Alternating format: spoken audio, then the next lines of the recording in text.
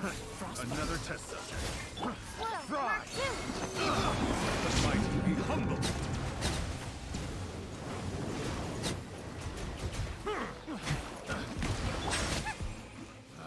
You're toast. The wrong test subject. It's my lucky day.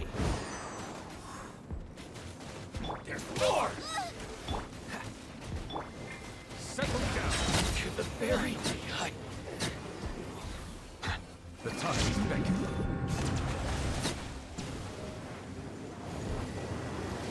How's this? Booba, get them. Absorption test. To the very end.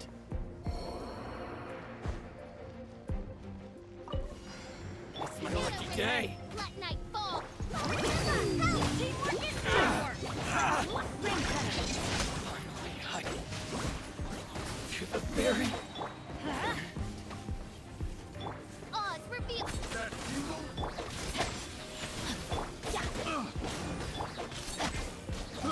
I got careless. Everybody stand just like we rehearsed. Let me read you a verse. Rain outlines your fate. Midnight Phantasmagoria.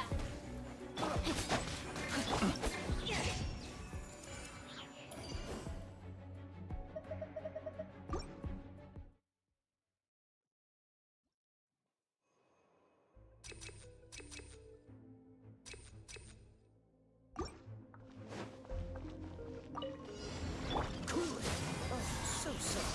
Silence. Animal hyperstasis emulation.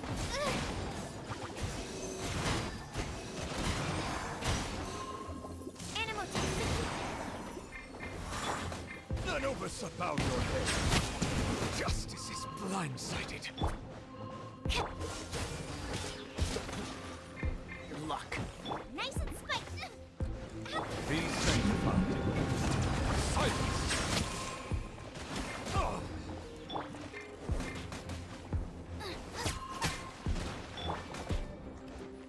Stand clear. Don't break my glasses.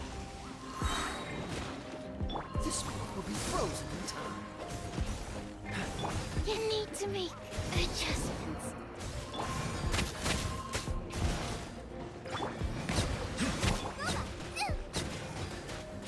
Really hurt. Another test. The mighty be humble. Free. The wrong test subject.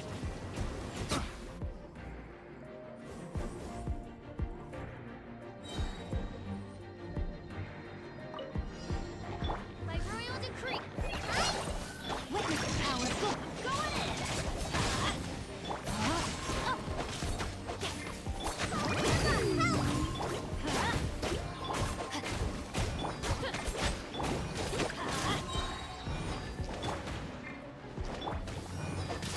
Let's light it up. Everybody stand back.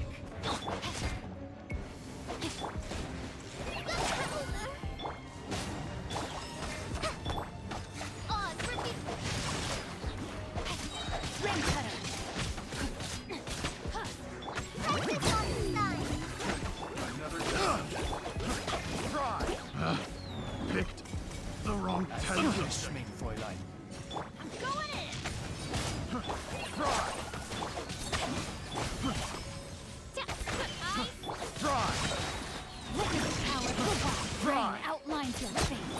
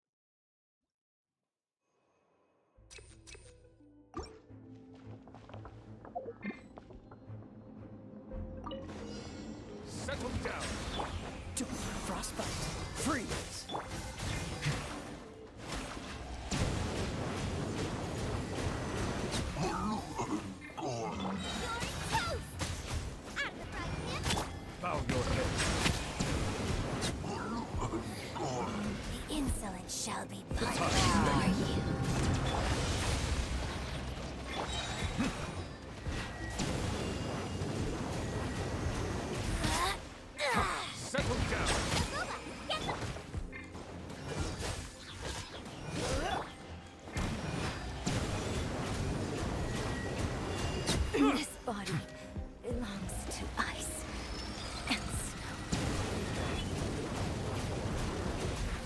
Oh, so sorry. Cool it! Silence!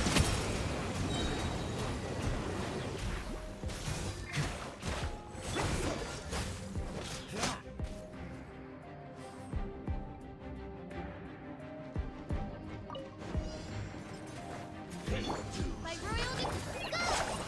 Teamwork is dreamwork! Rain cutter! Body and snow, my soul! No rest for the wicked.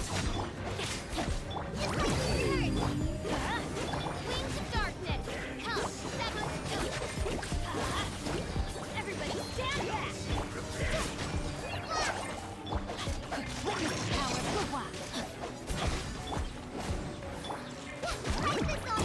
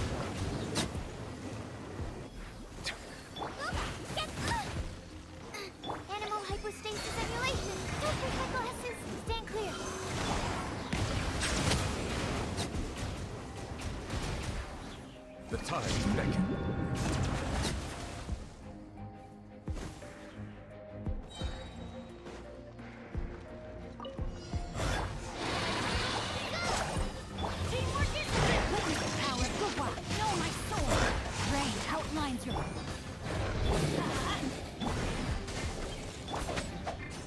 Midnight Phantasmagoria. I summon...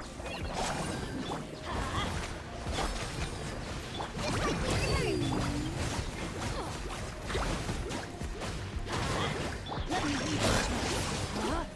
Everybody stand back! Rain outlines your face. Let's light it up! On, reveal thyself!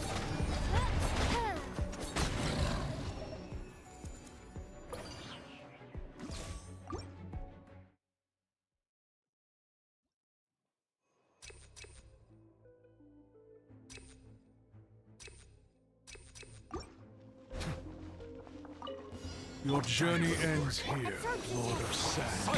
Your sacrifice is ready. Freeze!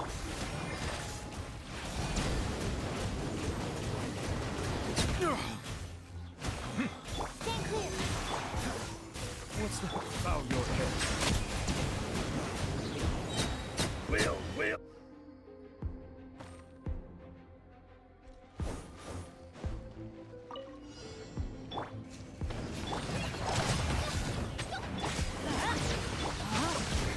No, my soul! Ring cutter! Going in! Let's light it up! Midnight Phantasmagoria!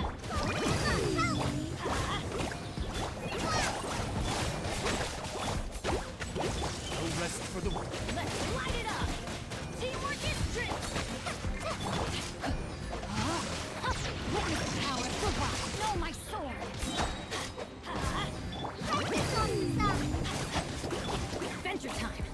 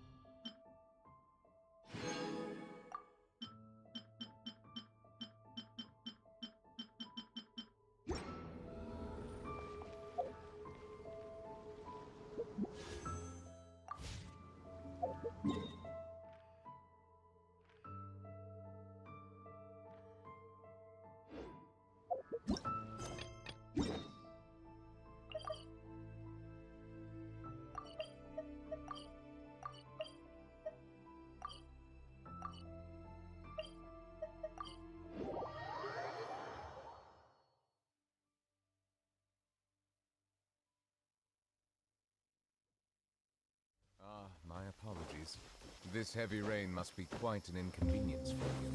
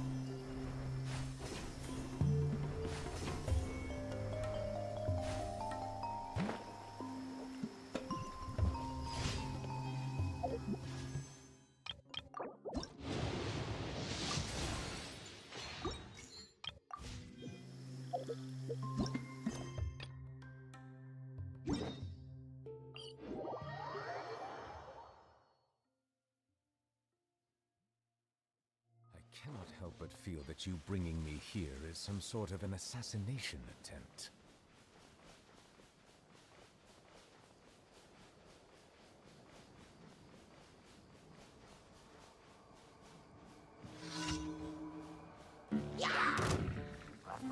Be sanctified.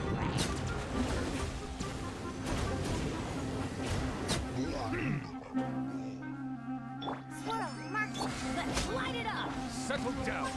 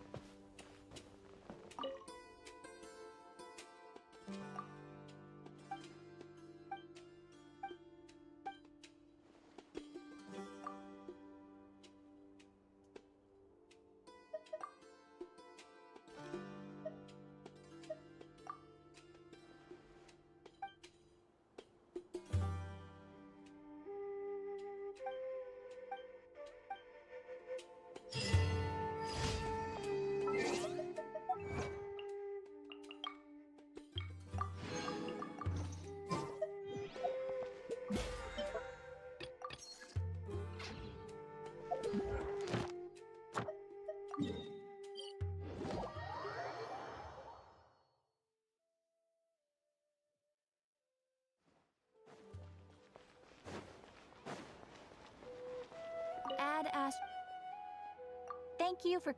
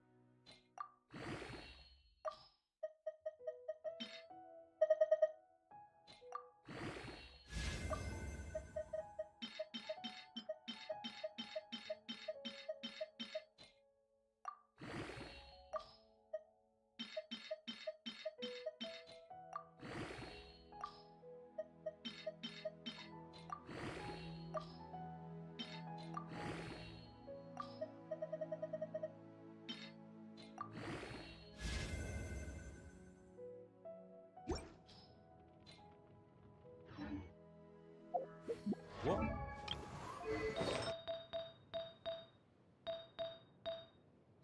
Water comes in many flavors to the discerning palate. Mondstadt's water is crisp and pure, while water from Liyue has an enduring aftertaste. In Inazuma, the water possesses a depth of flavor unlike any other. Sumeru's water, meanwhile,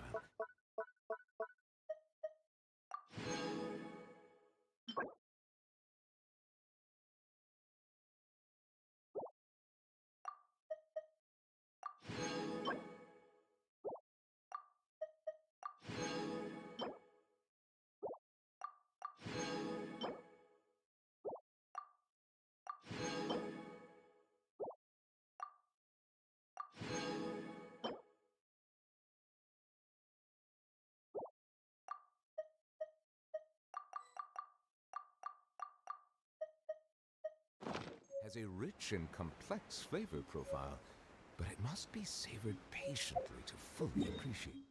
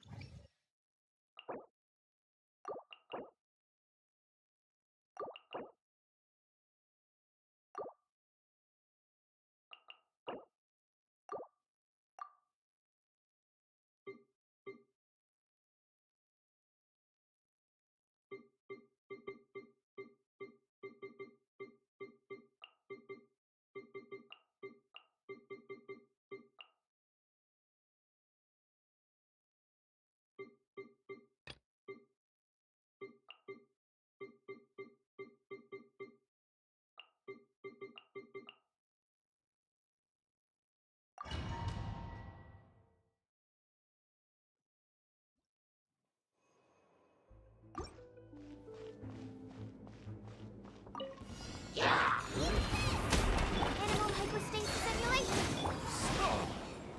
Settle down. Let the mighty be humbled.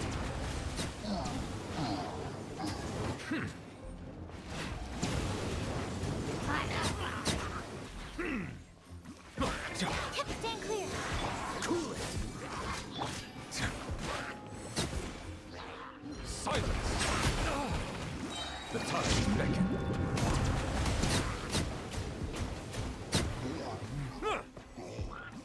Absorption test. This one will be frozen in time. Dodge that.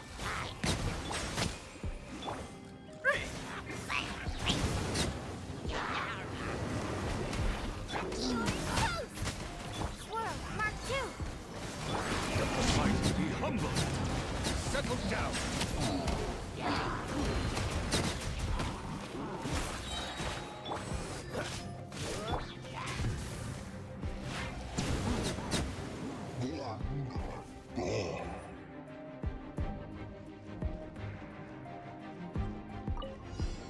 Midnight Phantasmagoria. Everybody stand back. Let me lead you a class.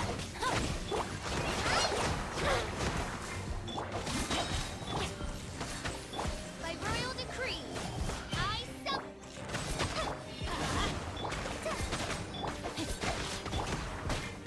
Let's light it! Practice on yourself! Witness the power of the wild. Rain outlines your fate. Go in!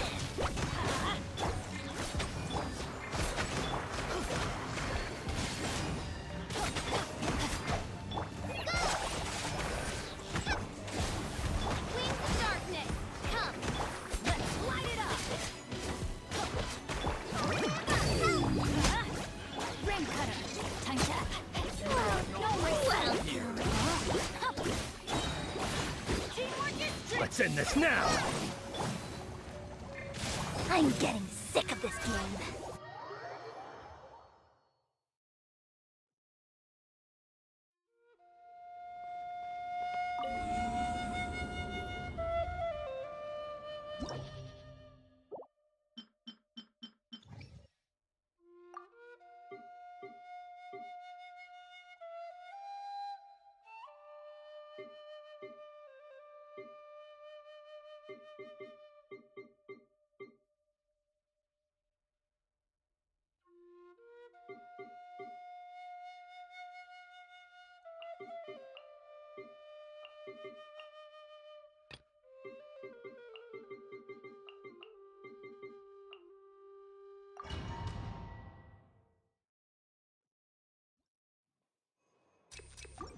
Adventure time.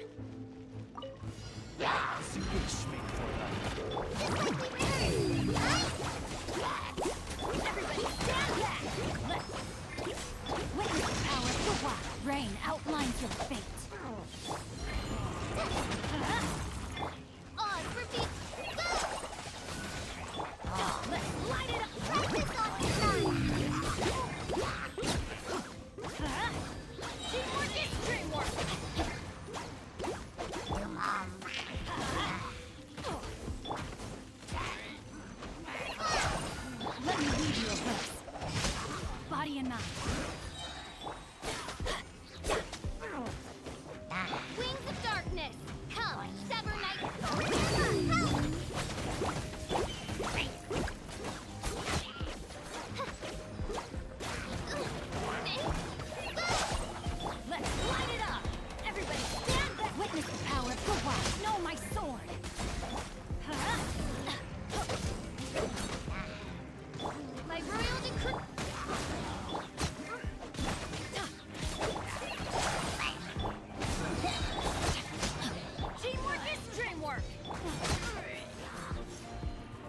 Let me lead you.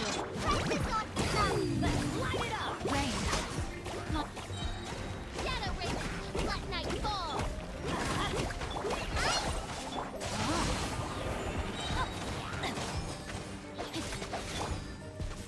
Let's light it up. I'm going in.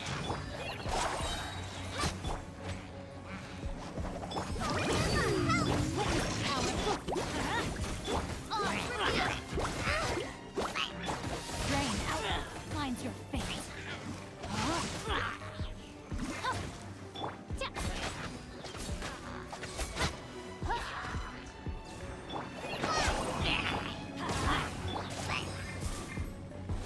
Rain cutter. Let's light it up. Here we go. Teamwork is true. By royal decree. Know my sword. Rain outlines your fate. Let's light it.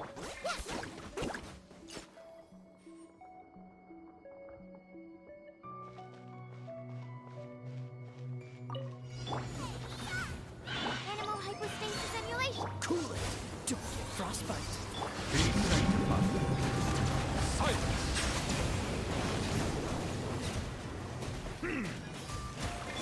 Stand clear.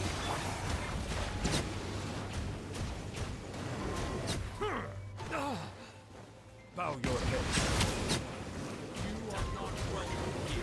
Animal I'm getting sick of this thing. Nice and spicy. Let the mighty be humble. None overseas on my patience. Don't Silence! Out of the frying pan, into the fire. We'll meet again. Absorption test. Freeze. Nice and spicy.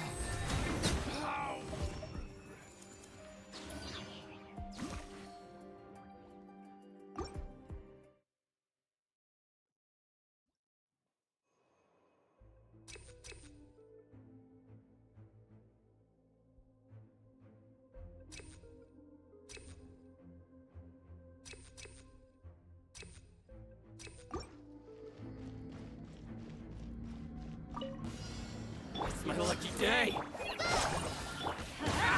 Know my sword. Witness the power of the heart. More. I'm going in. Very. There's more.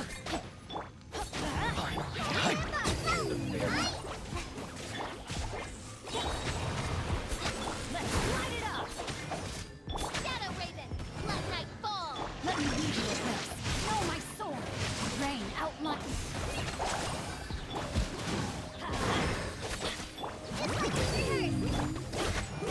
Let's light it up. Odds revealed by everybody. Stand up.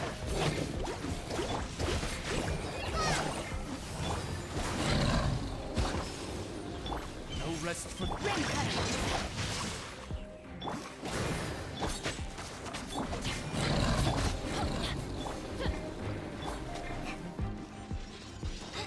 midnight phantasmagoria.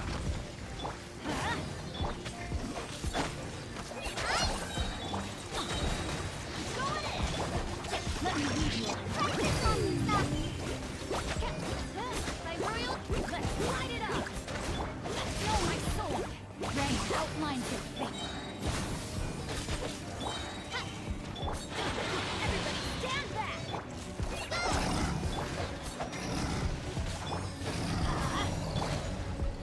Rain cutter. Let's light it up.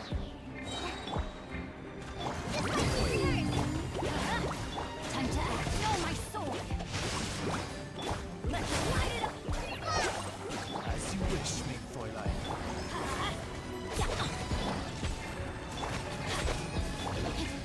Let me lead you away. Let's light it up. Going in. Body enough. Rain outlines your fate.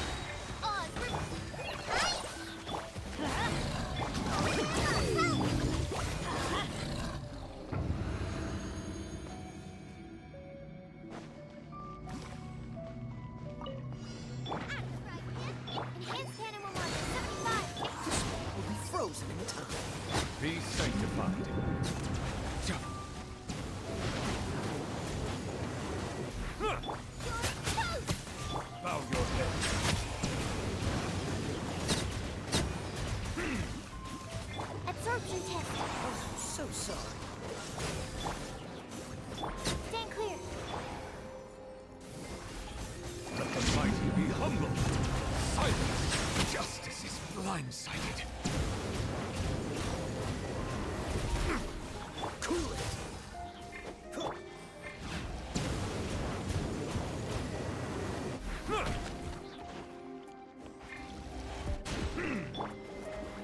Absorption test.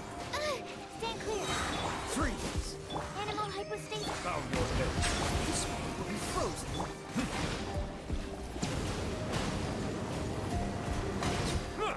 Boba, get them. Cool it. Eat this. Silence!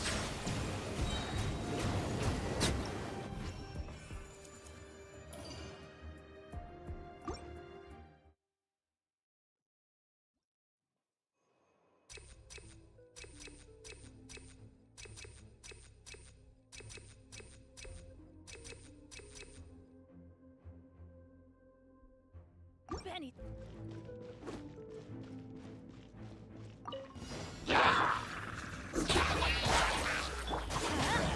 Rain cutter.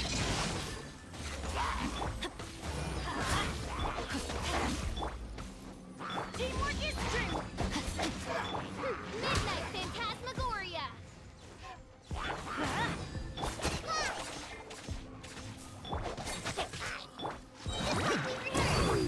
Light it up.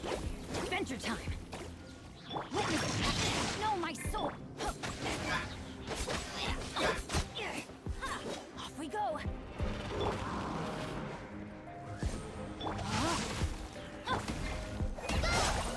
Everybody stand back.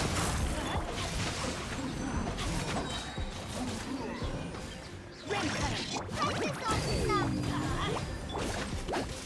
As you wish, mein Fräulein.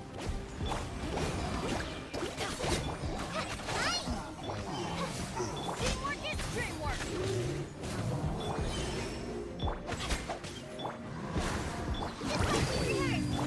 Rain outlines your face. Know my soul. I'm going in.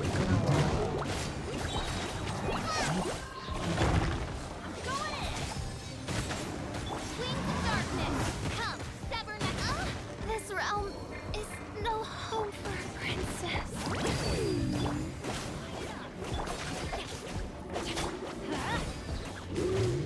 Teamwork is dream. Rain cutter. Rain outlines your face. Let's light it up. Practice on stuff.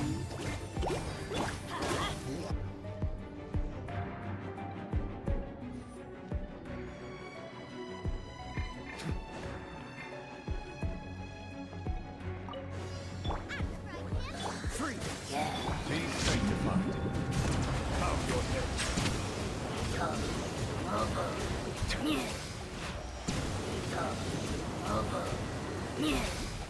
Cool it. So sorry.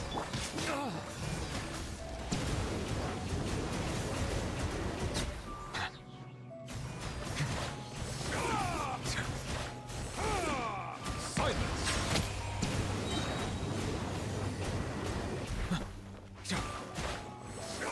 Nice and spicy. Let the mighty be humble. Freeze. Settle down. Enhanced animal on 75. An oversight on my part. Fine.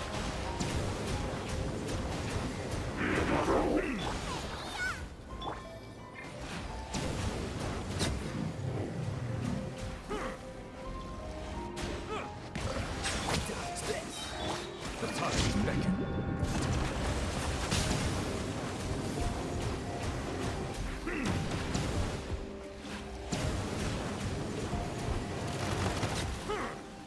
At the right hand. This one will be frozen in time.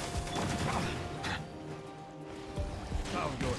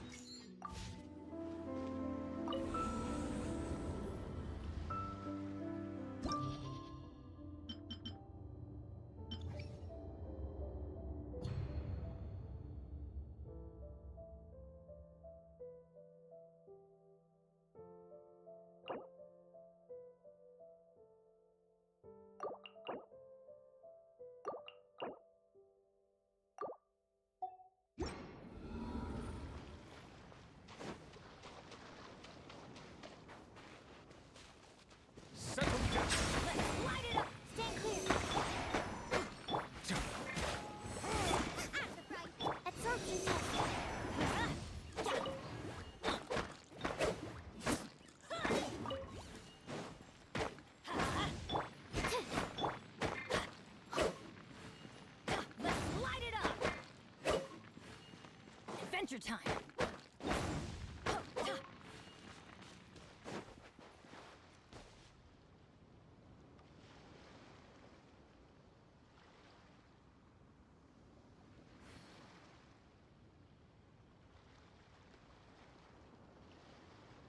Benny's adventure team, assemble! Oh.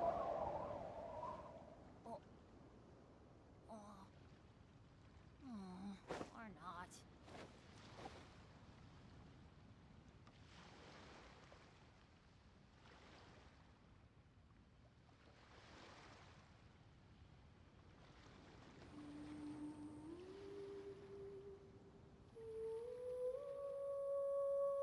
Let's go find some treasure.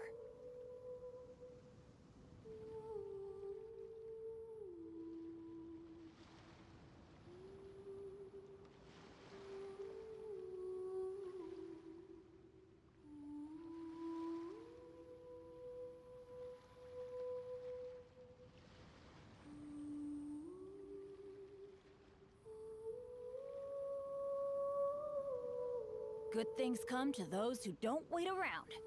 That's what they say anyway. Knowing my luck, the opposite is probably true for me.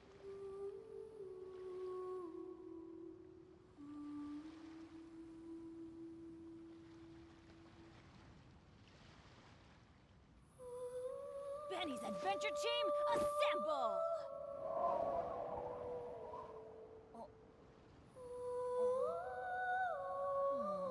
Or not.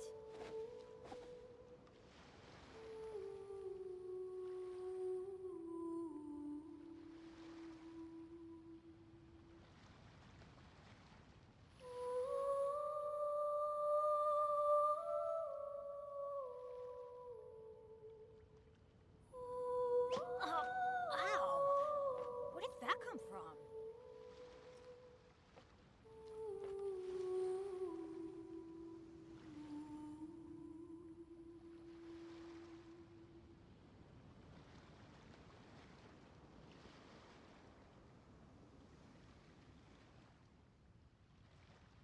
Let's go find some treasure.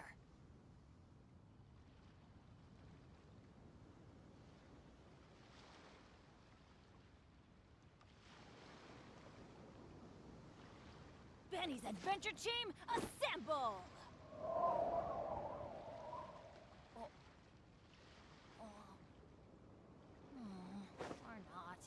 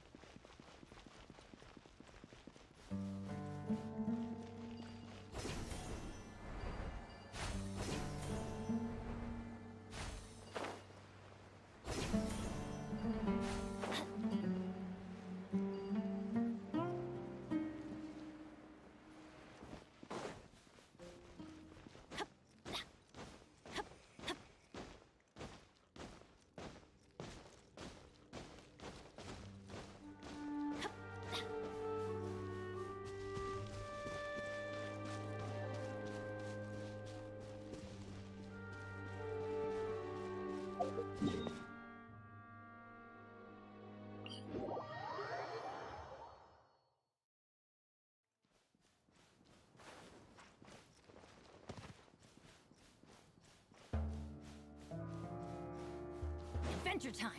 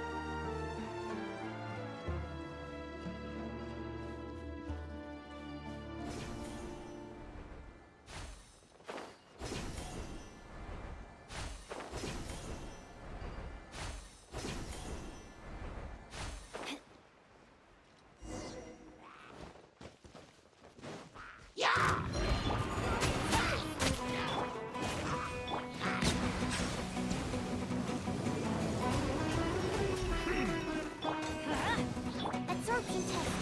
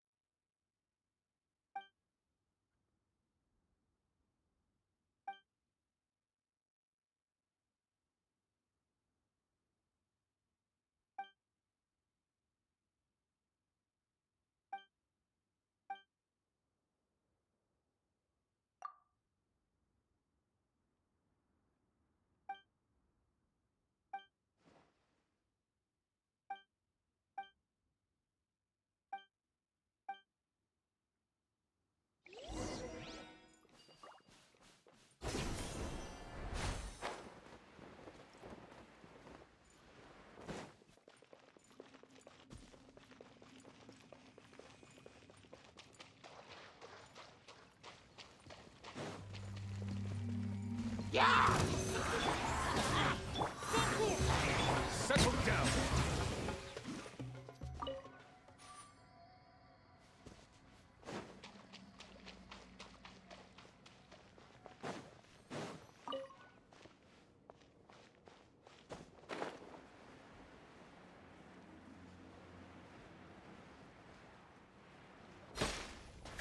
Silence!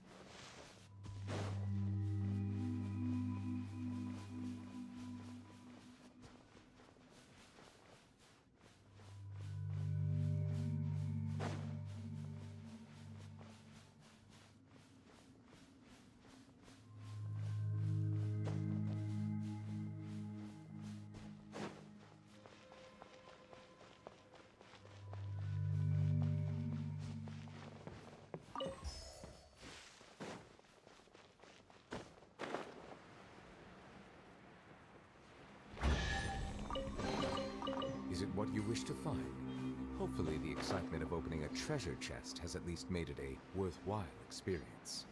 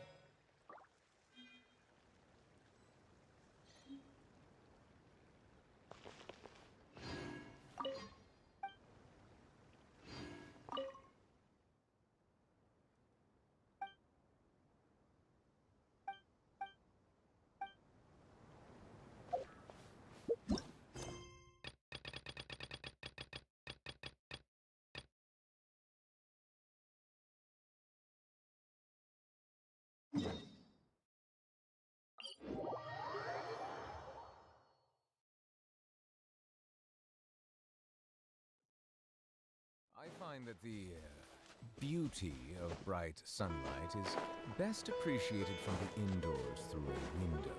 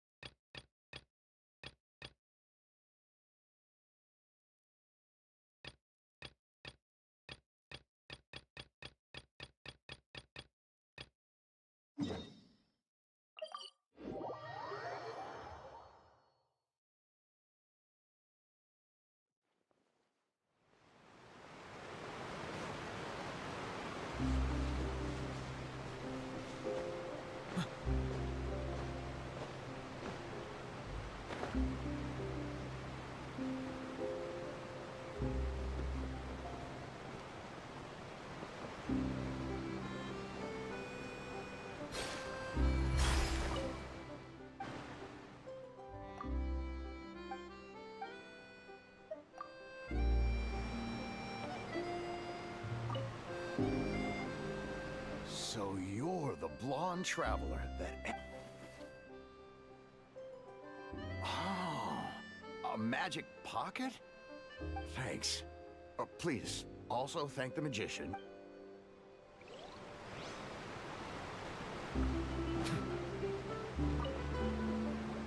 What's this?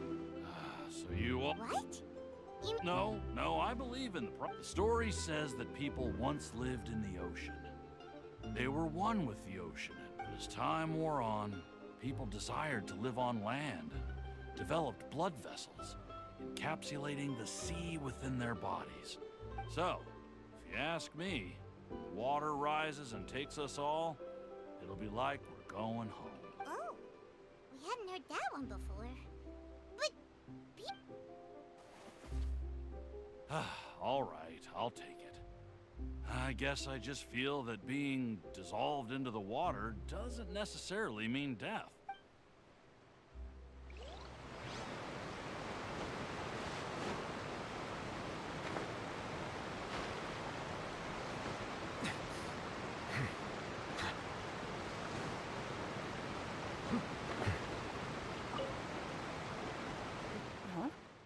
I don't want that thing. Way I see life is all about living in the moment. What use is there in worrying about the future all the time? you should still take it. Oh, all right, fine. Thanks. It's just that if I start moving, that means I've already given up on.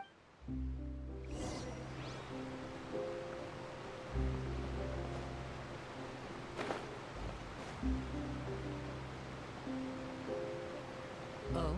You already handed out all of the magic pockets? That was fast. Yes, but that will change once disaster strikes. I know they'll... Is there anything else you need to do? Yes, one last thing. I have the magic pockets made by a workshop in the Court of Fontaine. Since we're out and about, I was thinking about bringing him some more materials. So, you want to collect materials? Just tell us what the materials look like and we'll help. Oh, that would be much appreciated. We'll need some Romaritime flowers. I remember seeing them near the waterfront on the east side of the harbor. It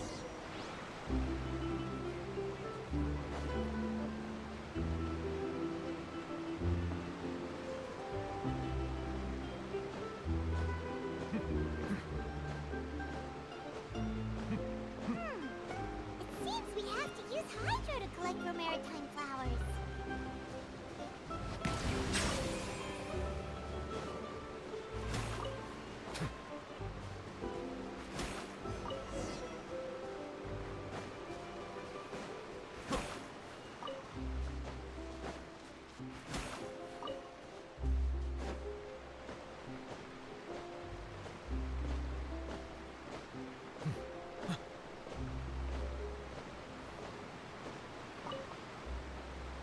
You made quick work of that. I can tell you're an maybe next time you'll feel... No way. I'm in power-saving mode today. Fine. Though the performance is still a long way off. So, we're going to the Court of Fontaine before we head to the Opera House? Good. Paimon wants a tour of Fontaine's largest city and try...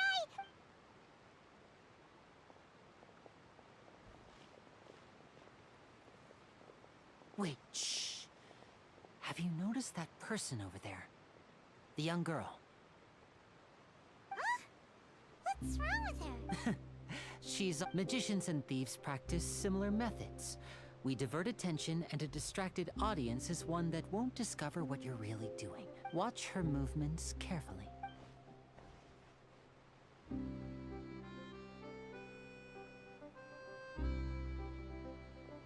Oh, he's right! Shh, keep your voice down. We need to think of a way to catch her, but it seems she's very alert. You two can ride the lift over there and wait up top. I bet that'll be her escape. All right, let's...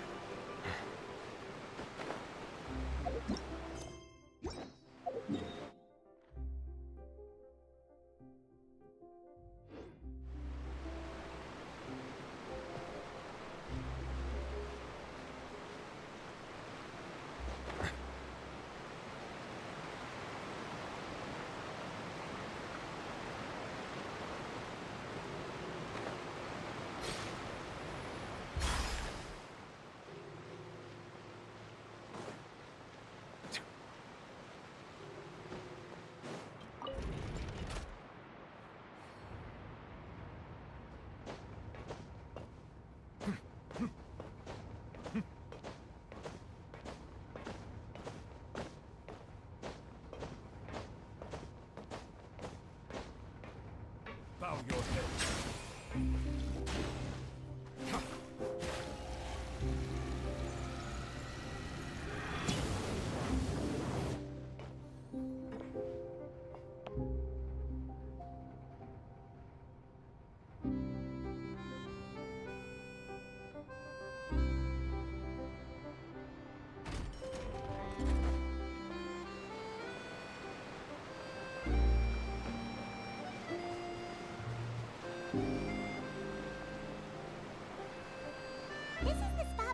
wanted us to wait. Oh, look! Isn't that her?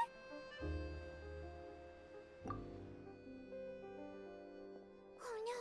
Did she notice us? What should we do? Should we chase her? You're right. She might also... Nothing's happened for a while now. Paimon wonders if Lenny caught the thief. Yeah, let's...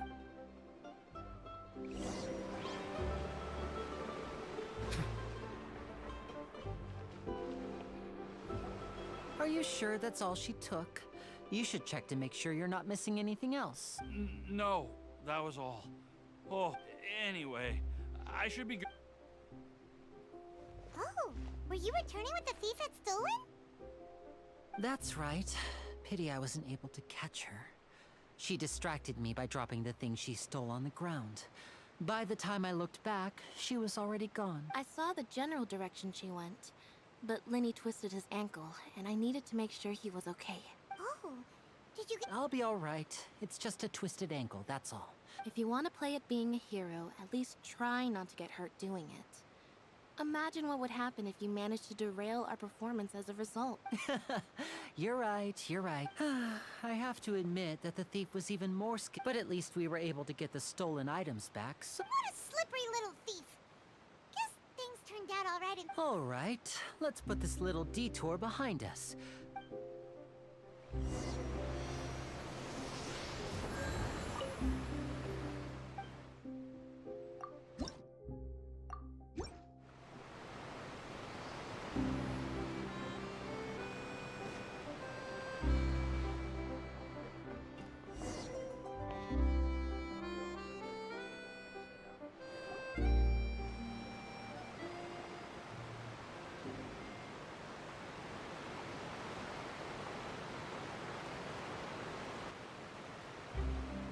So, we ride this thing to go into the city? What an ingenious way to get around! People in Fontaine really know how to use water!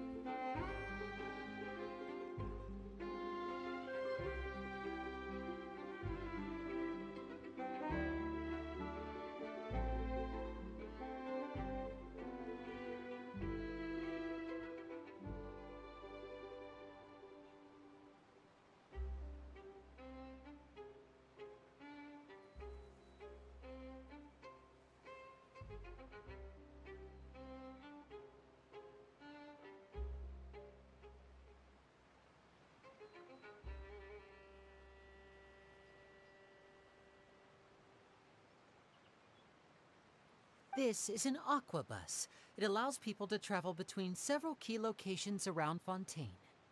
It's pretty convenient, but the ride can become a little dull after a while. The scenery is always the same. That's why it's better to travel with friends. So you mean it's still boring even when I'm riding with you? No, that's not what I meant. It's just that, well, you don't really talk that much. Besides, it doesn't really feel like a real trip when it's just the two of us. It's the same as being at home. Whatever. Guess that's what it's like to be an older brother. It's about time for us to leave. Let's get on board.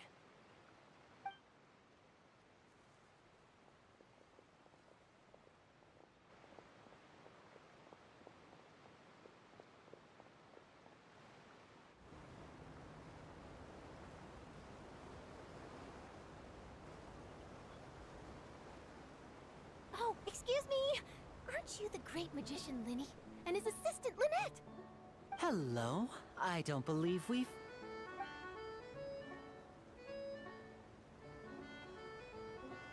I'm Charlotte, a reporter for the Steambird. Nice to meet you. From the Steambird, huh? We've often relied on your paper to promote our performances. It's an honor to meet you. Wait, could that be the legendary traveler who's been making headline after headline in their journey across Tibet? Amazing! You recognize everybody almost immediately! I wouldn't be much of a reporter if I didn't know who's who. Wow, today must be my day. Who knew I would end up on the same boat as so many VIPs? Could my vision finally be showing me some favor? So, Charlotte, what do you usually report on? Well, when there isn't any breaking news, I mainly cover the trials at the Opera House. You can still manage to keep readers' attention as long as you tell things from a clever enough angle. For example, reporting on how a scammer once deceived vulnerable girls into relationships, or how a financial criminal was once so poor that they ate a single piece of bread for 5 days. That's fine and all, but what I'm really after is exclusive, sensational news pieces that could shake the country. These smaller stories are a waste of my talents. Oh, I just remembered. I've been following a case lately. Well, a series of cases, actually. You mean the serial disappearances of young women case? That's right. These stories are the talk of the town right now, and it's probably the most mysterious case we've ever seen. If I'm the first with a draft ready to publish when the case is finally cracked, and it's the headline story in the Steambird, oh, when that happens, I bet all the other reporters will shed tears of envy. I've already gathered all kinds of materials. So, what is the serial disappearances of young women case? You mean the culprit hasn't been found? That's right. The first missing girl case happened almost 20 years ago. And ever since, after a period of time, another girl disappears.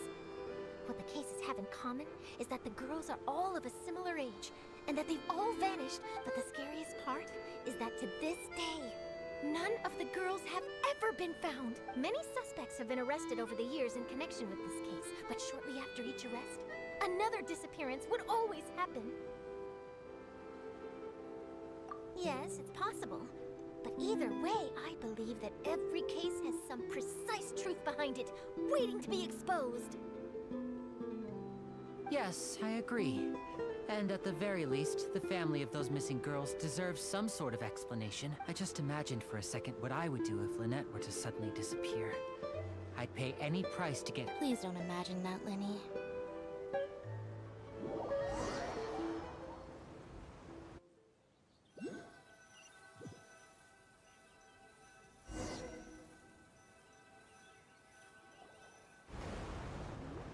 Hey, we're almost there! Look!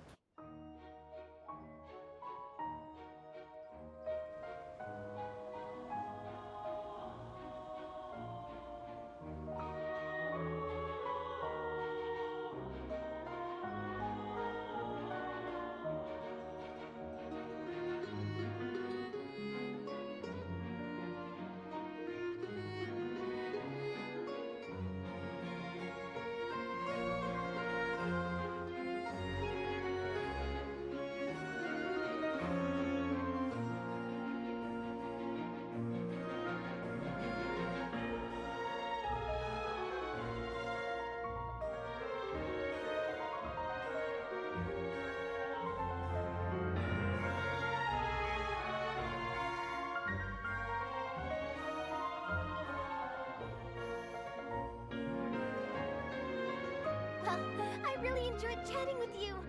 Life should be full of pleasant little surprises like this. Yeah, us as well. I have an interview to get to. I should get going before I'm late. Okay. Hyman hopes we can chat again soon, Charlie. Bye now. Oh, be sure to stop by and see me at the Steambird when you... What a tough job.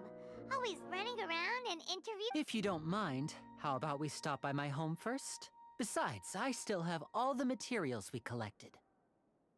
Sure, we wouldn't mind at all. This city is so huge, Paimon wouldn't know where to start anyway.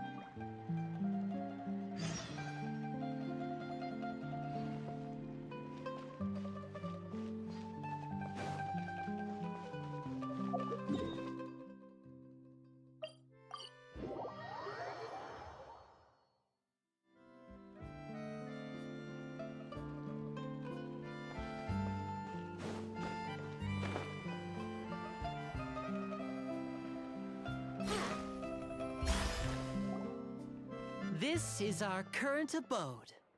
Ah, Fremine, you're home. Where did everyone else go? I have some new friends that I would like to introduce. Oh, they all just went out a moment ago.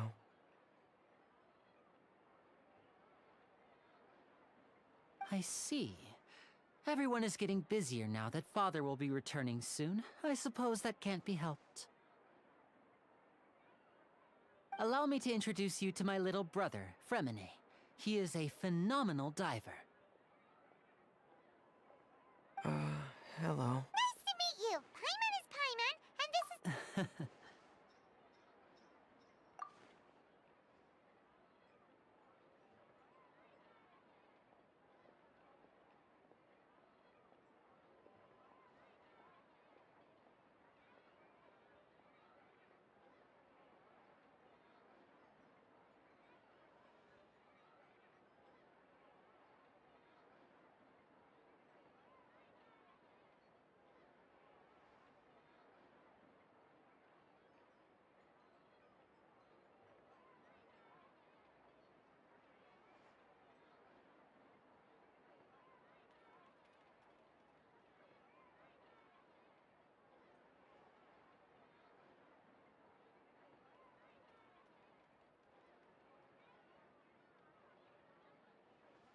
Linny, could you come here for a...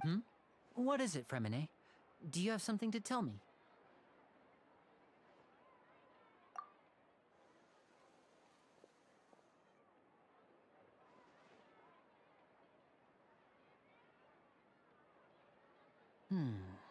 Okay, I see.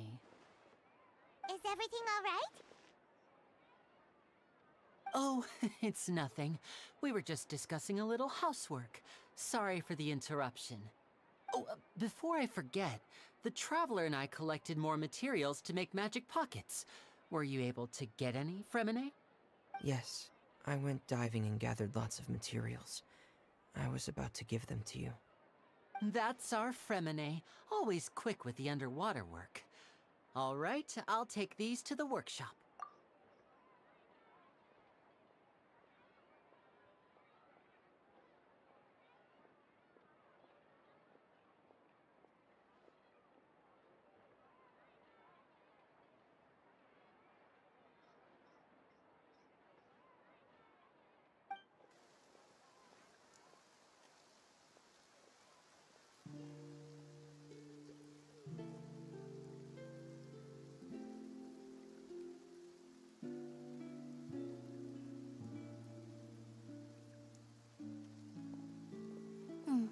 Looks like rain.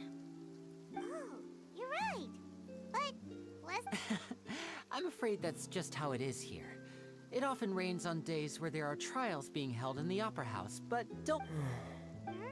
What's wrong, Fremine? There's a legend about the rain that I tend to believe. It's said that a dragon of water once resided in Fontaine.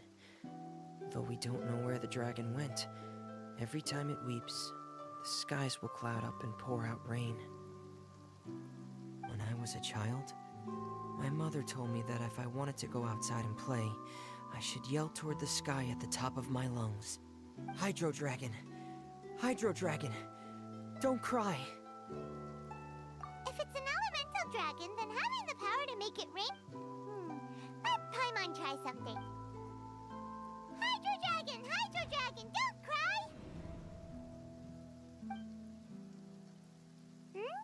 cry! Doesn't seem to be of any use. It is just a legend after all. You know, you might be a more popular magician if you understood the concept of romanticism. Sorry. It might be because we've never met the Hydro Dragon. Perhaps it can't be comforted by the words of strangers.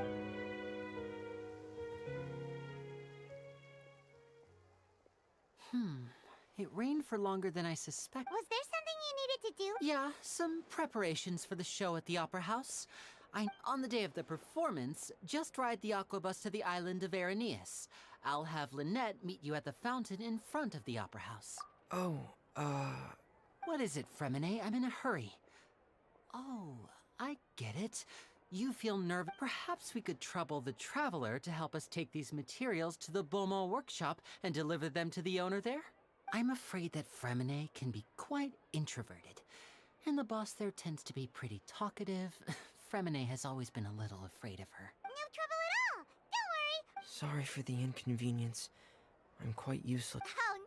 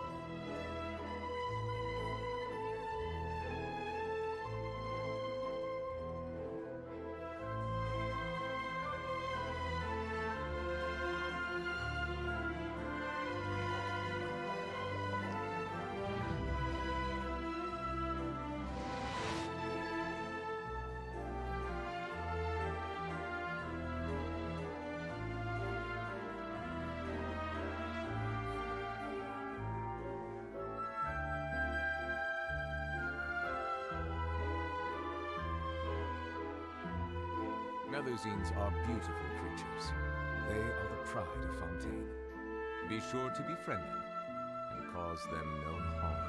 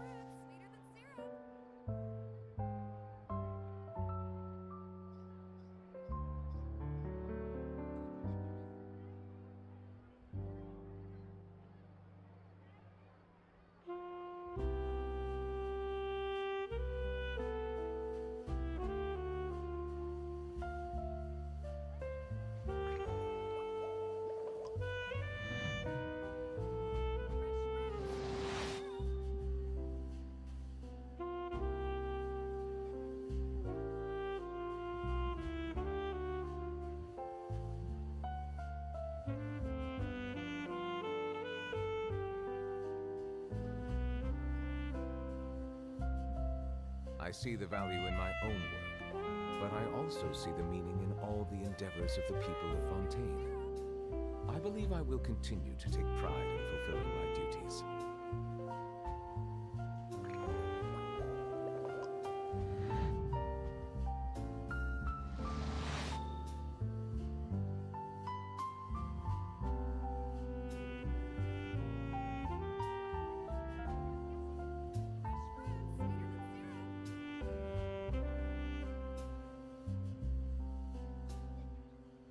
Melusines are beautiful creatures. They are the pride of Fontaine. Be sure to befriend them and cause them no harm.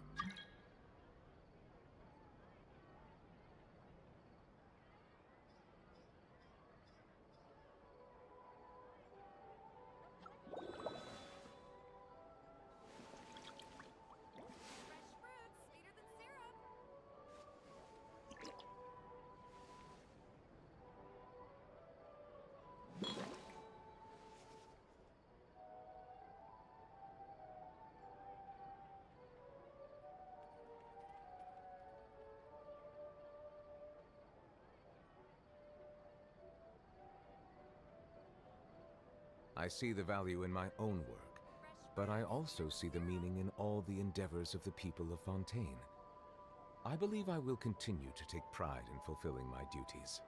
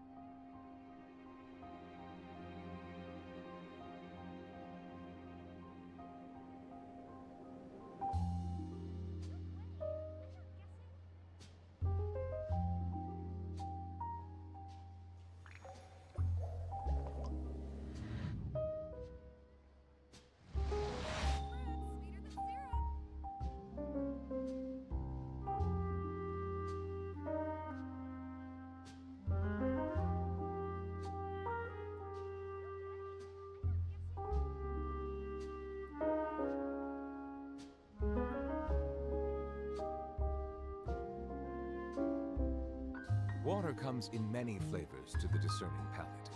Mondstadt's water is crisp and pure, while water from Liyue has an enduring aftertaste. In Inazuma, the water possesses a depth of flavor unlike any other. Sumeru's water, meanwhile, has a rich and complex flavor profile, but it must be savored patiently to fully appreciate it.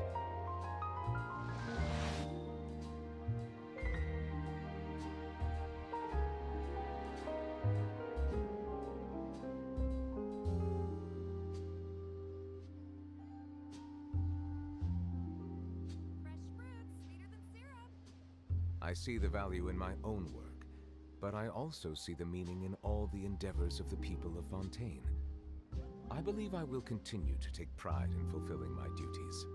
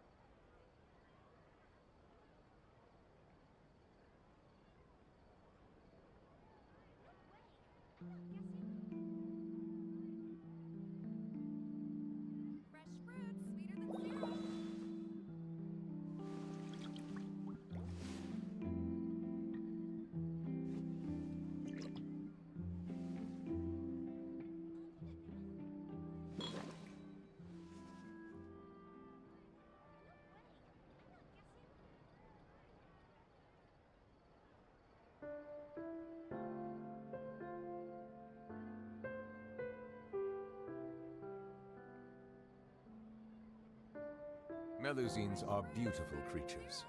They are the pride of Fontaine. Be sure to befriend them and cause them no harm.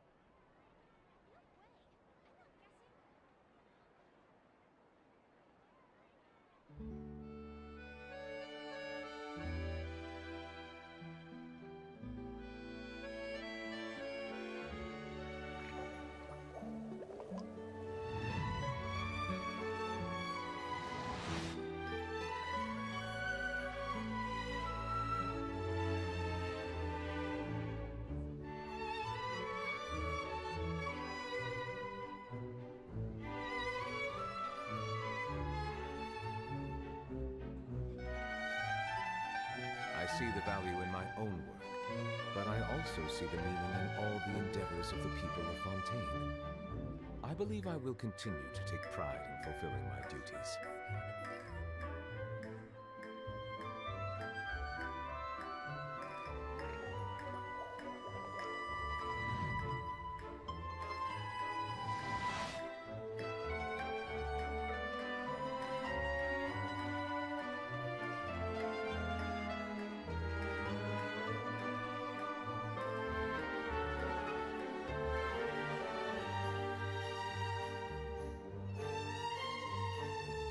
Melusines are beautiful creatures. They are the pride of Fontaine. Be sure to befriend them and cause them no harm.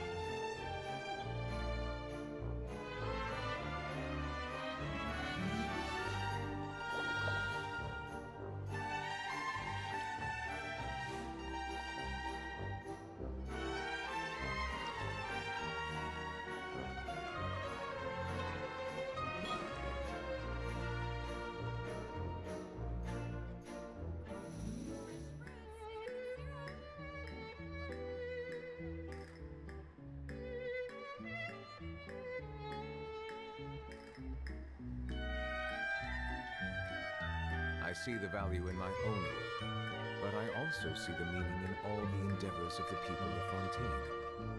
I believe I will continue to take pride in fulfilling my duties.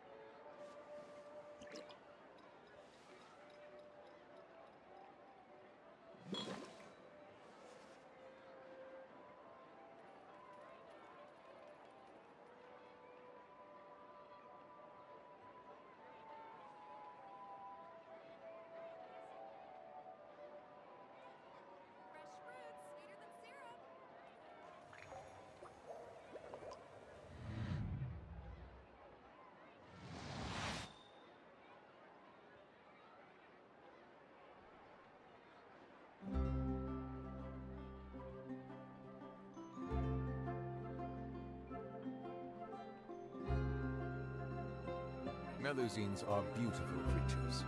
They are the pride of Fontaine. Be sure to befriend them and cause them no harm.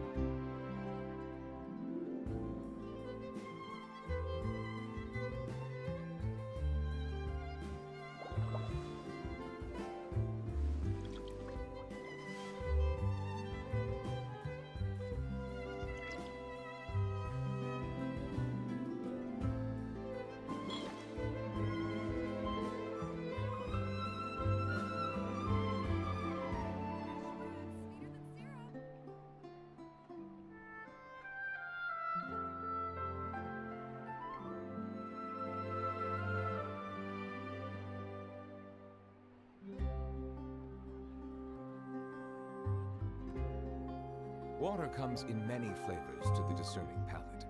Mondstadt's water is crisp and pure, while water from Liyue has an enduring aftertaste.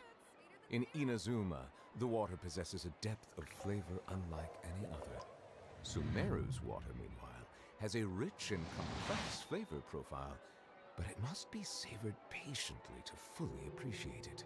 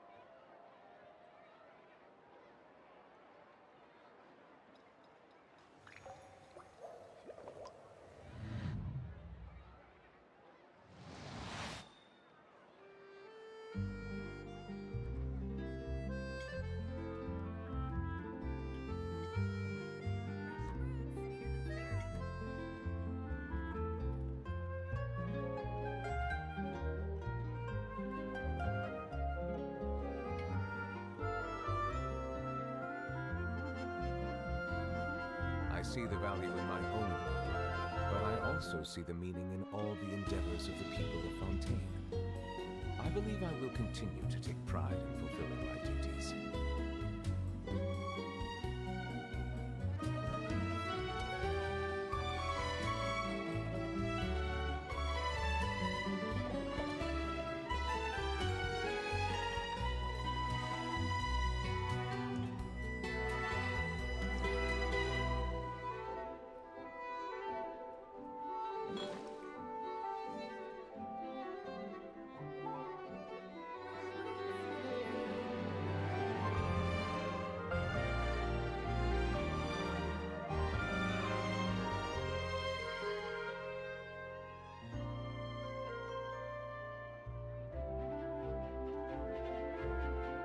Melusines are beautiful creatures. They are the pride of Fontaine. Be sure to befriend them and cause them no harm.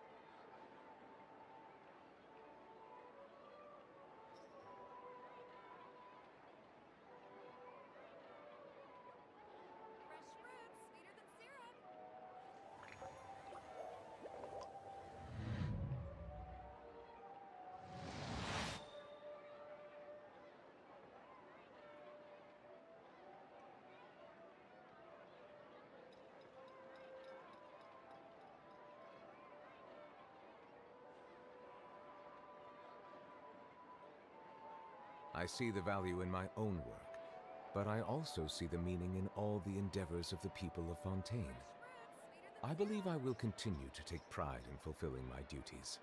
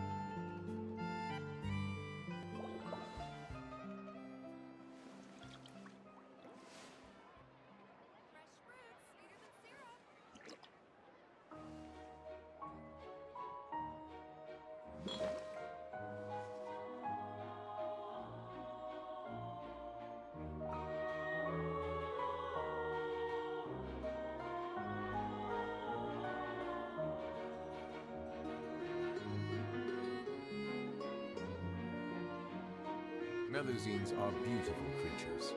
They are the pride of Fontaine. Be sure to be friendly. Cause them no harm.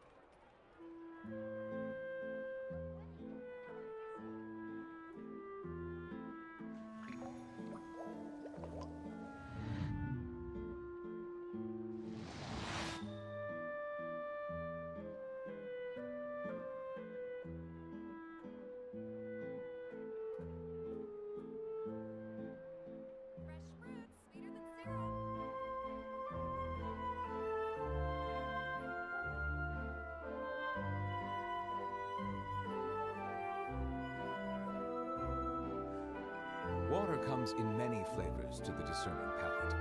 Mondstadt's water is crisp and pure, while water from Liyue has an enduring aftertaste. In Inazuma, the water possesses a depth of flavor unlike any other. Sumeru's water, meanwhile, has a rich and complex flavor profile, but it must be savored patiently to fully appreciate it.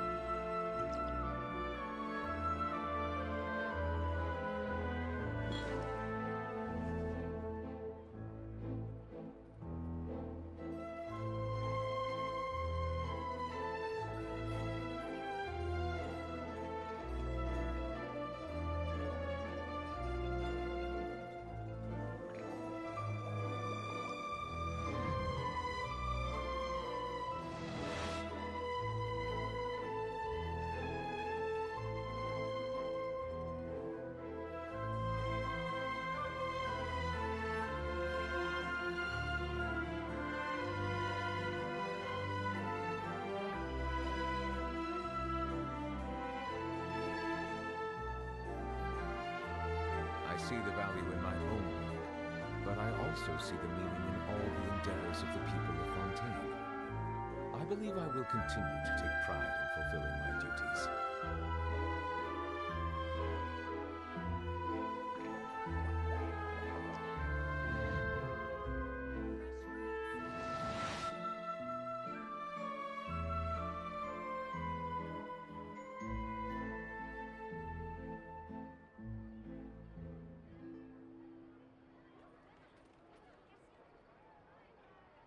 Melusines are beautiful creatures.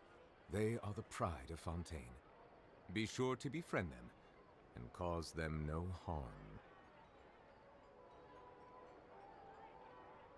Fresh fruits, sweeter than syrup.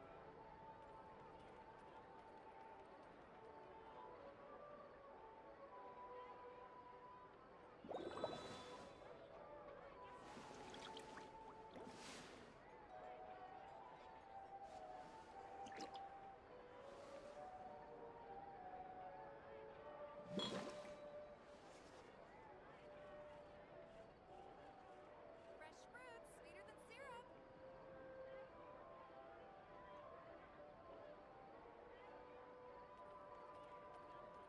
I see the value in my own work, but I also see the meaning in all the endeavors of the people of Fontaine. I believe I will continue to take pride in fulfilling my duties.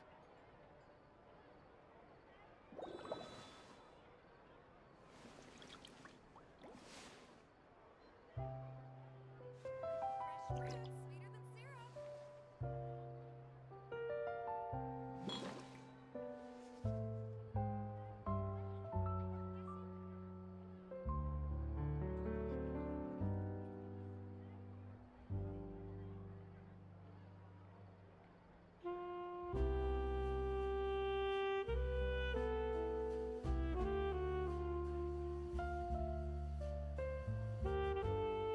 Water comes in many flavors to the discerning palate.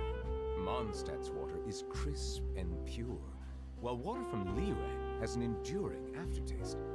In Inazuma, the water possesses a depth of flavor unlike any other. Sumeru's water, meanwhile, has a rich and complex flavor profile, but it must be savored patiently to fully appreciate it.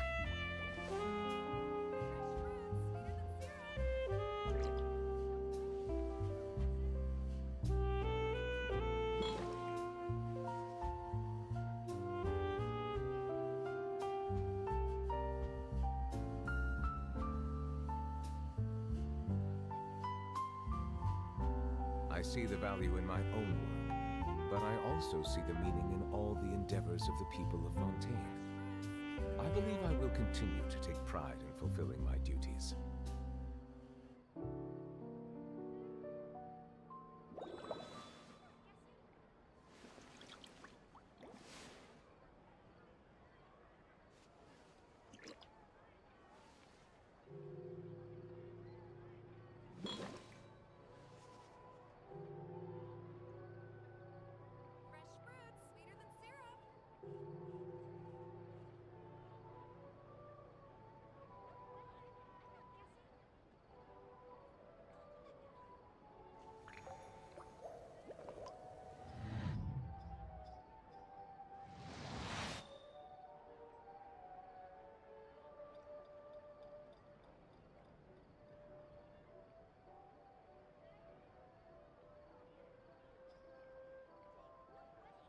Fresh fruits, sweeter than syrup. Fresh fruits, sweeter than syrup.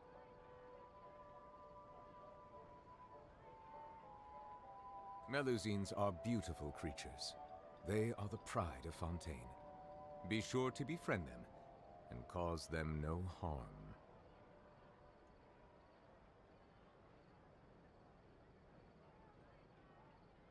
Fresh fruits, sweeter than syrup.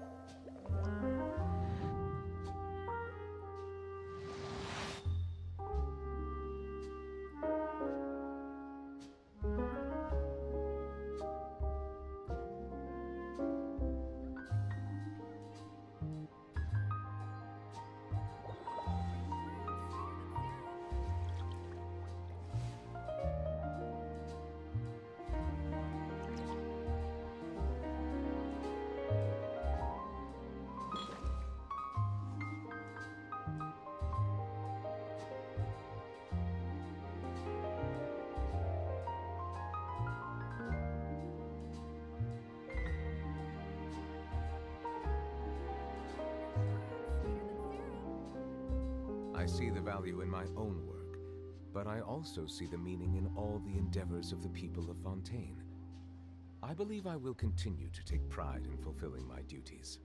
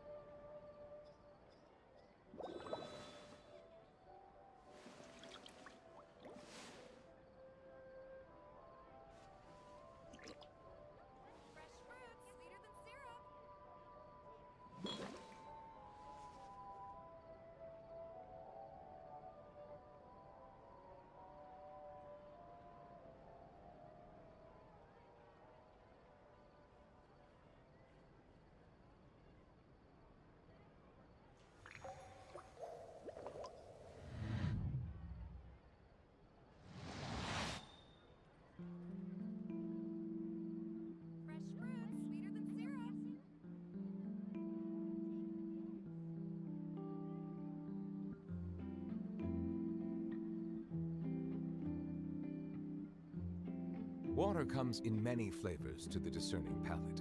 Mondstadt's water is crisp and pure, while water from Liyue has an enduring aftertaste. In Inazuma, the water possesses a depth of flavor unlike any other. Sumeru's water has a rich and complex flavor profile, but it must be savored patiently to fully appreciate it.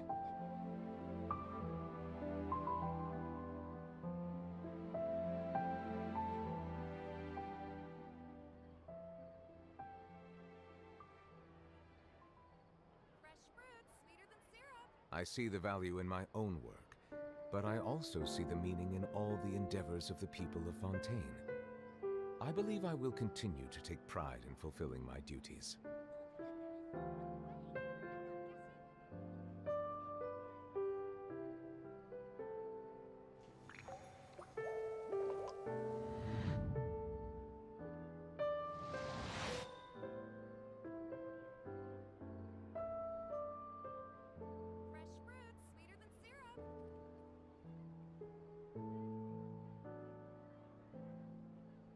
Water comes in many flavors to the discerning palate.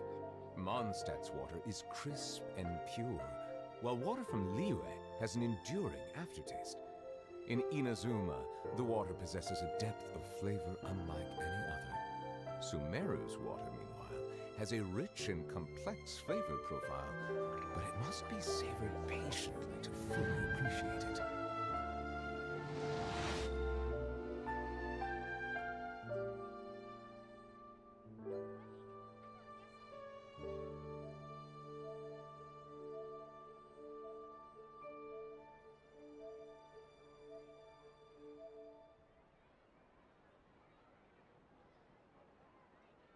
Melusines are beautiful creatures. They are the pride of Fontaine. Be sure to befriend them and cause them no harm.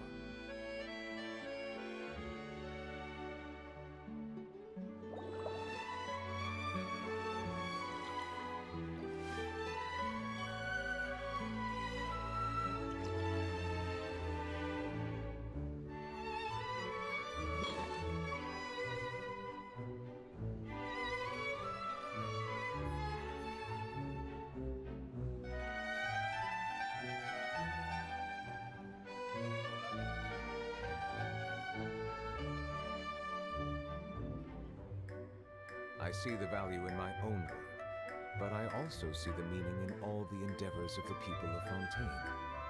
I believe I will continue to take pride in fulfilling my duties.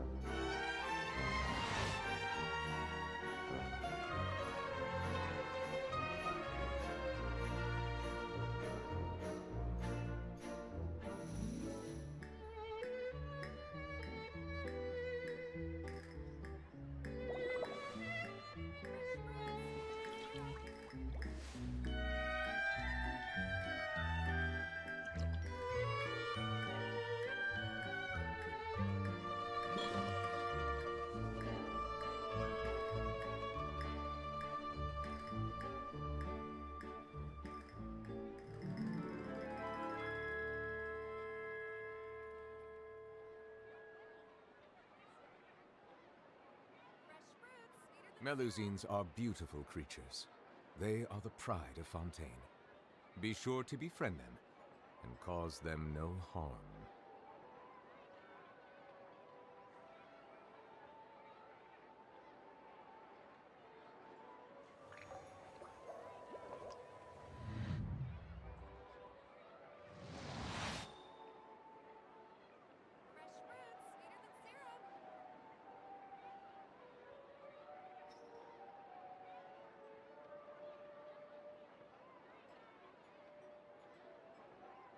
I see the value in my own work, but I also see the meaning in all the endeavors of the people of Fontaine.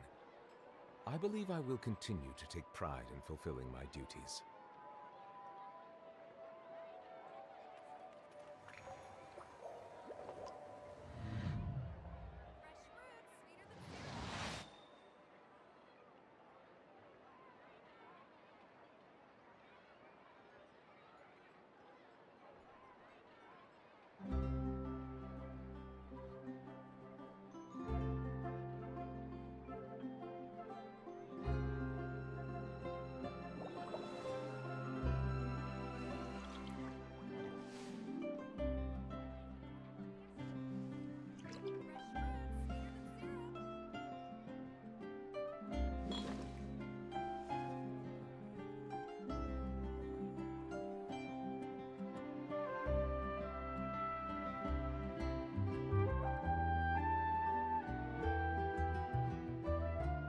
Water comes in many flavors to the discerning palate. Mondstadt's water is crisp and pure, while water from Liyue has an enduring aftertaste. In Inazuma, the water possesses a depth of flavor unlike any other. Sumeru's water, meanwhile, has a rich and complex flavor profile, but it must be savored patiently to fully appreciate it.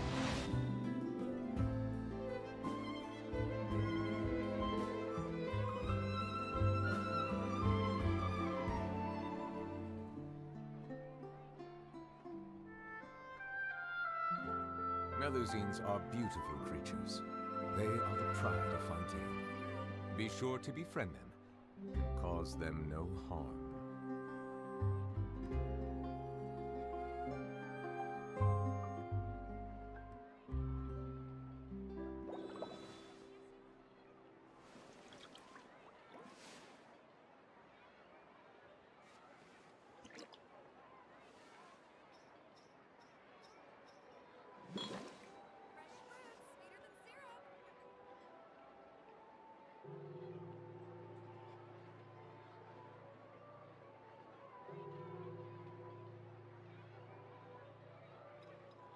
I see the value in my own work, but I also see the meaning in all the endeavors of the people of Fontaine. I believe I will continue to take pride in fulfilling my duties.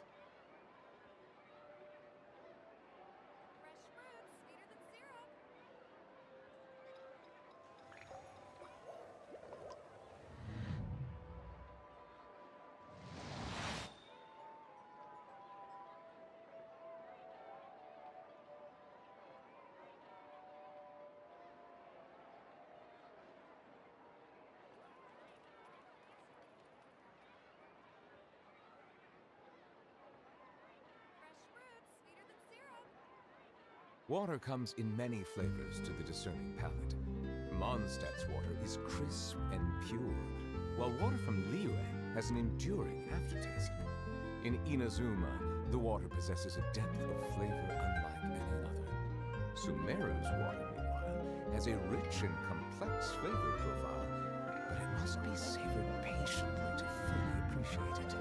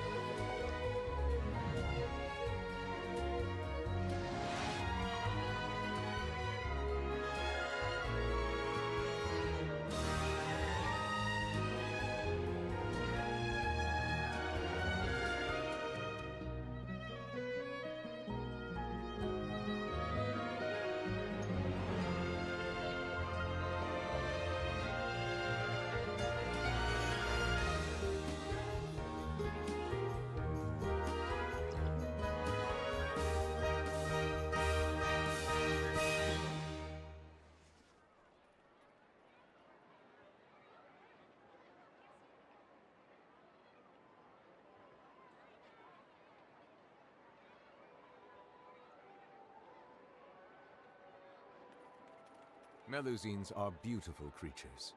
They are the pride of Fontaine. Be sure to befriend them and cause them no harm.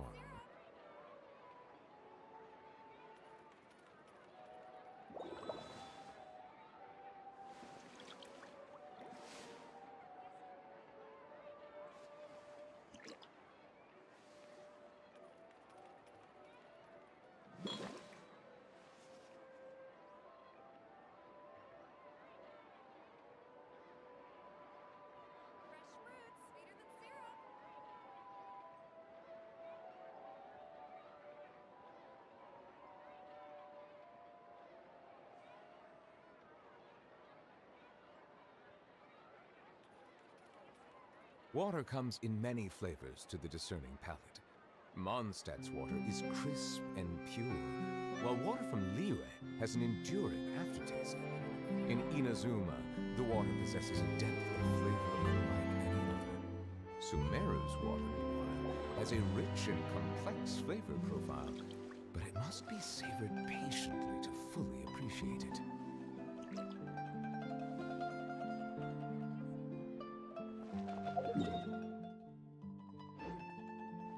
Thanks again, you two.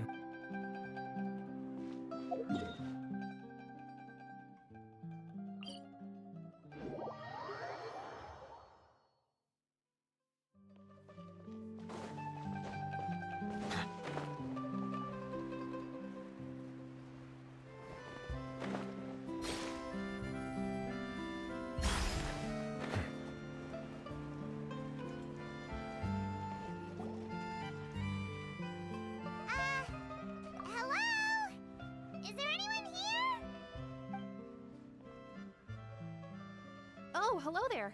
New customers? Looking to buy, or do you need something made? Or perhaps you're just looking for a chat with me. Oh no, we're just here to deliver some materials. Here they are. They're for making... what were they called again? Ah, these must be for Magic Pockets. I could tell right away. I've already made several orders worth now. No need. They've already prepaid several batches worth. When they told me what they'd be using them for, I even offered them a dip, but they insisted on paying the full amount, saying that I had a business to run. It's... Whoa! So, is Linny actually loaded? I can't say for sure, but who knows? Maybe there's good money to be made being a magician and... Hey! Is this machine what you use to make stuff here? It looks really advanced. Why use your hands when a machine can do the work? It would be a waste not to use the latest technology. And wasting is a kind of crime. But where does a big machine like that get its power from? Well, it's a little... But basically, everything we usually use here in the city is powered by indemnitium. It's a type of energy that's produced from trials. Huh? How can trials produce energy? Well, I'm not completely sure of all the details myself, but basically, when a trial is in session, the Oratrice Mécanique d'Analyse Cardinale harvests people's belief in justice and converts it into energy to be used all around Fontaine.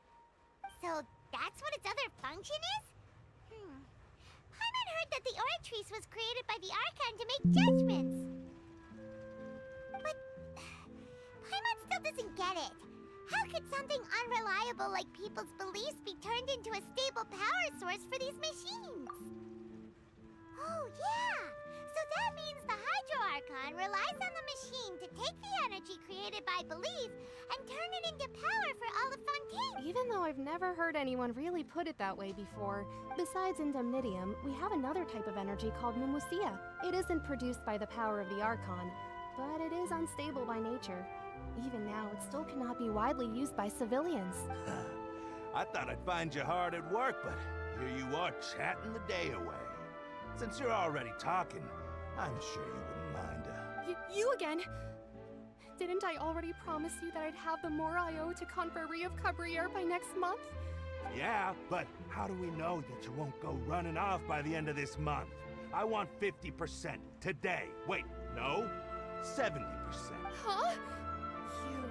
Seems business isn't so great for the workshop. We've already finished our job and delivered the materials. Maybe now's a good time to leave? Hey, hold on! Before you go around trying to collect payments, why don't you settle your own debts first?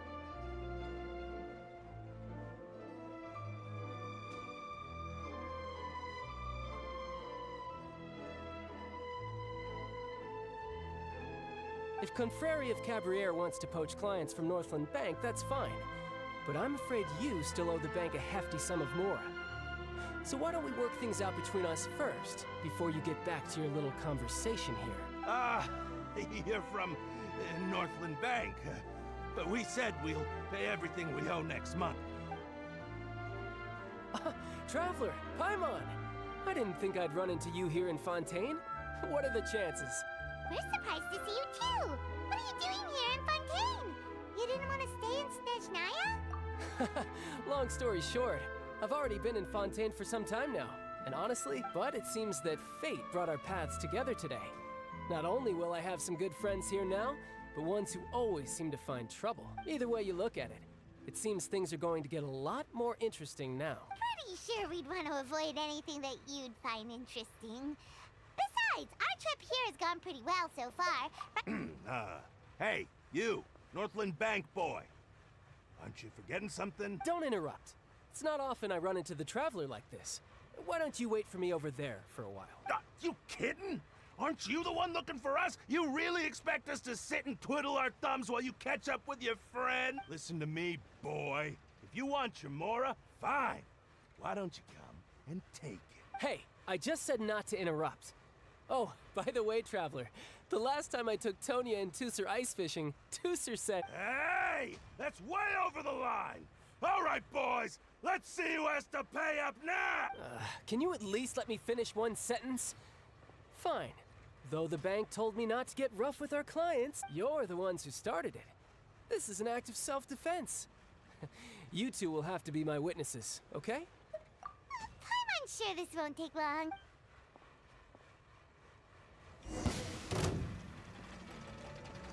Shouldn't let your guard down. Who's next?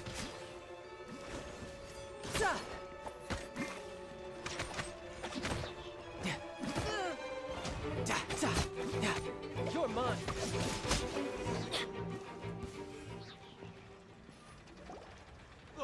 What's your deal, Brad? How are you so strong if you're just a... Oh, now you notice. It's a little late, don't you think? Just make sure you understand that you don't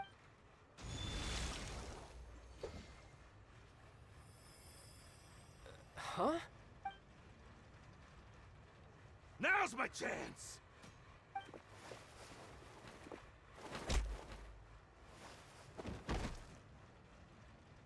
Huh. That was weird. I'm not sure. It's as if I suddenly lost control of my hydro powers when I needed them. Maybe there's something wrong with my vision? Strange. How could that happen? First time Paimon's ever heard of someone losing control of their vision. Never mind. It doesn't matter. If I want to stay sharp, I shouldn't be relying too much on my vision anyway. Besides, I always have my delusion in case I need it. So what are you doing in Fontaine, child? I don't see its work for Northland Bank. Well, I guess it's because I've been in a bad mood lately. Huh? What kind of reason is that? I don't know, but recently, there seems to be some sort of restless power stirring inside of me. And I don't know why, but every now and then I feel like I'm in a terrible mood. Maybe you losing control of your vision just now is connected with the... That is a possibility. I can't remember if I ever mentioned it before, but when I was 14, I fell into some unknown abyss. It was during that time I learned nearly all of my abilities. The one who took me under her wing and taught me was named Skirk. She was always quiet and very mysterious. Nobody knew where she came from or what she had been through, and she was always very strict when teaching me combat techniques. One time, I asked her why she was willing to take me on as an apprentice. From what I could make of her answer, because I had awakened it, and traces of it remained on me. She said that all my combat training would be useful in the future. But what is it? She never explained that. But my guess is that it's related to a dream I saw when I had just fallen into that abyss. In my dream, I was in the deepest depths of the sea, and the boundless seabed was all around me. But in front of me appeared a whale that was so massive, I felt like I couldn't breathe. A whale? Oh, that sounds familiar! When we fought against you before, you summoned a huge whale that seemed to leap at us. Is that the one? That's just an abstract form of a whale that I create using my elemental power. It takes that shape because the scene I dreamt of the whale has always been stuck in my mind. I'll never forget it. So you used the whale as inspiration for one of your moves? Huh. So why don't you just go ask your master? You make it sound so easy. Ever since the incident I experienced there, I've never stopped searching for Master Skirk and that unknown abyss. But it's been years now, and I've still found nothing. There isn't even a trace of the place where I remember falling into the abyss. Oh, it sounds like some kind of ghost story. Yeah, I'm out of leads at this point, but there's nothing more I can do. It seems that strange encounters in this world tend to be elusive like that. Oh, seems the time really flies when I'm talking with you. What? More work for the... No, it's more of a personal appointment. Lately, I've been sparring with some of Fontaine's official champion duelists whenever I'm feeling bored. Official champion duelists? You mean it's their job to duel? Yep. In Fontaine, before a criminal goes to court, they're given one chance to defend their honor by requesting a duel with an official champion duelist. The champion duelists are all-powerful fighters selected from among the nation's best. And the duel itself is a no-holds-barred fight with no specified stopping point. So engaging in such a duel is regarded as a symbol of defending your honor. If a criminal manages to win the duel, they'll be acquitted. But if they lose, and the worst-case scenario is that you're simply killed in the duel. Though it's rumored that Fontaine has a death penalty, from what I can tell, no one has ever been officially sentenced to death. So really, the only people who opt to duel are those who have suffered a grave injustice in being accused, or those who greatly value their honor. Otherwise, why gamble with your life? So, do many people actually get out of their trials by winning the duel? Apparently, it's exceedingly rare for anyone to actually win. Fontaine probably enacted this system as a way to show that the nation respects the honor of its citizens. Besides, none of the champion duelists are to be trifled with, which is exactly why I was itching to face them as soon as I got to Fontaine. Apparently, the one I'm meeting today, Clorinde, is the strongest of the champion duelists. I had been asking her for some time before she finally agreed to face me today. Well, that's child for ya. Paimon feels like we heard that name. Oh, before I forget, I want you to have this. Huh? Your vision? You're seriously just giving it away? I'm just worried that it could become uncontrollable again. I'd be pretty upset if it got in the way of my duel. So, I think I'll be better off without it for now. Besides, I just need you to hold on to it for a short while. Paimon knows what you're up to. You just want to... Whatever gave you that idea? That sneaky guy. Well, since we don't have much to do for now, we might as well walk around.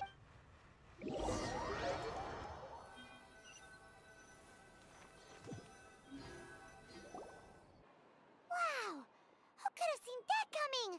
The reporter who was barely around for most of the story was the murderer all along! Sorry. Paimon was just surprised, that's all. Paimon and the whodunits here in Fontaine are a lot different than the light novels you see from Yai Publishing House. Both have it's so exciting to reach the moment when the mystery is uncovered, especially in the... Oh, sorry, hey. Shouldn't we be heading to the Opera House to see Linny's perform? Linny said that the Opera House is on Aranias, so let's go ride the Aquabus!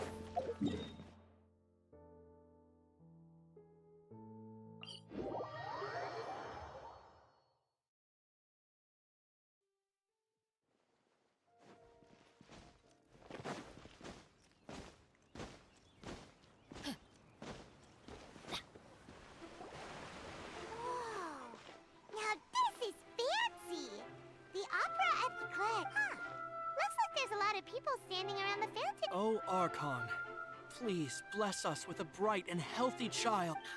I don't know why you always feel the need to ask so much. I'll be happy as long as our child is healthy and lives a peaceful life. I guess if there are, kid, there's... Maybe this is one of the customs in Fontaine. Vache.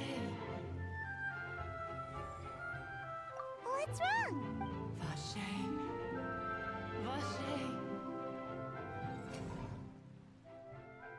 No, Paimon didn't say anything. Are you here? Welcome to the Fountain of Lucine. All the water flowing through Fontaine converges here. It's customary for newlyweds to come here and wish for children.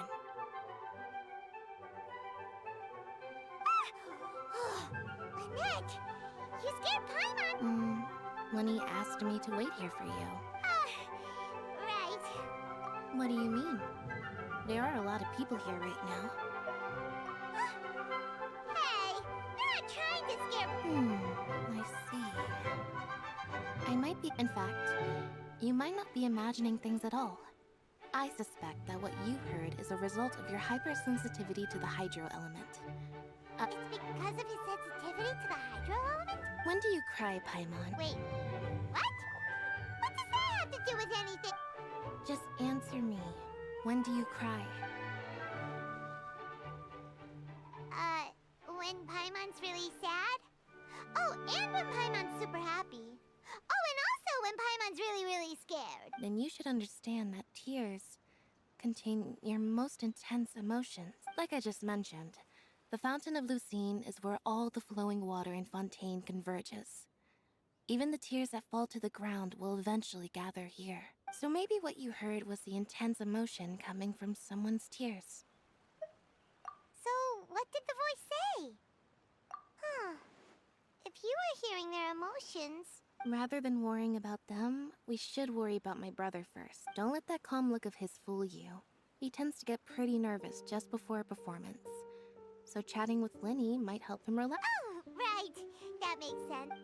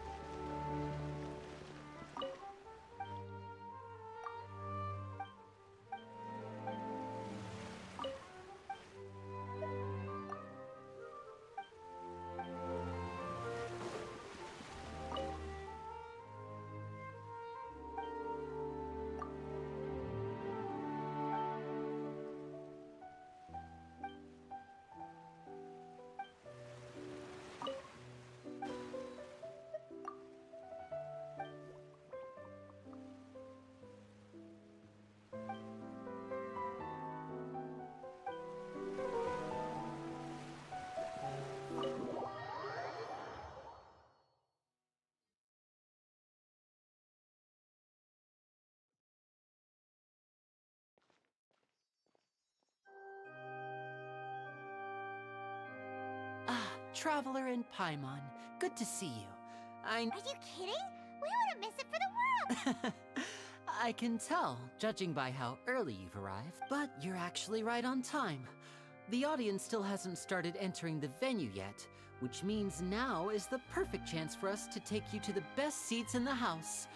Wait just a moment, I'll fetch the tickets.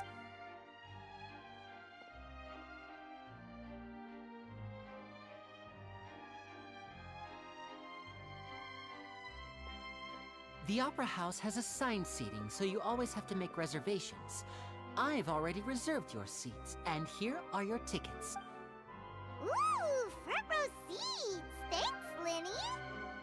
Don't mention it. There's no need to keep them. Hey, Lenny! Could you come over here and take a look at this? Oh, I'll be right there. Seems there's an issue with the stage props over there. That's Yeah, we'll just go to our seats. You go ahead, Linny.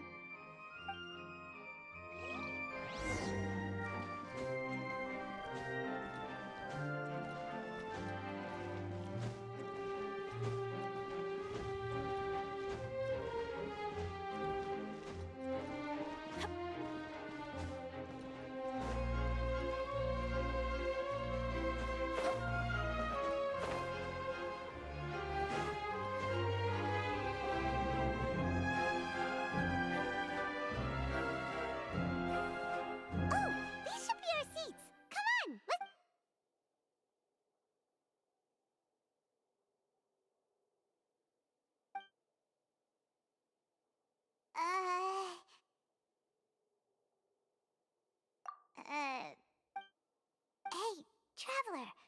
Maybe we should strike up a conversation with the person next to us. Since we're sitting together and the rest of the place is practically empty still, it's kinda awkward if we don't say anything. Oh, you little... Of course you put this on Paimon! Excuse me, I did not realize you felt awkward. I am terribly sorry. I would be perfectly happy to chat with you if that is what you would like. Oh! So you heard all of that, did ya? Boy, you sure have good ears. Paimon thought she was keeping her voice down. Wait, that's not it. Paimon's... Sorry. Paimon's the one who was being rude, talking under her breath like that. So, let's talk, but, what should we talk about? Oh, Paimon's got it. You're also here early and sitting in the front. Are you a friend of Linny's, too? A friend, you say? Well, if Mr. Linny would like to be my friend, I would be more than happy to reciprocate. Oh, so you're not friends with Linny, then. Oh, this is getting more awkward by the second. Nice to meet you. Paimon is Paimon, and this is the Traveler. We just arrived in Fontaine. It is an honor to meet you two. I have heard of your deeds across Tevat, and as required by proper etiquette, I will also introduce myself. I am... Oh, Monsieur Nervillet. What an honor it is to have you here to see my show. Ah, Mr. Linny. I should say it is in fact an honor for me to see your performance in person. Wait, Nervillet? Could he be... I saw you all chatting just now, but it seems you still don't know who Monsieur Nervillet is. Allow me to introduce you to Fontaine's Chief Justice. That seat is always reserved for him. It wouldn't be too much to say that he's the symbol of justice and honesty here in Fontaine. Whoa! Sorry for being so rude just now. Paimon had no idea you were such an important person. No offense taken. Being Chief Justice is merely what I do for work. Nearly every person has their usual reserved seat, so I'm not so special, really. And by the way, I should probably let you know, even though I would prefer not to, there's someone sitting up there in the VIP seats that has been striking a pose for quite a while now. I believe she is trying to give you a most elegant and impressive first impression. So I think you should take notice of her sooner rather than later. Otherwise, she may become flustered. Huh? Oh, it's Farina, the Hydro Archon. Huh. She sure has a smug and satisfied look on her face. Guess she has no idea that you saw right through her act. Very good. That is for the best. No need to pay her any more attention. We may now enjoy the show. Huh? the Chief Justice and the Hydro Archon? All right, please wait just a moment longer. I've pretty much finished my preparations, and the performance will start as soon as the audience has made their way to their seats. Yay! The show's finally about to start! Paimon can hardly wait! Paimon's never seen a real live magic show before!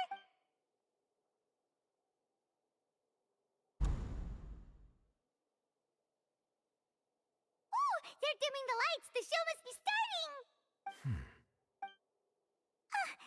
Sorry.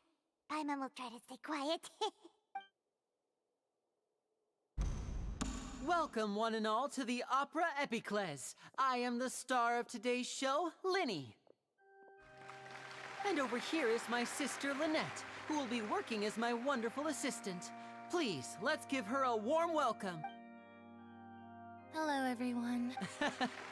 I know she may seem to be a little sleepy right now, but that's just a sign that she's nervous. Whatever.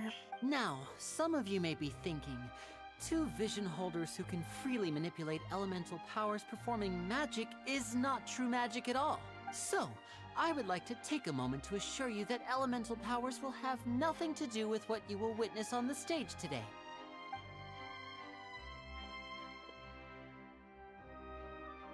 Both Lynette and myself have removed our visions for the show.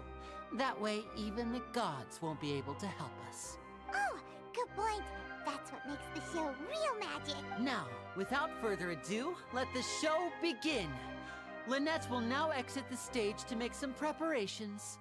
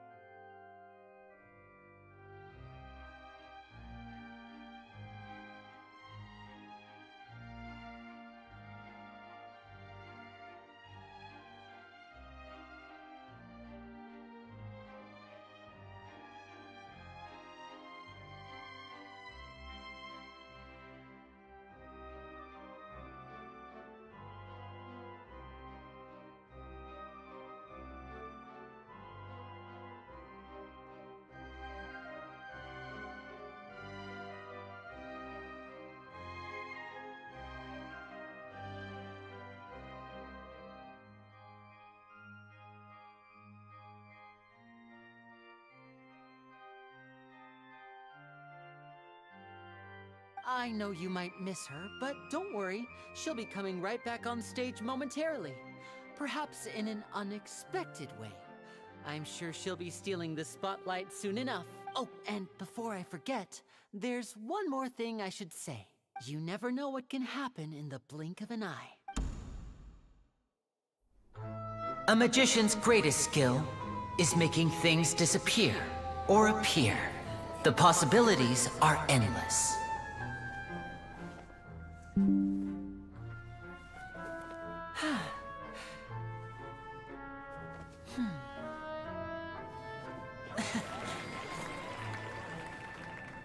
Huh?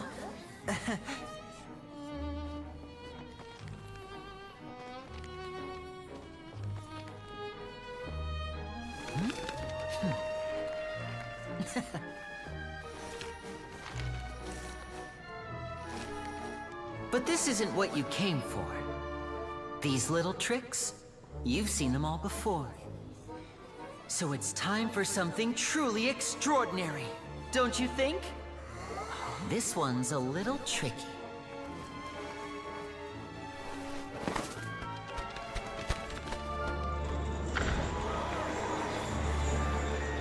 Using this water tank, I shall make my sister vanish completely, right before your very eyes.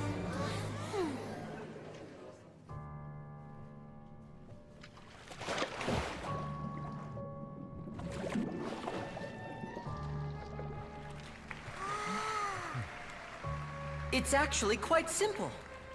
She'll just turn into air bubbles and float right out of the top.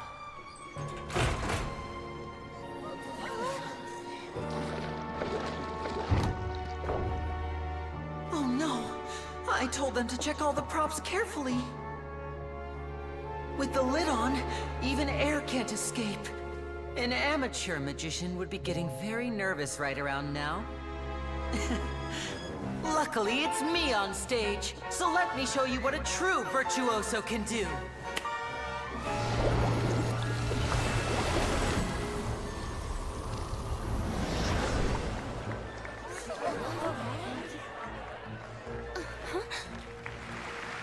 Lynette, are you still there? Don't go too far. We don't want to use up all our magic. Hi, I'm back. Uh-huh.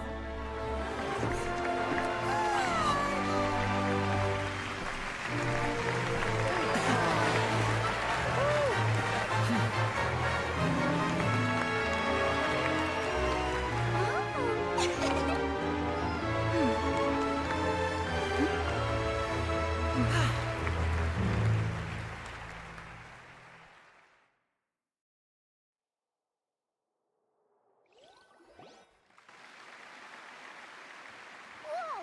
What in the world just happened? How did he do that? Hyman didn't see him do anything!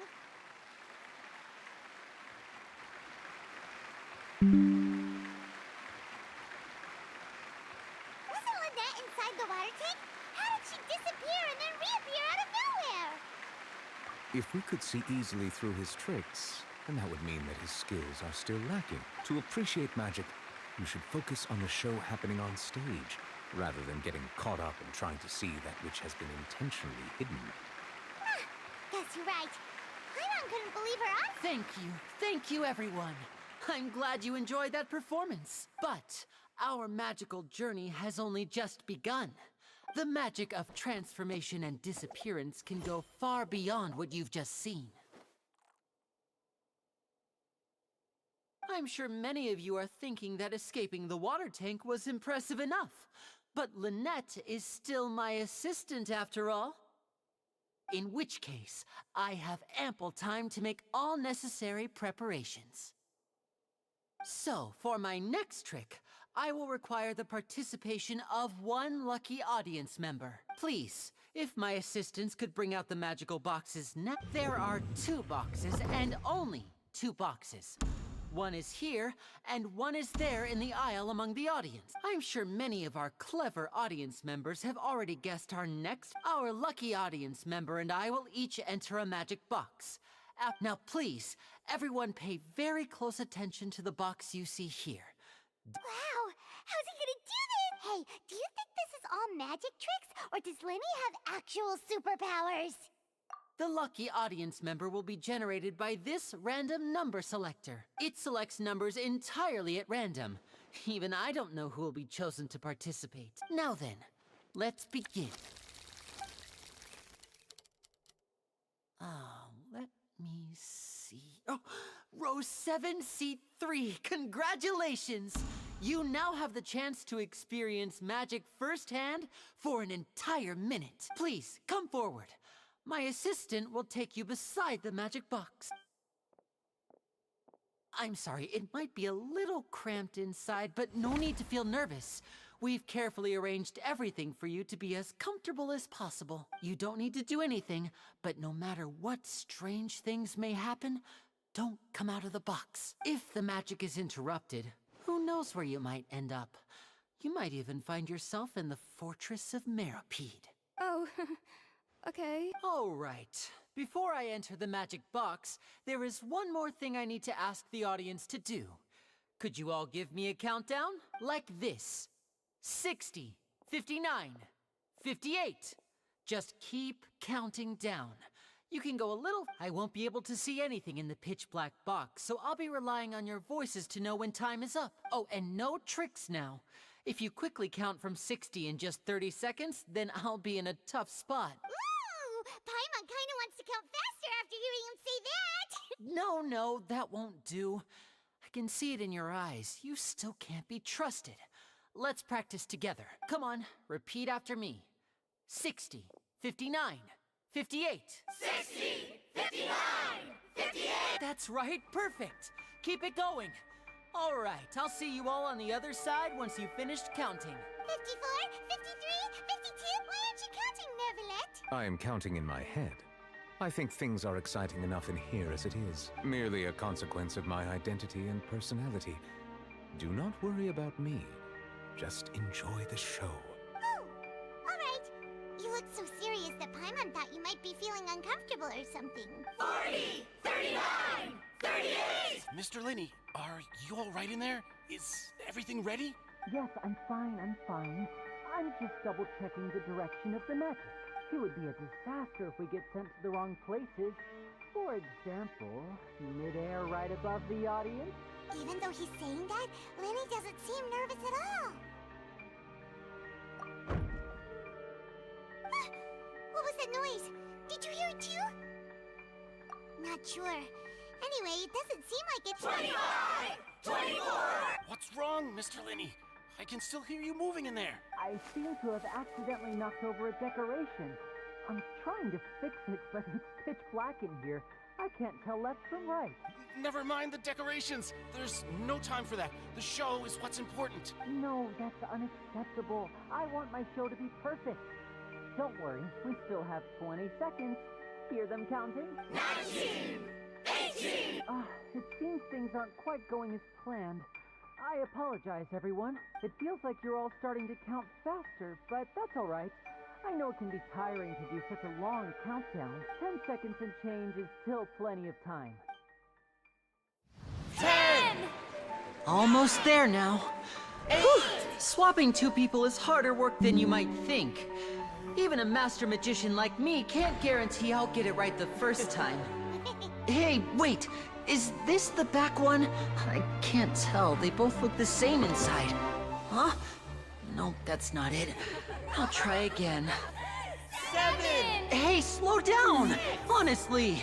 5! 4! 3! Whoops! That doesn't count! 0!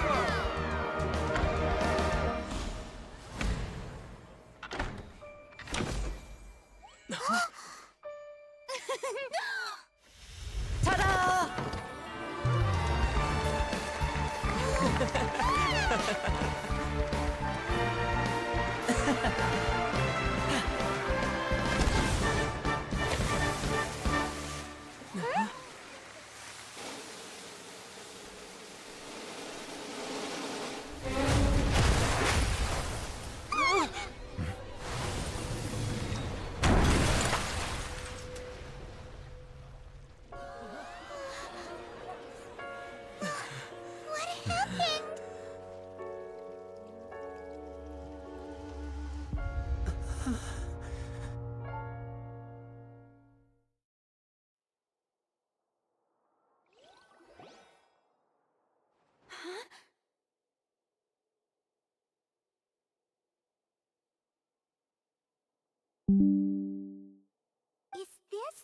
the show?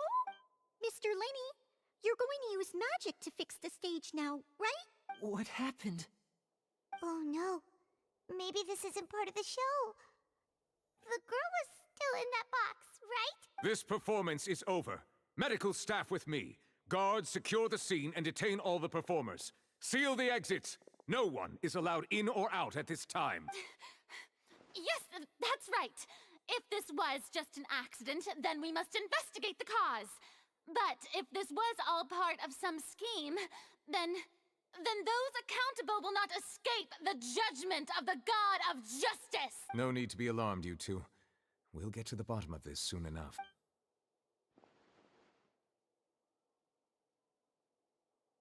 Unfortunately, the person who is in the magic box has been pronounced dead.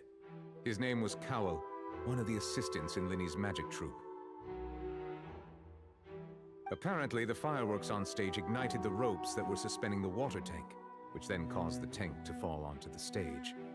As of now, we are still not sure why we found Cowell in the box, rather than the guest from the audience. And after an initial search of the area, the guards have confirmed that the girl is nowhere to be found. It appears that this incident was not merely some mishap with the performance, and there are many indications that it is connected with the case of the serial disappearances of young women. The serial disappearances case? That's the case that Charlotte mentioned before. I know the truth. I can see through the whole thing.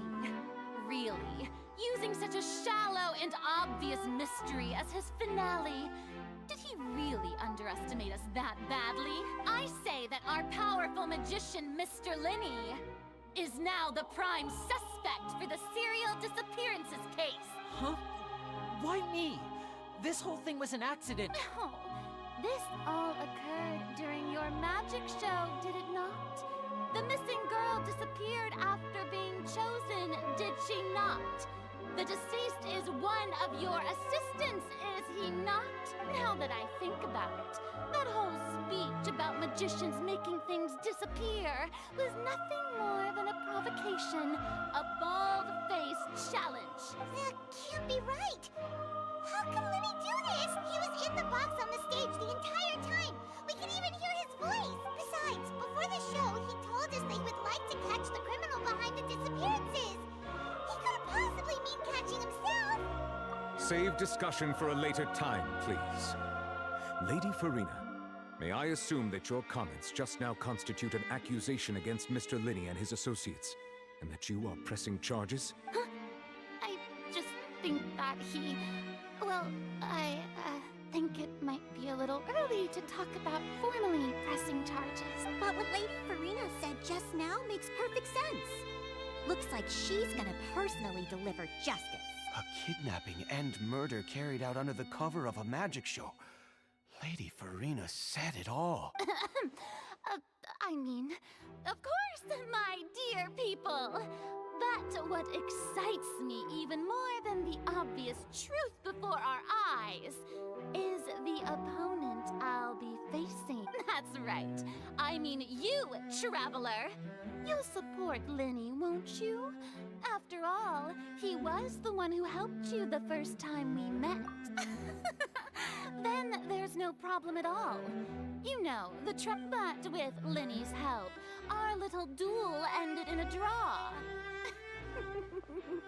But draws really are the most boring possible outcome. So, no more draws. Between the two of us, there must be a clear winner and loser. And what better place to hold such a riveting showdown and decide the true victor than here, on the... It wasn't a draw. She obviously lost last time. I understand. Charges... Well, Traveler, seems Lady Farina has set you in her sights. But putting her dramatic rhetoric aside for a moment, I would like to ask you, are you willing to act as Mr. Linny's attorney and defend him in this case? Very well.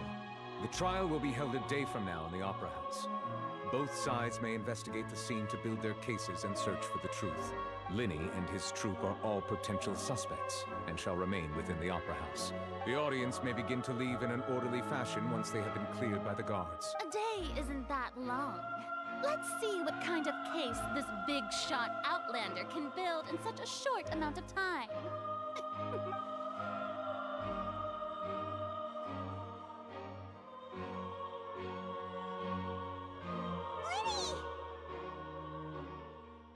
Sorry about everything that happened just now. Of course! Who wouldn't be scared after Yeah, I'm a little shaken up myself. How could this happen? And poor Cal. I know you already claimed that you would defend me, but now it's just us talking. Tell me, do you think I could possibly be the murderer? Good to hear. Thank you so much for trusting me. I'm sure everyone sees me as the biggest suspect at this point. But, if you ask me, the whole thing is mysteries layered upon mysteries, such that all that's left is confusion. I don't know whether what happened there on the stage was purely an accident or not. And I don't know why poor Cal was in the box. As for how that girl chosen from the audience could suddenly disappear, I'm afraid I don't have any answers either. If someone tampered with my performance, then we need to figure out what they did. Even a skilled and knowledgeable magician like myself couldn't pull all that off in just 1 minute. Which is precisely why we need to investigate. As this book says, the impossible could not have happened. Whatever happened must have been that which is possible. Paimon bought them when we were reading at the bookshop in the city earlier. Pretty cool, huh? Don't worry. Paimon used her own savings to buy them. It wasn't from our travel fund. I think they look cute on you, Paimon. You have good taste, Lynette. That's the right attitude. Feeling depressed isn't going to help me now. But with the guards watching our every move, it's going to be especially difficult for Lynette and I to prove our own innocence. Good thing you agreed to be our attorneys. Yes, thank you so much. Yeah, just leave it to us. Oh, since we're going to start investigating, Paimon has a question. Oh, well, I'm afraid that would involve some of our essential trade secrets as magicians. The secrets behind our magic are past saving, Linny. I suppose you're right. The truth behind our tricks is going to be important evidence that will be weighted during the trial. 'Tis truly a pity. As a magician, our magic show is a work of art. We've poured countless hours and spared no effort in perfecting it. But if revealing our secrets will help you uncover the truth behind what happened, then it will be well worth it. We should go somewhere else if we're going to discuss our magic tricks. We'll go speak with the guards, and in the meantime, you can go investigate the stage and the seating areas. All right, let's go have a look while the investigation teams are still here.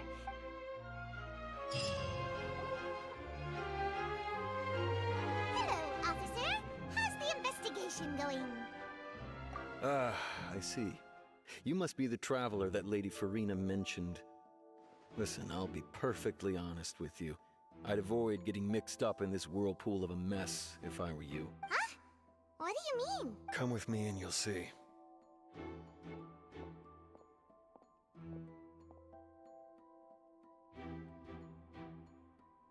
The deceased is one of Linny's assistants named Cal. Even though he hadn't joined the troupe long, he was hardworking and everyone generally liked him. The assistants are usually in charge of setting up and inspecting the props. As you probably saw when you were in the audience, the water tank suddenly fell and smashed the box with Cowl inside it. This is the real mystery. We've already searched the scene and were unable to find any traces of the girl. However, if you look carefully, the box was positioned directly under the water tank. The ropes holding the tank were then burned by the pyrotechnics on stage, causing them to snap. All these factors lining up so perfectly makes it hard to see this as a mere accident. If anything, the more logical explanation is that the whole incident was intentionally planned, and Linny is the most likely person to have access to all these areas. But he doesn't have a motive. Are you both good friends of his? Well, you can't say we're good friends, but we've known each other for a little while. So in just a short time, he was not only able to win your trust, but even convince you to act as his attorneys. I know there's no such thing as magic. The real trick of a magician is holding the audience in the palm of their hand. I've seen a lot of cases. And I can tell you that people are the least reliable kind of evidence. Sorry, I tend to be pretty straightforward.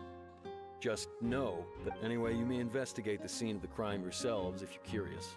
Who knows, maybe you'll be able to come up with some new evidence.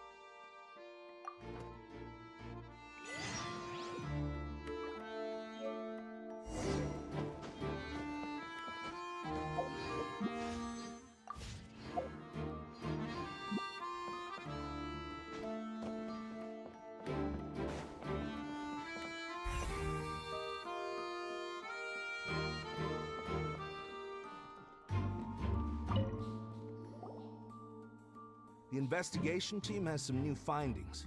Turns out there's an issue with the random number selector after all. See, I told you. What if the machine picked some big guy's seat? You think the murderer would have still made his move then? Sorry to interrupt, but we're helping Linny and Lynette with their side of the investigation. What were you saying about the number selector? You're trying to help them? That'll be a tall order. Linny used the machine to pick a random member of the audience during his performance, right? The lucky girl that later disappeared. Well, we thought there might be a serious problem with the machine, so we had it taken away for further inspection. It turns out that the seat number it picked wasn't random at all. The machine picks that same number every time. I'm sure you already know that you have to make a reservation in advance to get a seat, regardless of whether it's a trial or some performance. In other words, Linny knew who would be sitting where from the very beginning. That much checks out. Linny reserved our seats for us, too. Bet you see why I was saying it'd be tough to make a case for Linny. Even though it's bad for Linny's case, Paimon had better write it down.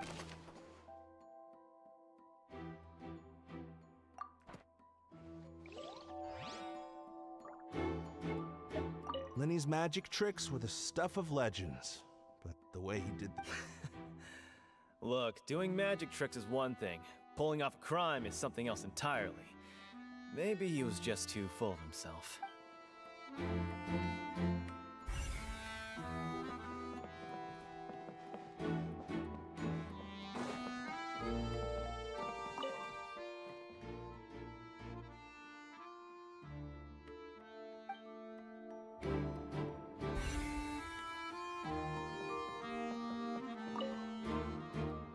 Go ahead, have a look around.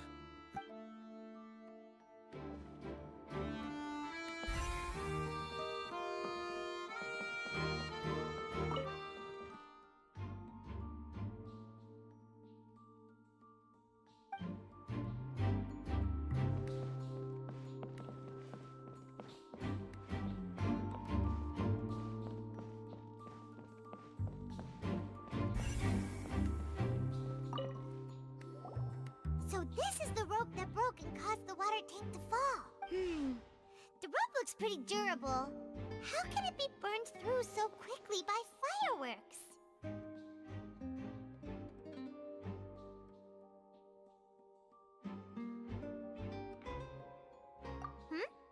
Why are you suddenly so serious, Traveler?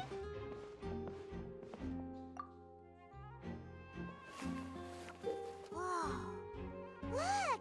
This bit is made from different material! Most of it was burned away, but there's still a little bit of it left.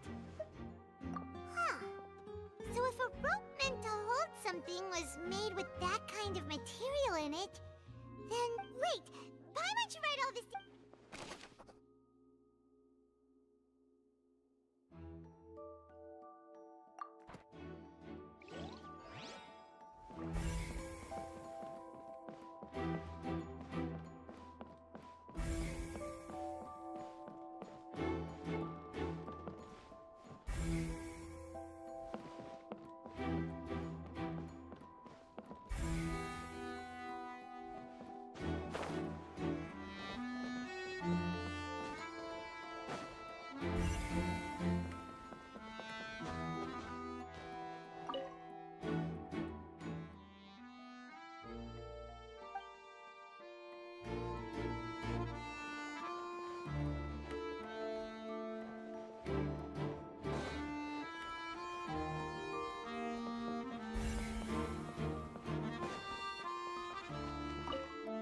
still talking to the guards.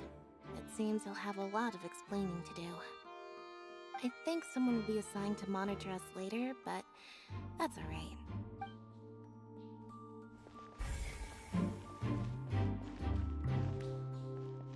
Lenny's still talking to the guard. I think someone...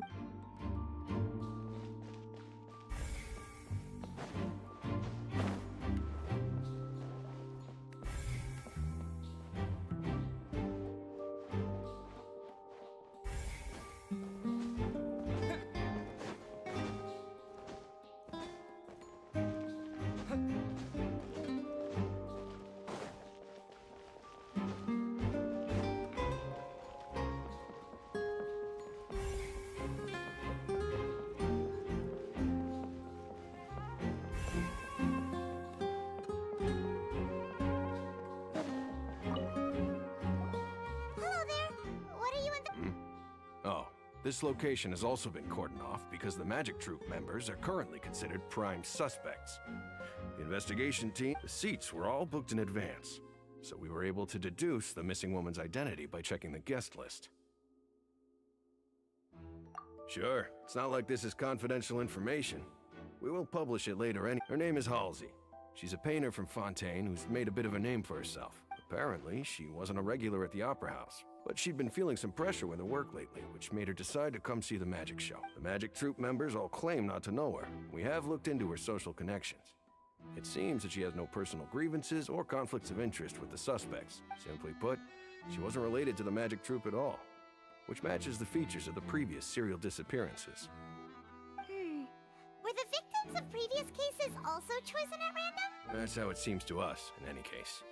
Apart from the fact that they were all young women of around the same age range, there really weren't any other connections between them.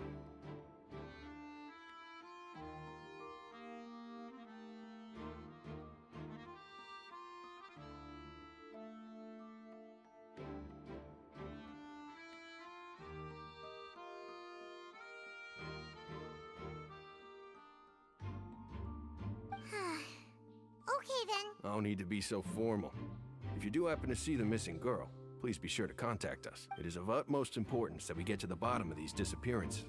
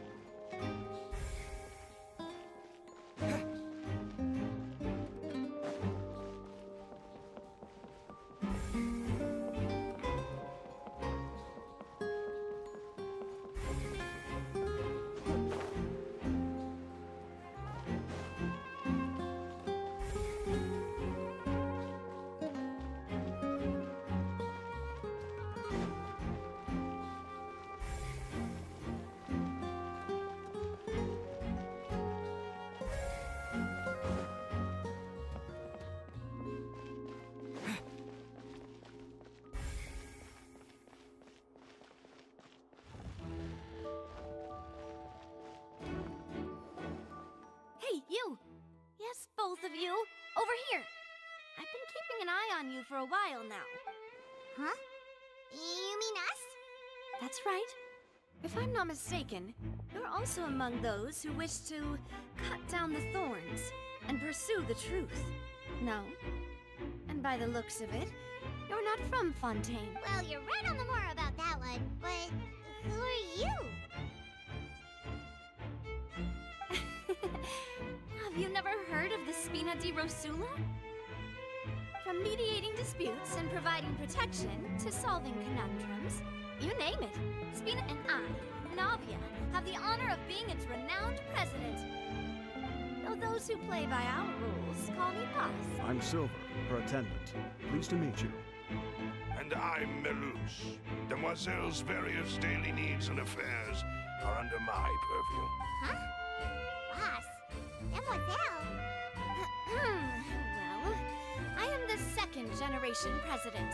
Melus and the others are still used to my... My apologies, Demoiselle. Should you prefer, boss, I will endeavor to use that instead. No need. You don't have to call me boss. Just Navia is fine. Okay, if you say so. Not that we're members of Spina di Rasula anyway. All merely trifling details. Never mind. Now, back to the That's right. I've always kept an eye on the serial disappearance cases. My interest stems from a matter back from my father's time. Judging from the look of things, I find Linny an unlikely mastermind. Really? We think so too! That's why we're looking for clues now. But how did you come to that conclusion? Intuition, naturally. My unparalleled intuition. Farina sure was quick to point the finger at Linny without any decisive evidence whatsoever, wasn't she? But that's not uncommon for her. If you remember, the justice had to interrupt her and ask if she was pressing charges just to keep her from getting carried away. Anyway, a trial begins the moment someone levels charges. And, of course, there was no way Farina was going to back down in that situation. Sounds more like you just don't trust the Hydro-Archon. Well, what's your opinion? I must admit that she can be interesting at times, but liking her doesn't mean that I'll blindly agree with her. All right, I've answered your question. Wait a minute, did that answer count? Well, I say it does. But don't worry, you won't hear any pointless questions from me. In your opinion, do you think it's right to treat a trial like it's an opera? Well? And why would that be?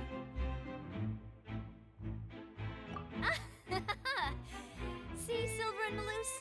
I told you they'd be different. Most astute of you, demoiselle. I, too, think that the Traveler's response was most excellent. No matter how wonderful the script or how fervent the audience's expectations may be, the trials that go on stage here must be based in fact. And if that can be done, boss, then... All right, that's quite enough, Malus. Anyway, now, I need to make some preparations, following which our joint investigation shall commence.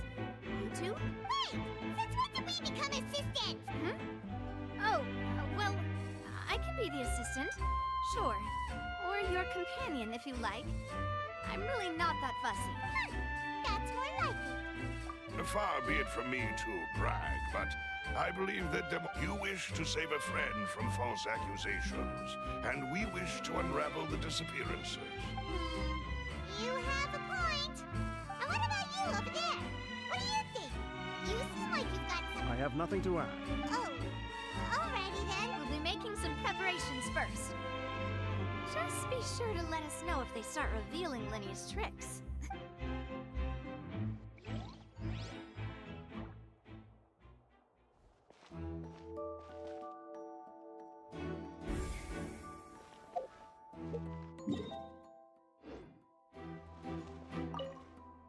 Speaking of that, I think magic shows would be very popular in Poisson. I can see that. Maybe I should try to learn some magic. You need not worry about such things. Oh.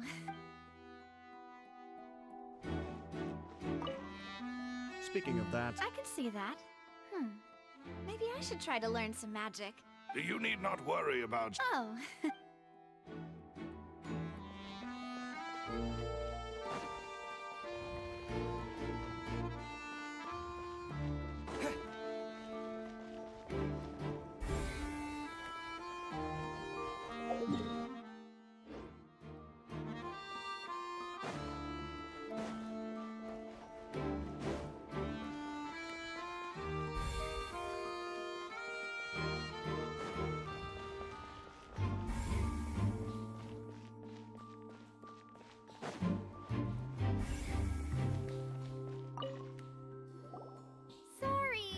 No one can freely enter or exit the Opera House at the moment.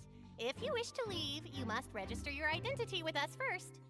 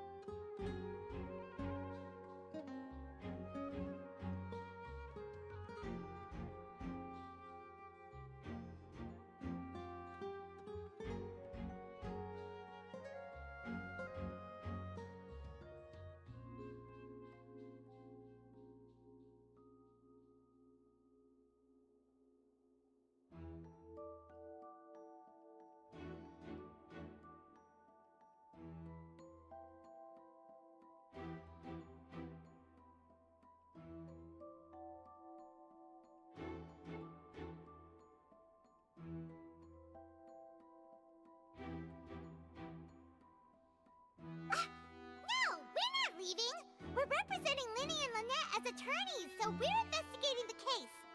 Were you always guarding this entrance? Yes. After the Chief Justice gave the order, everyone coming in or out must undergo a strict inspection. So, the missing girl couldn't have left from here. At least, not from that point on. I doubt there was much opportunity then, either. How can you be so sure? Well, because I was in charge of security near the entrance at that time, I couldn't see Linny's performance from here, which was quite a shame. Just my luck, but still, I did not abandon my post. And I stayed put no matter how loud the applause was. If someone had so much as even approached the door, I would have noticed it, let alone if they had tried to leave. We Melusines are good at that sort of thing, you know. So, it's safe to say the girl couldn't have left through here. All right, thank you for your help. This will be useful info.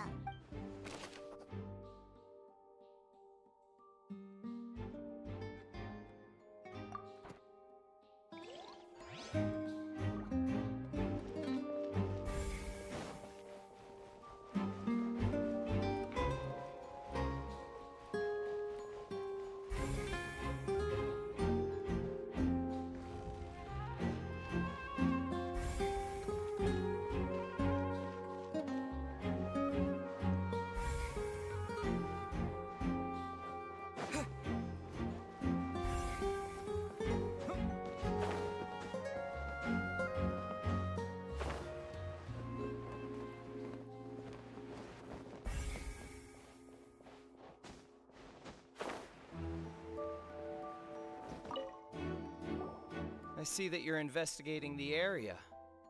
Well, it just so happens that I'm interested too.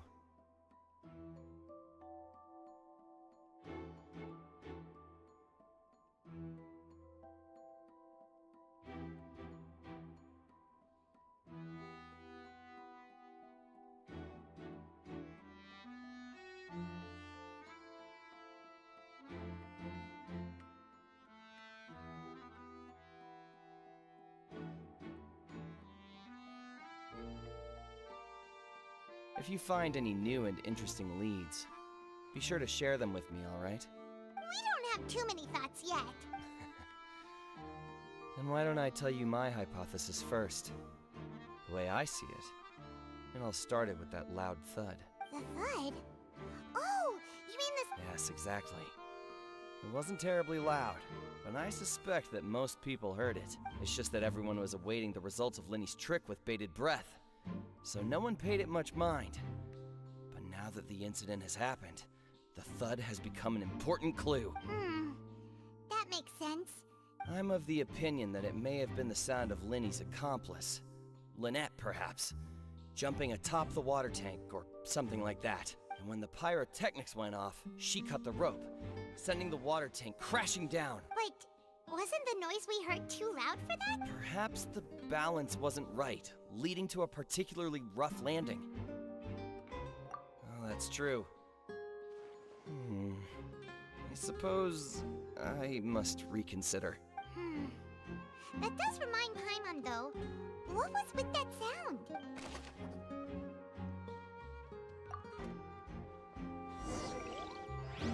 We've checked everything of note here at the performance venue. Paimon wonders how Linny's discussion with the guards is going. Let's go see, shall we? Ooh, things are getting interesting, huh? We're about to see how magic is made.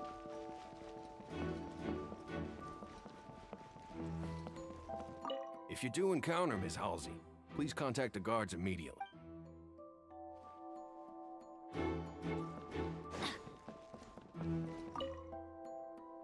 Go ahead, have a look around. And the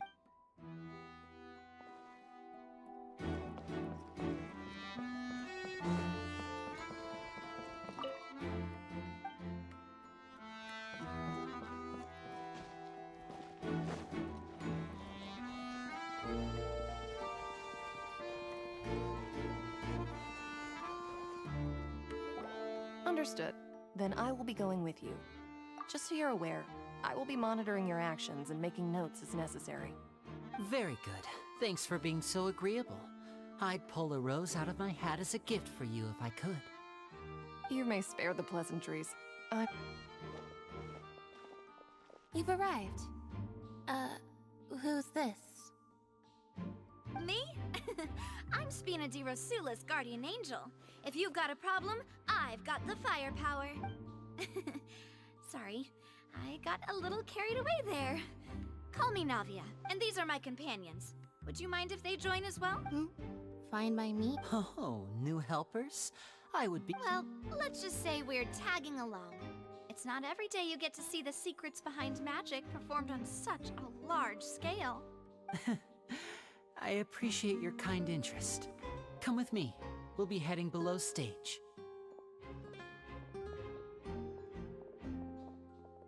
Huh? Below stage? Yes, a world of secrets is hidden beneath this magic box, prepared specifically for this switcheroo trick. But before I reveal everything, you should have a look first. Notice anything strange here?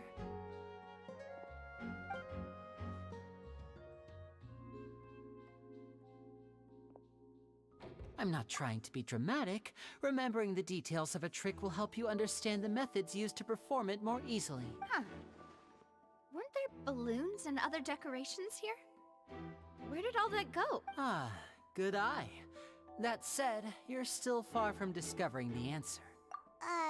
The back? You mean the inside of the... Very good indeed. I thought you might not be able to catch that. The back of this door was patterned. Those patterns are now gone, replaced by a smooth wooden board. So, if you put 2 and 2 together, what do you get? Exactly. All right, let's go. I'll tell you how it works as we head down. Oh, so there was a passageway under the magic box! I knew you'd figure out most of it as soon as you saw this place. The 2 magic boxes are positioned right above the 2 entrances of the tunnel. See this flatbed trolley? The box with the lucky audience member in it would be shuttled over to the other side using the trolley. This trolley can raise and lower and even rotate, ensuring that the box will face in the right direction. I see. So that's the purpose of the box inside another box. Precisely. The inner box would descend after the audience member was put inside and be moved along the trolley, all while the outer box would remain on stage as if nothing had ever changed. So that's how you did it! Once the box was lowered, the trolley would store some energy through this device here, with which it would complete the rest of the steps. The audience member would only be able to feel some slight movements in the dark, and by the time she walked out, she would already be back on stage. Right! You were talking that whole time, and you even came out for a moment near the end! Ah, yes. A phonograph operated by Lynette was used to achieve that effect. My assistant and I had already scripted our conversation beforehand. When the countdown began, I had already gone to the opposite box via a tunnel using that ladder. And what about Lynette? Where was she? I was in the mezzanine space in the back of the box. Oh, interesting! That's how we were able to coordinate Linny's lines with the assistant. And by the way, I was the one who walked out of the box at the end. I mean, we are twins. All it takes is a change of clothes and no one can tell who's who. And that's my favorite part of this trick. Only Lynette and I can perform it. So that's how it all worked! Wow, every detail you revealed was more amazing than the last! Lynette would briefly walk out of the box and then go back in, jumping into the tunnel and escaping before the box on the trolley could finish ascending. And then I walk out of the other box in the audience area, and the trick would be complete. The operative word here being would.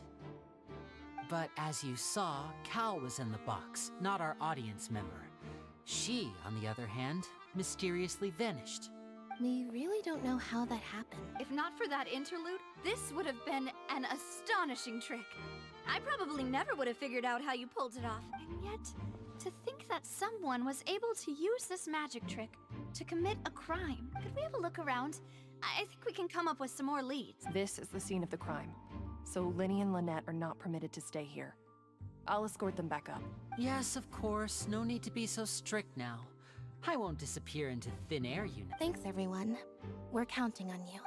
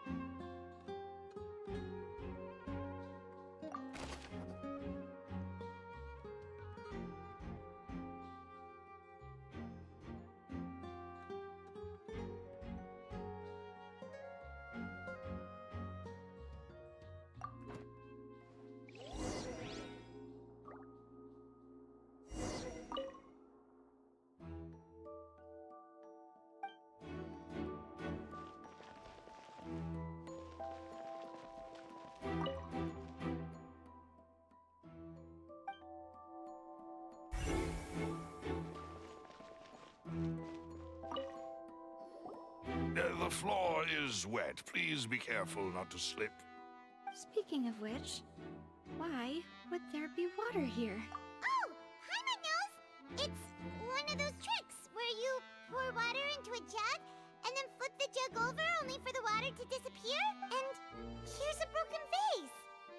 Huh. Did the trolley knock it down while moving? That can't be. Let's...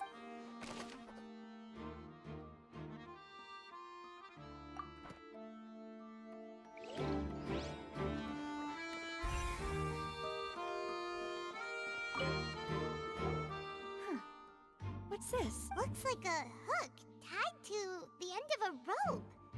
Huh? There's all kinds of odds and ends here.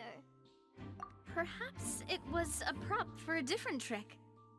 But why would it have been left here? Whatever it is, let's make a note of it first.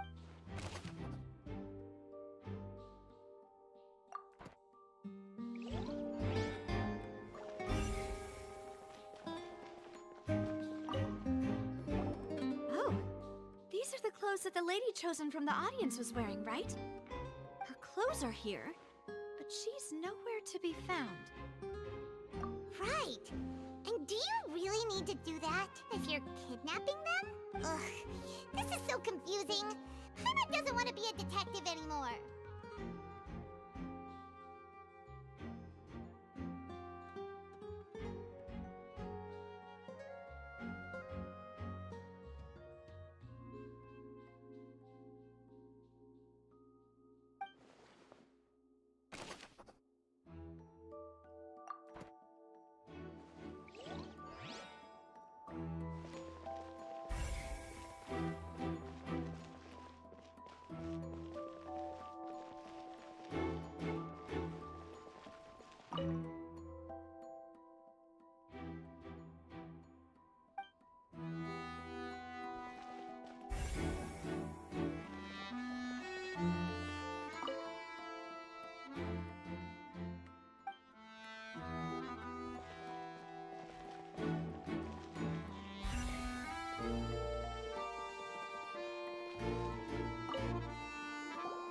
What is this place? It seems someone could fit through here. Huh. Could this have been the suspect's escape route? Alone, perhaps. But if they had to pull another person with them, the space would be too narrow. But there are no other ways in or out of here.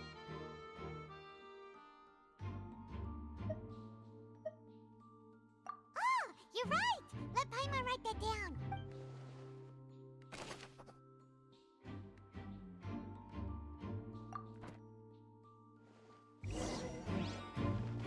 Seems we're just about done investigating down here.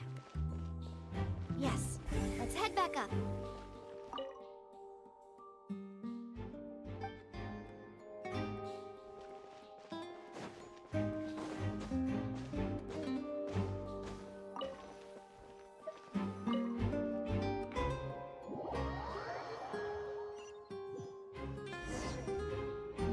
Well, we've ascertained the state of... Let's find a place to sort out our findings once Malus returns. Seems... Apologies for the wait. So, what did the guards say? Did the criminal escape through the vent? They believe the odds of that are very low, since the vent leads to the Opera House's basement. The guards have checked the area carefully. No one left through the basement during the performance or after the incident, and no one was found hiding there. So the tunnel's become like a secret chamber then. You know, like the kind you usually see. The plot thickens. Halsey's disappearance and Cowell's death are both quite inexplicable. No wonder Farina was so confident in her accusation. All the current evidence points toward Linny and Lynette. In other words, the charges are very likely to be upheld. Charges and then trial. So if the charges are upheld, they'll announce a sentence? That's right. This is how a trial goes in the Opera House. During the proceedings, the Chief Justice and the Oratrice will hear statements from both sides. That's right. This is how indemnitium is produced. The statements from both sides, the defenses from attorneys, witness testimonies, and even the audience's emotions will all be projected on the Oratrice. To put it simply, It's as if the Oratrice has its own will, and is a judge in its own right. This also precludes any kind of favoritism on the part of the Chief Justice. And not that this has ever happened anyway. Once both sides have finished speaking, the Chief Justice will make his final decision. This, too, will be used by the Oratrice as a reference. Then, finally, the Oratrice will be consulted by officials. The result it returns is the will of justice itself. Huh? So that machine is the one that actually decides? Paimon thought Neverlet called the shots. In practice, there is very little difference. Both have always come to the same judgment. Which is why people have great faith in the Chief Justice. Ah, yes, the guards also asked me to convey that none of us will be allowed to leave this place before the trial. Huh? Why? Because we've chosen to act as the twins' proxies. That makes us persons related to the case. They're concerned that we might be colluding with outside parties, or that we might find outside help to disrupt the case. And even if that were not so, it could prove problematic if we happen to spread key information about the case ahead. I'm ready to break out at any time. Whoa, whoa! There's no need for that! Paimon thinks they have a point. That said... Of course. I just hope you don't mind the lack of options. I'm afraid that catering to all tastes is not in the cards, nor is any guarantee of balanced... In that case, let's just sort out our findings together here. Pity. I was hoping to take you to try some of Fontaine's famous desserts, too. I mean, what better way to properly think through our findings than over some tea and sweets? Huh. Breaking out suddenly doesn't seem like... Just kidding! Just kidding! Paimon will still do her best. Hmm? What do you mean, no snacks?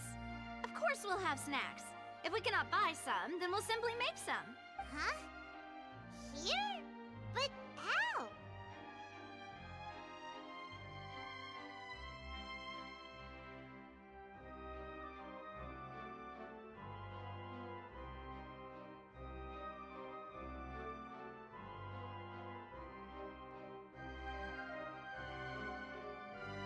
Understood, Demoiselle.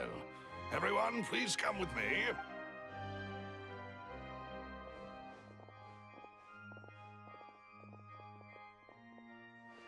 Wait, you're carrying a portable stove with you? Yes, I must be prepared to meet the Demoiselle's baking needs whenever the fancy strikes her. I have eggs, sugar, and almonds at the ready. Good work, you two. Then I'll get to it. Please sit tight for a moment. You'll get to taste my awesome snacks soon enough. These three are quite the interesting group.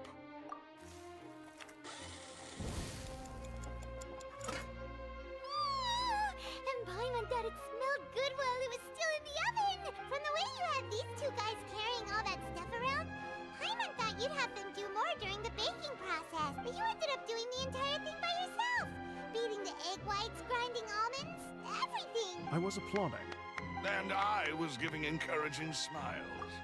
Paimon was just thinking, aren't you worried about getting your fancy dress dirty, beating egg whites and baking like this? Well, I don't think it's carved in stone anywhere that fancy ladies can only read books, sip tea, ride horses, and play the piano. I just really enjoy making snacks. Don't underestimate beating egg whites, by the way. It's a real arm workout. You also need to beat them to just the right consistency, or your macarons will crack. Anyway, give these a try, fresh out of the oven.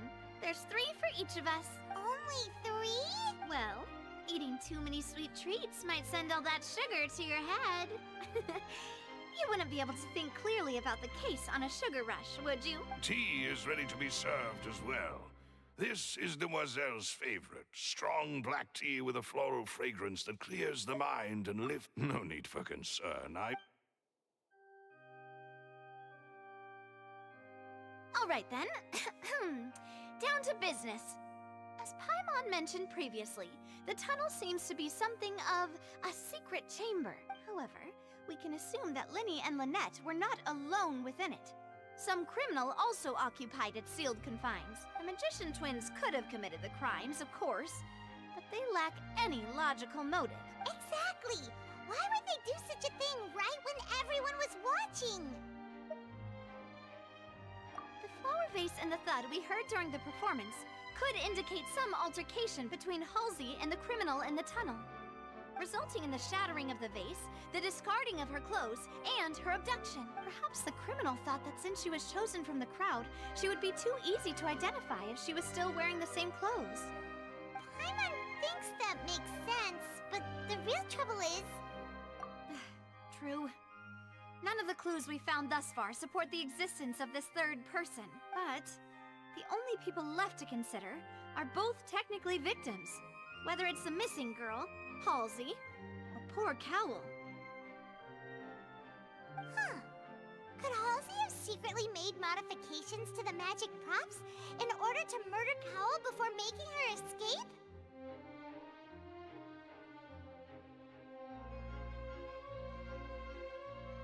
That's right. And even if she had tampered with the setup, she would need to understand the entire trick to pull it off. Nor does she have any motive. The guard said that she has never had any dealings with the Magic Troop's members. Were we not thorough enough in our search? From the sound of things, this is turning into an impossible case. Your macarons are amazing though, Navia. They smell... They are my specialty after all. And I see you've already had 5 of them. What? 5? Oh, that can't be right. Paimon only counted 3, honest.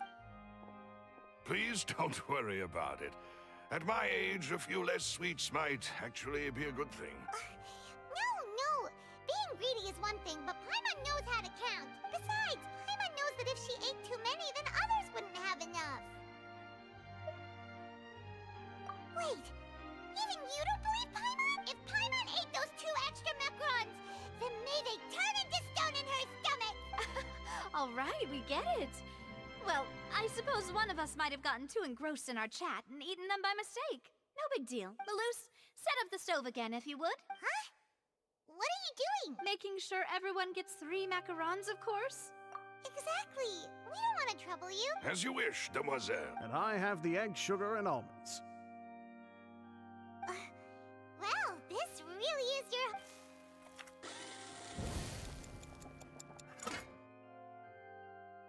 Well, that's it for snack time.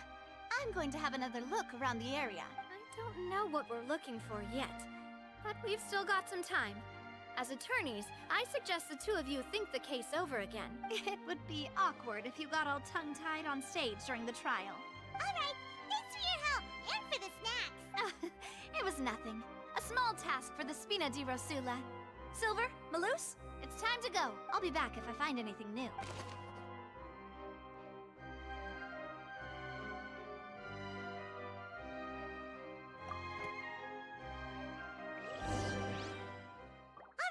It's time to put our heads together. We've got to get our defense ready for the trial. Oh, it's probably gonna be a long and difficult case. There's no point in worrying about that now. We just need to prepare. Here, take Paimon's notes. They should help you review the situation.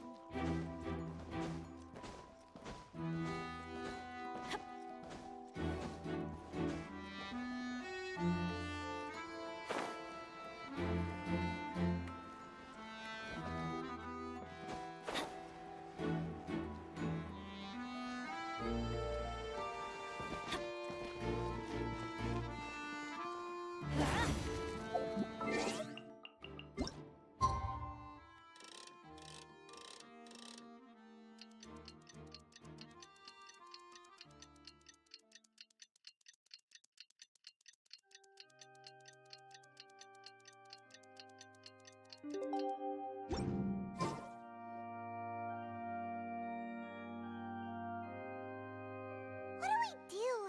The whole situation is so confusing. Good plan.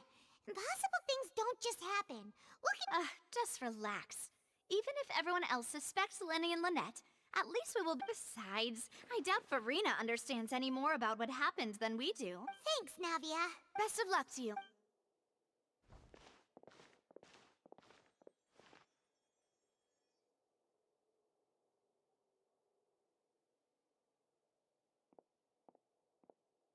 Ah, finally, you're back.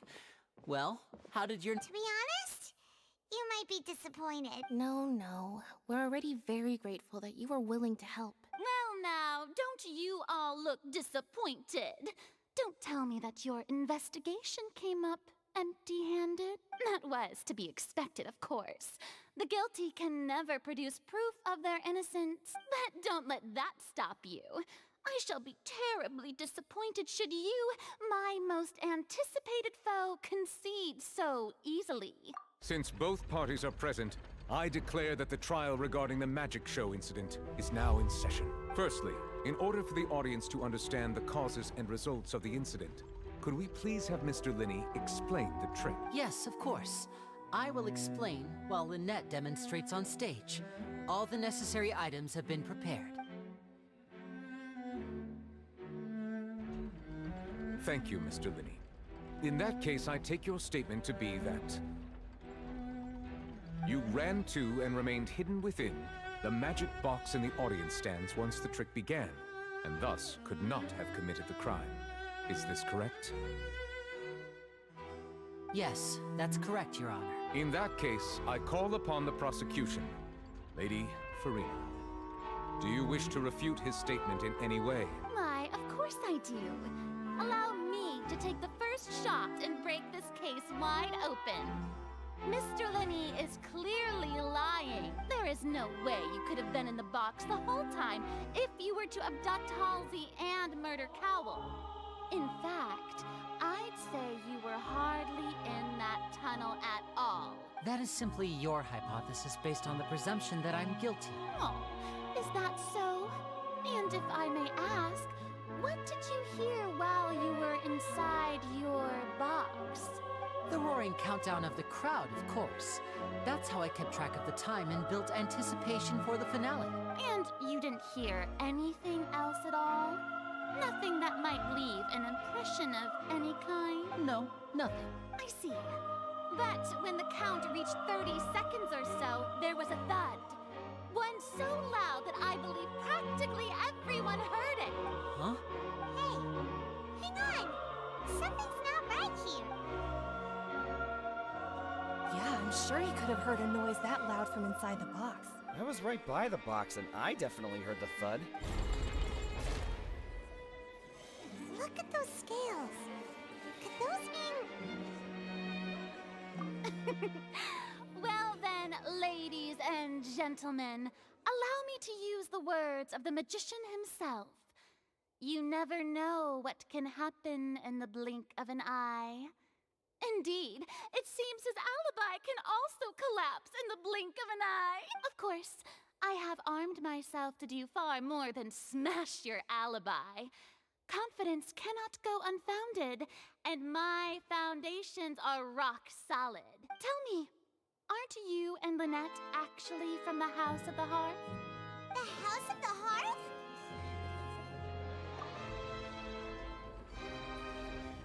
No wonder they did something like this. So the serial disappearances were the Fatsui's doing. Now it all makes sense. I've got a feeling that what happened on stage probably wasn't just an accident. That's irrelevant. Our identities have nothing to do with what happened. Indeed. Then perhaps you could tell us everything that happened during that 1 minute. Your first priority is to prove yourself innocent after all. I'm sure there is little that needs to be kept secret now. Unless your script already has holes in it. The Outlander is speechless. My, oh my, don't they look flabbergasted? Now comes the infighting and discord, I suppose. This was almost too easy. Good thing I made all those preparations. Seems the all-nighter I pulled last night is really paying off. Hey, Linny! Why didn't you tell us this before? Order! Order! Mr. Linney, allow me to re-establish the facts. Lady Farina has raised 2 points. First, when the thud was heard in the Opera House, you were neither in the box nor the tunnel. Second, you and Ms. Lynette are both members of the House of the Hearth. Are these claims true?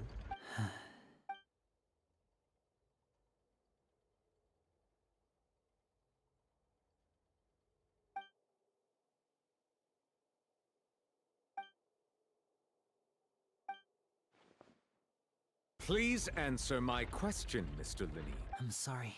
Yes, they're true, Your Honor. that's it. We might as well move on to the sentencing already. What should we do now? Granted. In that case, what is your request? Is that really necessary? They're already as good as guilty. The defendant deceived their own attorneys. What is there left to discuss? Order! Order, I say! Your request is reasonable, and we shall adjourn. This trial will reconvene in 1 hour.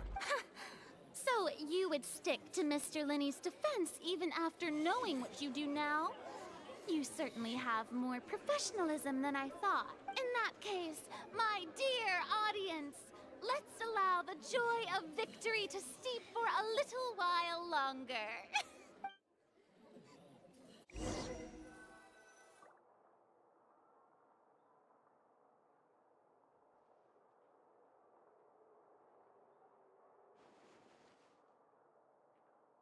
Well, this is awkward.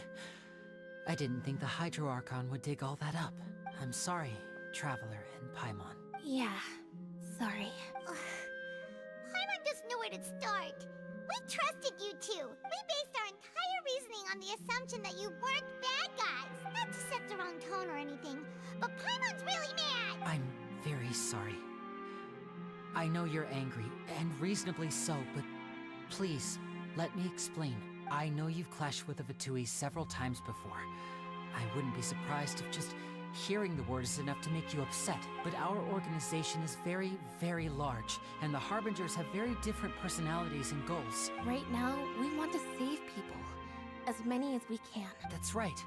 I'm sure we're on the same page when it comes to this nation and the disaster that its people might face. I knew if it weren't for our respective identities, we could become good friends. That's why I didn't wish to flat out lie to you, but chose to hide some details instead. The truth is very important, but being completely transparent about everything would see us spending more effort than we need to.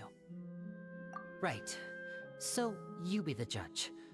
Heck, if I were you, I fear that I'd even struggle to trust me at this point. You met a Fatus who works as a magician, a trickster by trade. All by coincidence, too. But still, I'm asking you to trust me. I am no criminal. At least, not in this case. Sorry. Please forgive us. Well, you both say that, but... Right. Let's hear your answer first, and no lies now. Of course.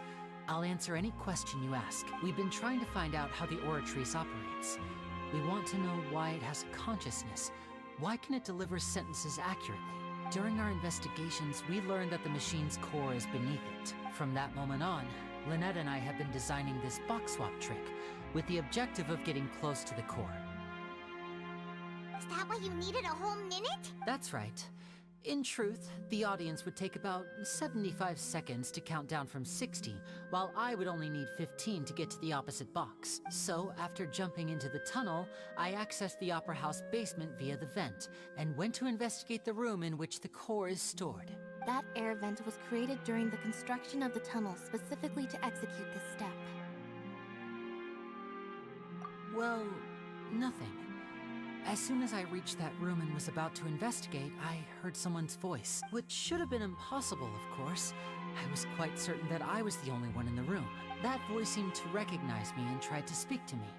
I chose to err on the side of caution and retreated the way I came. On the way back, I saw the broken vase and the clothes on the ground, but the countdown was almost finished, so there wasn't time to give it any thought. After that, the homicide occurred just as you saw. Well, that explains why you didn't hear the thud. Because of that prophecy I told you about, of course. We must know all we can about this nation's secrets in order to deal with that prophesized crisis. That's the only way we can save everyone. So, there you have it. The whole truth. I swear, I didn't hide anything from you this time. It was never my wish to proceed under this cloud of mistrust either. But like I said earlier, you can be the judge. If you want to leave because you don't trust the Fatui, there's nothing I can do to stop you. Well, Traveler, you decide. Paimon will follow your lead however you choose.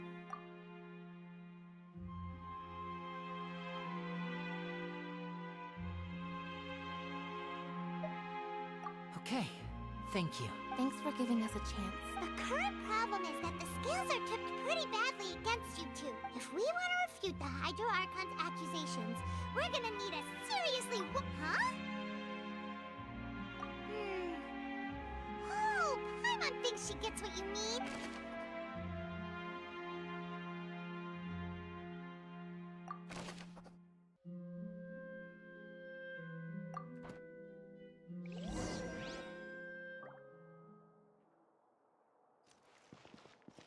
Off we go!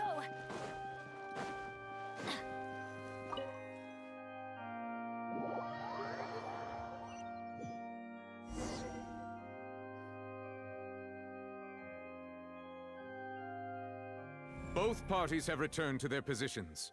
Let us continue the trial. When last we left off, Mr. Linney acknowledged the new evidence presented by Lady Farina as fact. Therefore, Lady Farina may continue stating her reconstruction of the events. That took long enough. Now then, if everyone would lend me their attention at this stage, let's revisit that scene from Linney's perspective.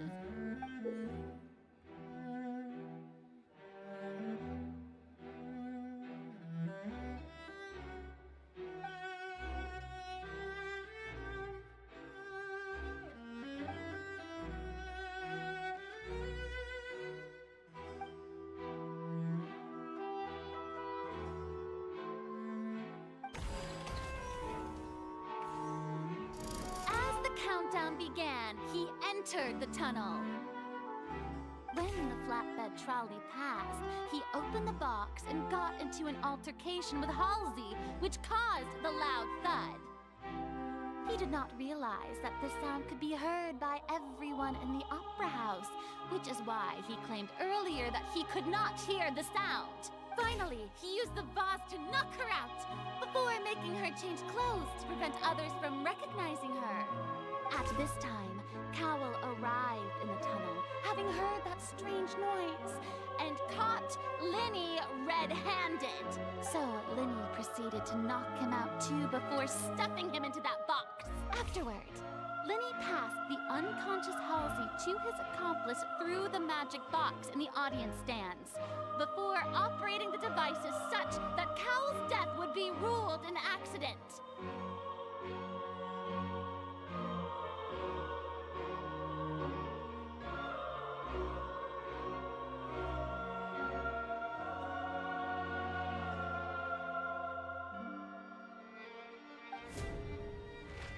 And there you have it. That's the truth behind what happened. Does the defendant's side have any objections to Lady Farina's description of the events? The key to refuting Lady Farina is the order of events, what Linney experienced, and what he saw.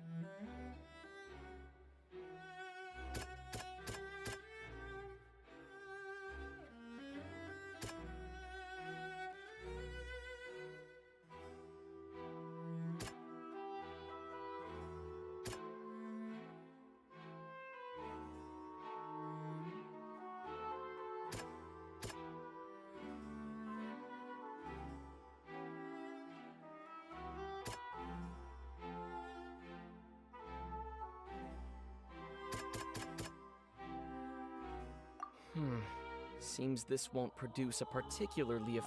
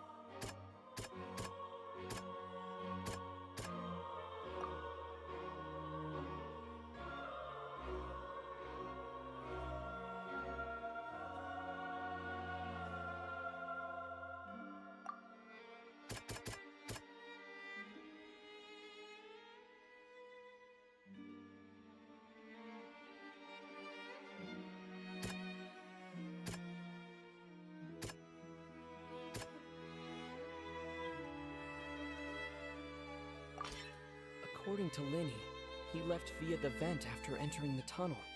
He couldn't have had that altercation with Halsey.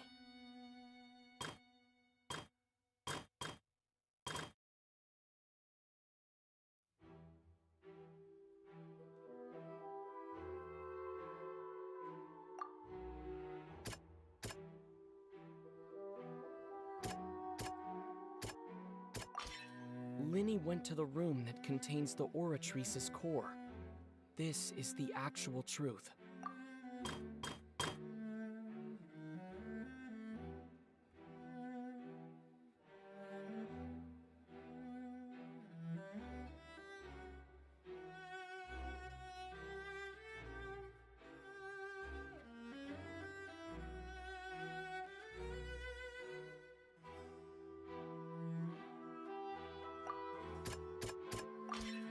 Linny did not take part in the underground altercation. He... Attention! Ace Detective Paimon has something to say! When the countdown started, Linny did indeed go into the tunnel, but he immediately used a vent to access the Opera House basement, which is where the underground core of the Oratrice is stored. Once he reached that area, he heard a voice in what should have been an empty room. Since he felt something was amiss, he returned immediately. The crime scene had already developed by the time he reached the tunnel again.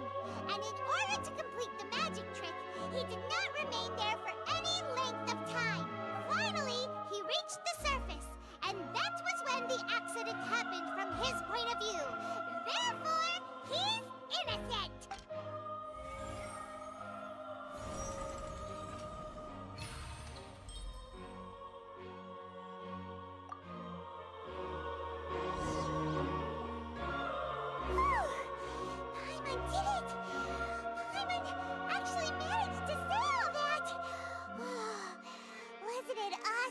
Other words, you believe that he knew nothing of the incident? That's right! My reasoning?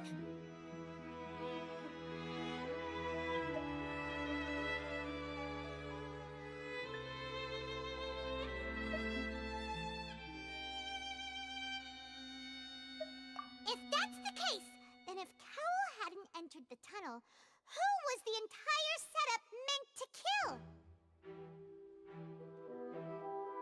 Assuming that what you say is true, Linny only needed to kidnap the young girl to cause a new disappearance case.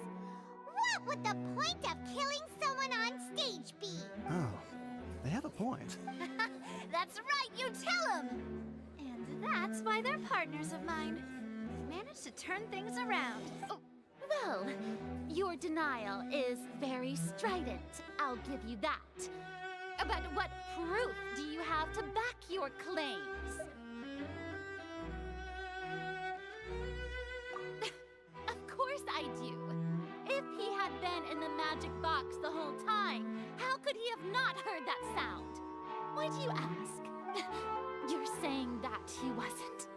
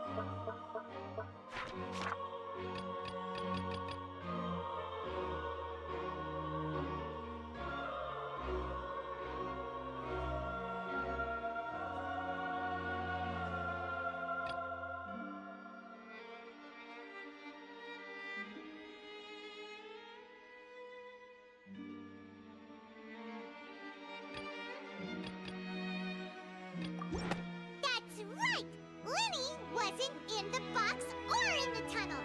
That's why he didn't hear anything strange during the performance. This means that when the crime happened, Linny had already entered the basement via the vent. The same clue you used to disprove his alibi has now become the best proof! How do you like that? Well played. To think you'd use such logic. Well then, if it wasn't Linny who committed the crimes, then who was it?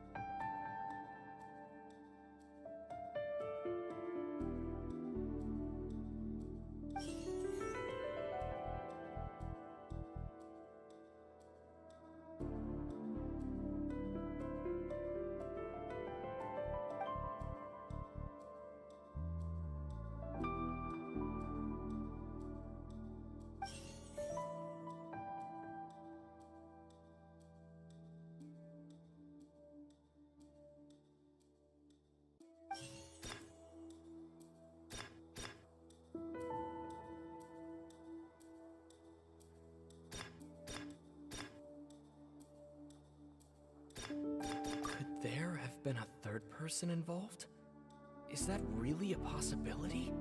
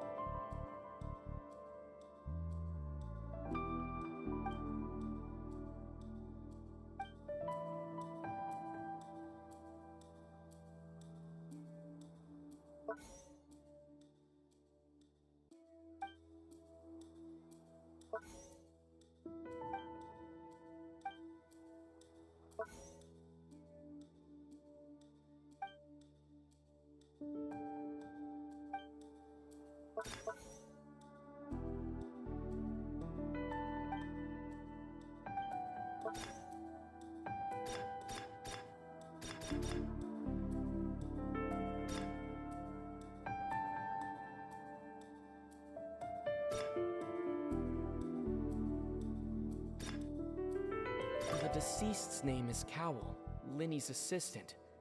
He would have been able to tamper with the equipment. Halsey is the missing person and an ordinary audience member. Or did she have her own scheme all along? Could there have been a third person involved?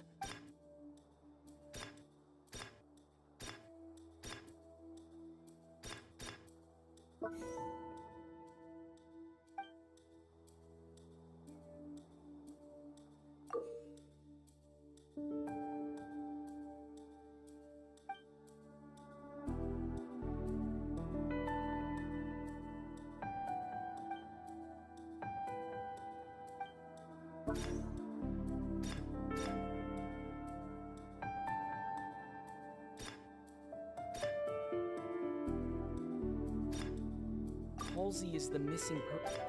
The deceased's name is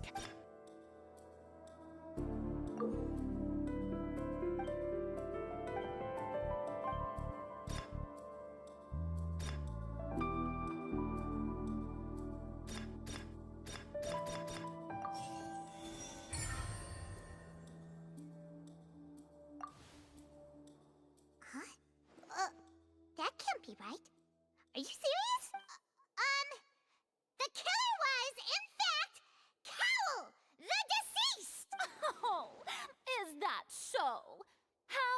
Interesting! Let's hear your reasoning then. What I must do next is recreate the truth. What Cowl did, and how he went from would-be perpetrator to victim.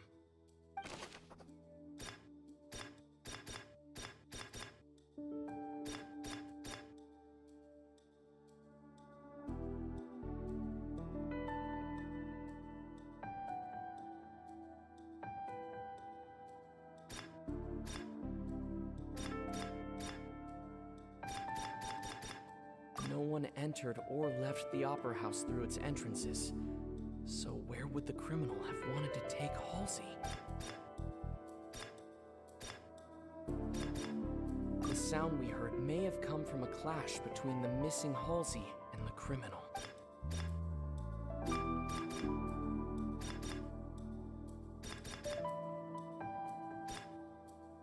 The deceased's name is Cowl. It would have been tough for both people to fit into that vent. They would likely have bumped into Linny as well.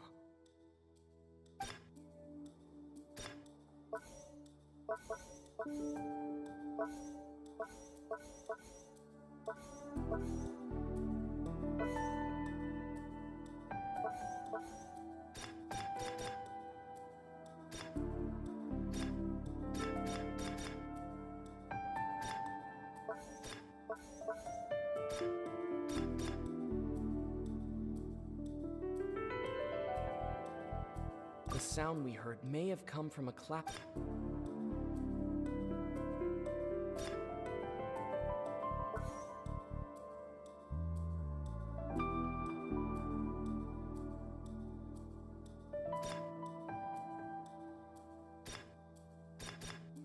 No one entered or...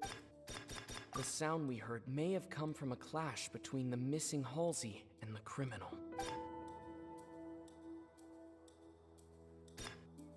It would have been tough for both people to fit into that vent. They would likely have bumped into Linny as...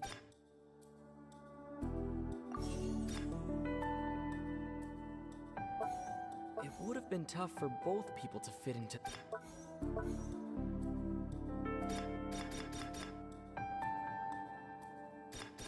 The sound we heard may have come from... It would have been tough for both people... It would have been tough for both people...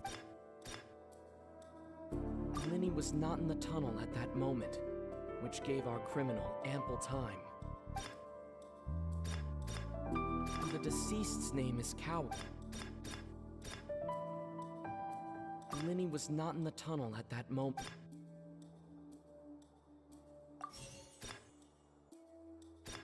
The sound we heard may have...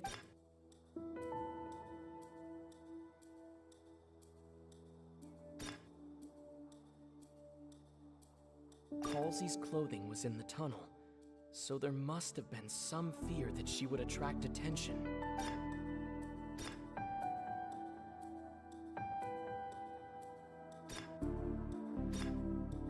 The sound we heard may have come from a clash between the missing Halsey and the criminal.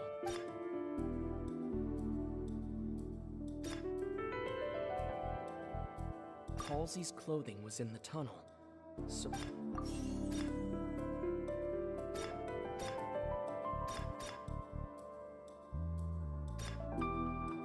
Linny was not in the tunnel at...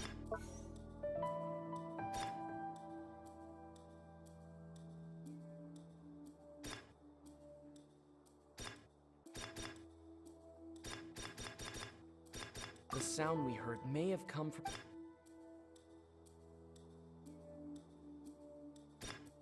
Linny was not in the tunnel at that moment, which gave our criminal ample time.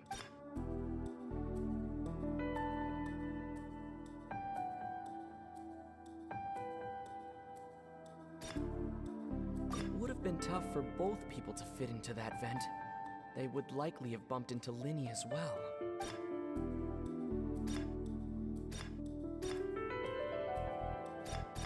No one entered or left the Opera House through...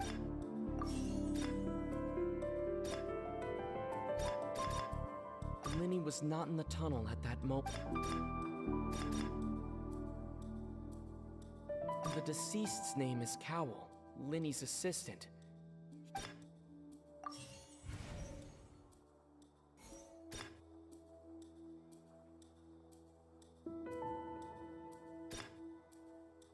The sound we heard may have come from a clash between the missing Halsey and the criminal.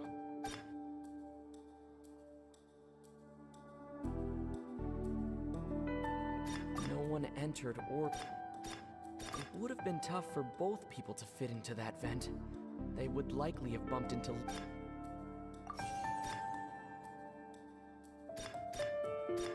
The sound we heard may have come from a clash between... It would have been tough for both people to... It would have been tough for both people to fit into that vent. They would likely have bumped into Linny as well.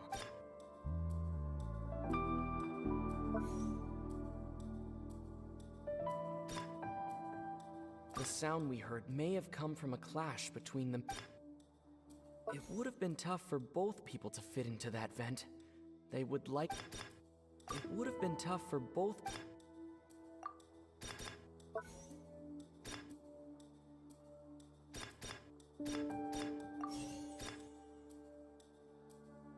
It would have been tough for both people. The sound we heard may have come from a clash between the missing Halsey and the criminal. No one entered or left. The sound we heard may have come from...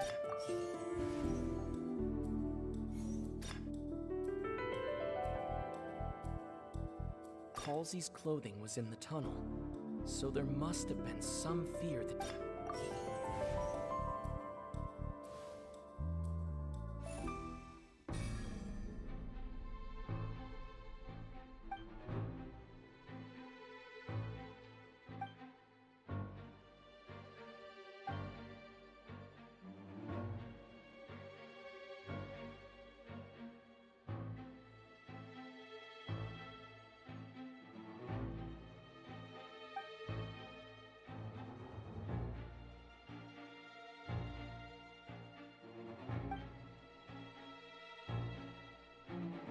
What's wrong, Traveler? Are you still having trouble figuring things out?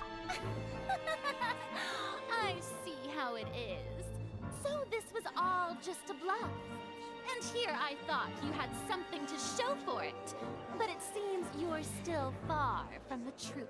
Look, since we're at a dead end, why not consider a different track? Just like the trick as it transpired, the end result must have been utterly different from the magician's initial design.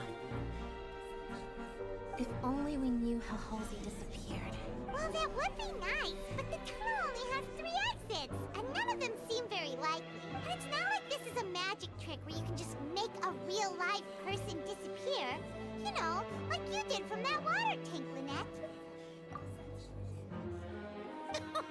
Excuse my interruption, dear opponents. But do you not see that the crowd is growing impatient? There is no greater sin in this opera house than an awkward delay in the performance.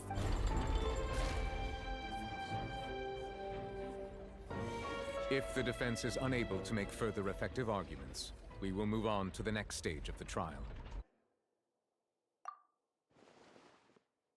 Linny was not in the tunnel at that moment, which gave our criminal ample time.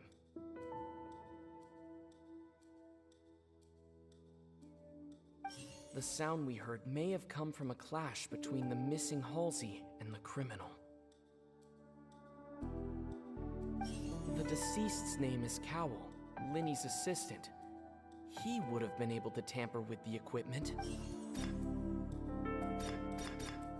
The vase was not broken by chance. It was used to cover important evidence. The water.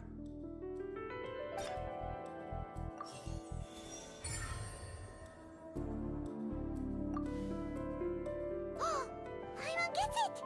It all comes together if Halsey disappeared instead of being kidnapped.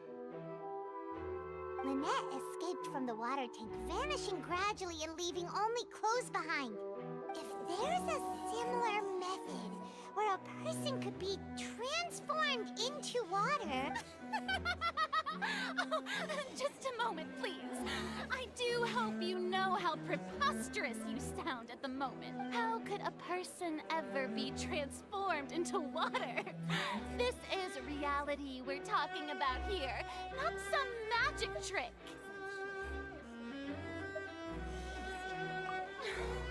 Must we really? I should think that of anyone. Your friend Linny already knows this truth very well. Magic tricks are ultimately just illusions and misdirection. But Halsey's disappearance is very real. We're talking about two completely different things. Even so, I trust the Traveler's judgment. The truth must be out there somewhere. Perhaps some new line of reasoning may open if we try to gather all the focal points that don't make sense. Since Cal was the deceased, we haven't placed much attention on him. But given that we aren't making much progress with the case, it wouldn't hurt to have a look at his belongings, would it? People really do come up with all sorts of harebrained schemes when at the end of their rope. The way I see it, your suggestion that we broaden the scope of our investigation is nothing but a tactic for stalling the trial. Nevertheless, I believe that this is a reasonable request on the part of an attorney. Since the trial does indeed appear to be at an impasse, I believe that additional evidence may help us make more progress.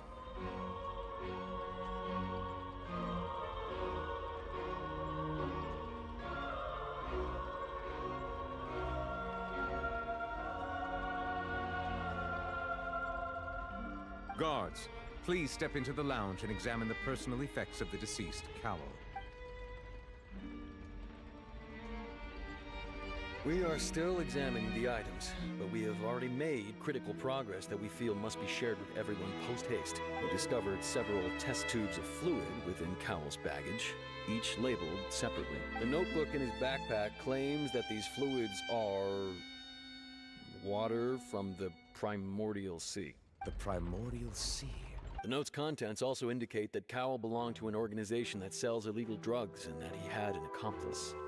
The notebook has many entries concerning safe usage of these fluids, in which the keyword dissolve appears many times. One of these tubes was labeled Opera Epiclese, along with yesterday's date.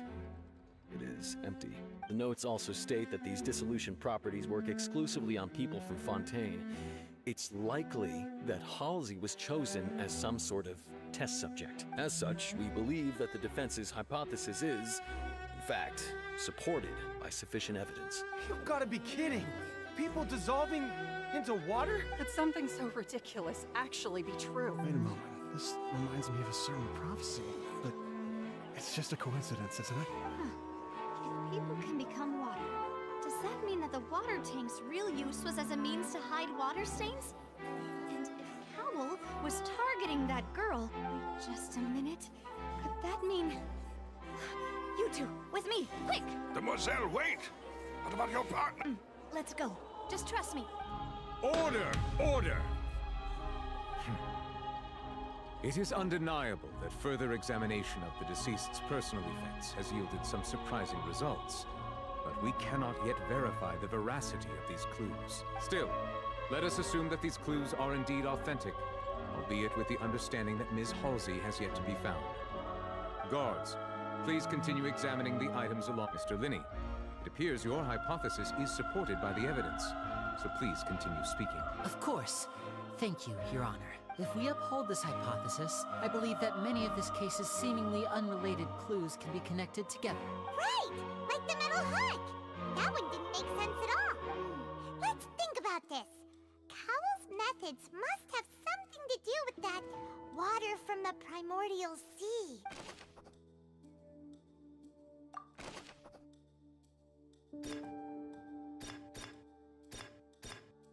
The deceased's name is Cowell.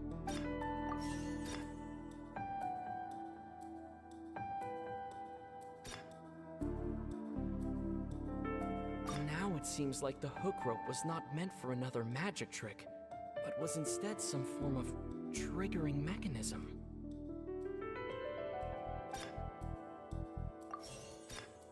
The deceased's name is Cowell.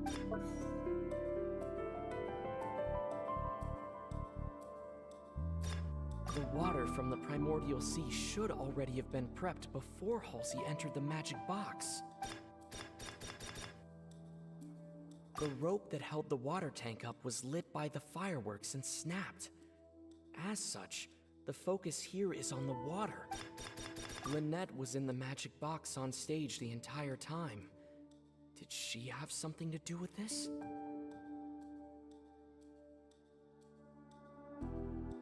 I remember there was something else within the inner layer of that box.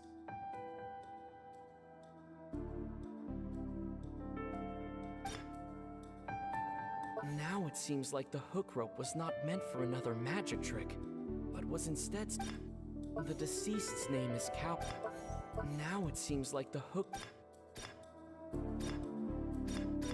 The rope that held the water tank up was lit by the...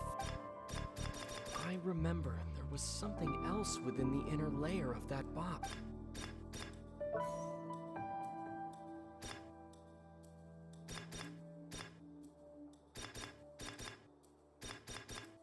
The rope that held the water tank up was lit by the fireworks. Lynette was in the magic box. I remember there was...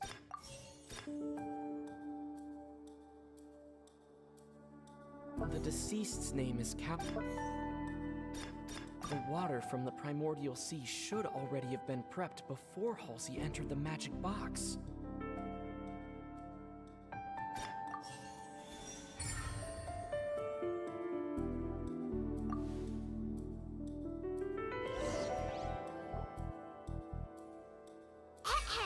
It's Ace Detective Paimon's time to shine again! In the original plan, Cowl would tamper with the water tank rope and the number selector securing his target.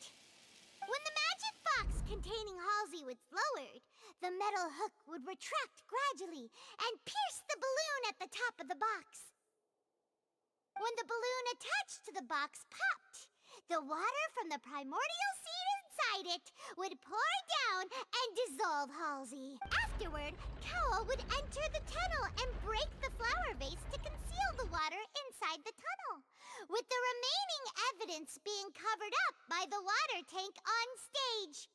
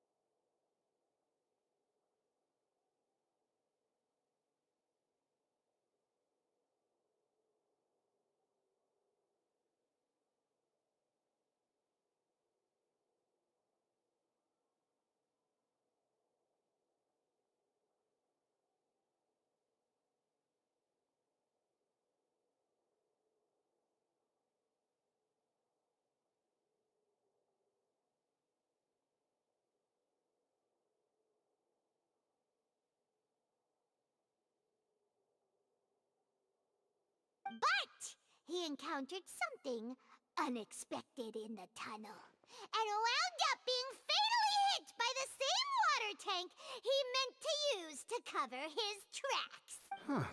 That does make sense. That actually links together a lot of the more confusing pieces of evidence. Oh dear, what do I do? Even I think they sound convincing now. Have I falsely accused an innocent person? What a humiliation. Now, it seems like the only point of contention remaining is the exact circumstances that led to Cal's death. His notes mentioned he had an accomplice who could be related to the situation. On that note, the guards have just contacted me indicating that they uncovered new evidence. I shall now invite him on stage to share it with us. Thank you, Your Honor. We were just inspecting the luggage of the other people involved in this case, and we found an identical sample of the water from the primordial sea among Linny's personal effects. What?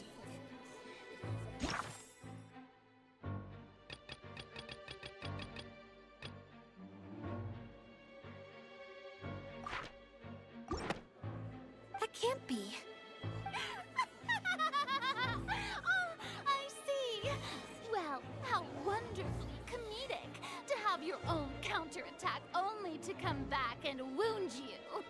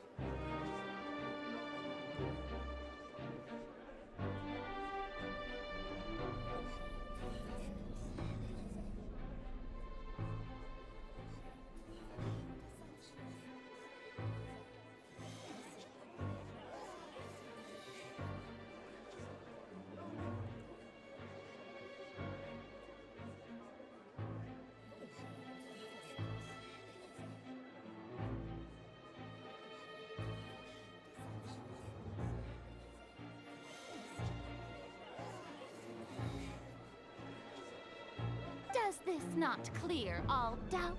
My dear citizens, my loyal audience, allow me to present my reasoning and bring this performance to a swift close.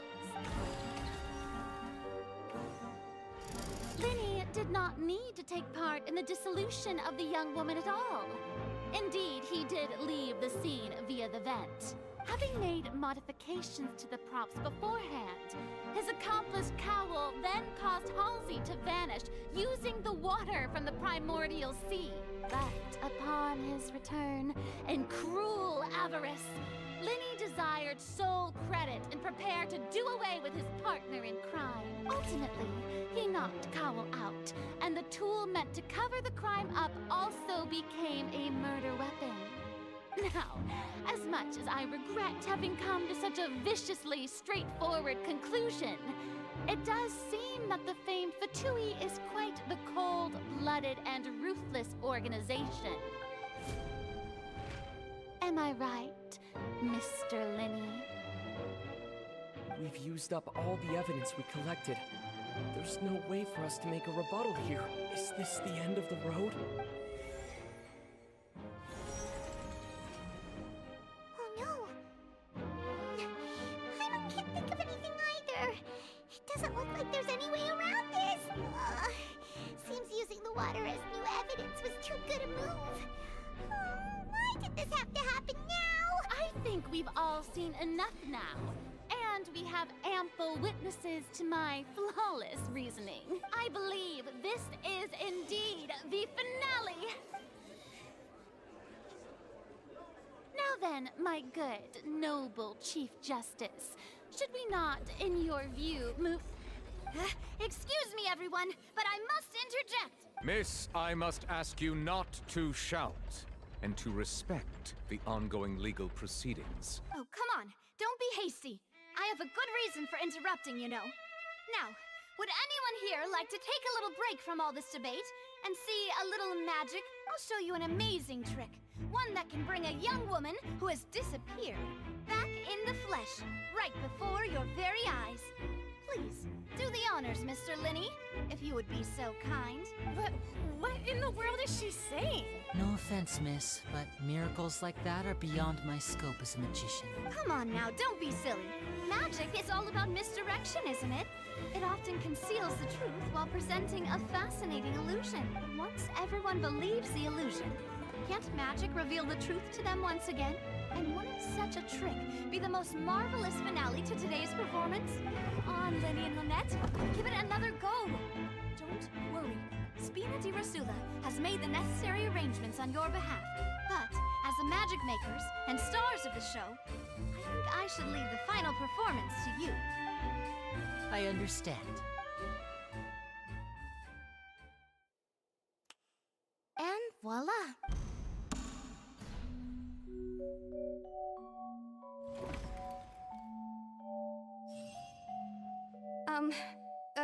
Sorry for the interruption. Wait, isn't that Halsey?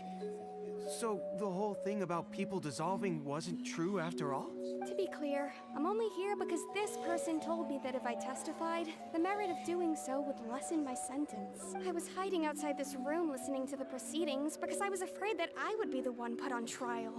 I was just feeling happy that no one had noticed me. And then before I knew it, she caught me. That'll teach you to underestimate us three. Where should I begin? I'm sorry. I'm the one who killed Cowl. I admit it. What? Why? Firstly, my name isn't Halsey. It's Lillian, and I'm originally from Mondstadt. I heard that Linny's show was gonna be a real thriller, but I missed the chance to buy a ticket, so I stole one. That's how I make a living. I steal stuff here and there. And I'd never been caught before. But I was noticed at the harbor a few days ago, and I barely got away. Linny was the one who caught me in the act. Hey, no wonder you look familiar. So you were the thief. Liddy even mentioned that you were pretty skilled. Well, and I thought that would have been the end of it, but then the number selector chose me. He even mentioned the Fortress of Meripede. That's a prison, isn't it? So you can imagine how shocked I was. I thought he was onto me for sure. So I played along with the show while looking for an opening to flee. But then I got water poured on me for no reason, and then someone jumped into the tunnel to nab me. I wasn't going to take that lying down, so I knocked him out and stuffed him into the box. There was nowhere to run from there, though, so I had to change my clothes and hide in a box containing performance costumes. I slipped out after the first guard arrived at the scene and continued hiding inside the opera house. Can a person even hide in there? But I swear, I didn't know that the water tank would fall down. Really, I swear it. Had I known that, I wouldn't have put him in the magic box. I may be a thief, but I'm no killer. Well, that makes everything pretty clear now, doesn't it? This time, we need to tell the entire story from Lily-Ann's perspective.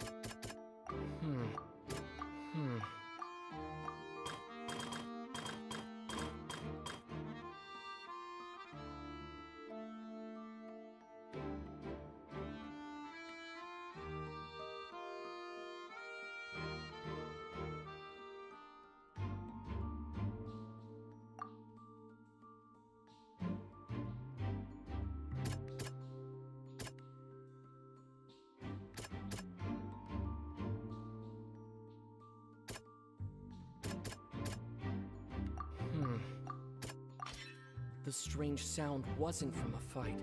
It was Lily-Ann's attempt to break out when she was frightened.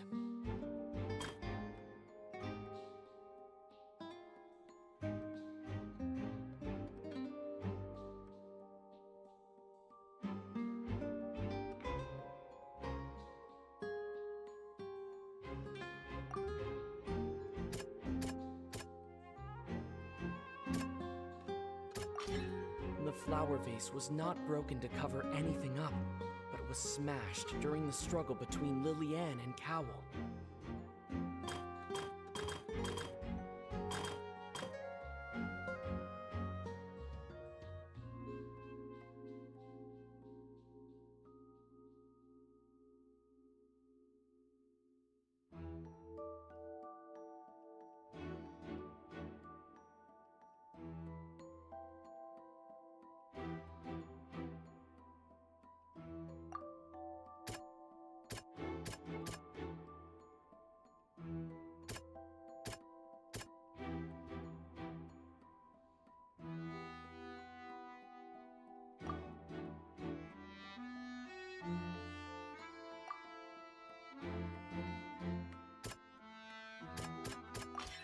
Lily-Ann was afraid that she would be recognized if she left, so she changed clothes and hid, biding her time.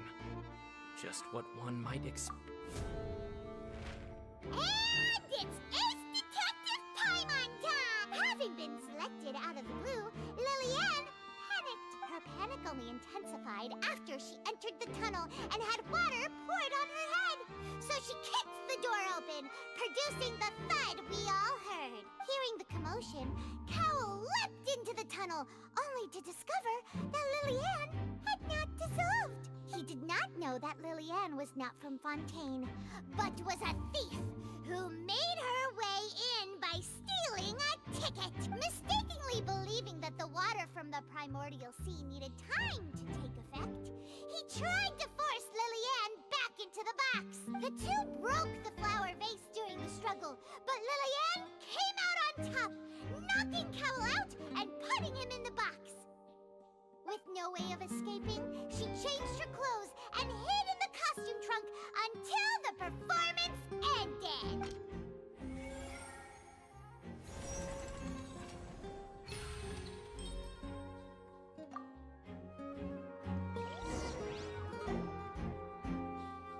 She knew guard inspection if she tried to leave afterward.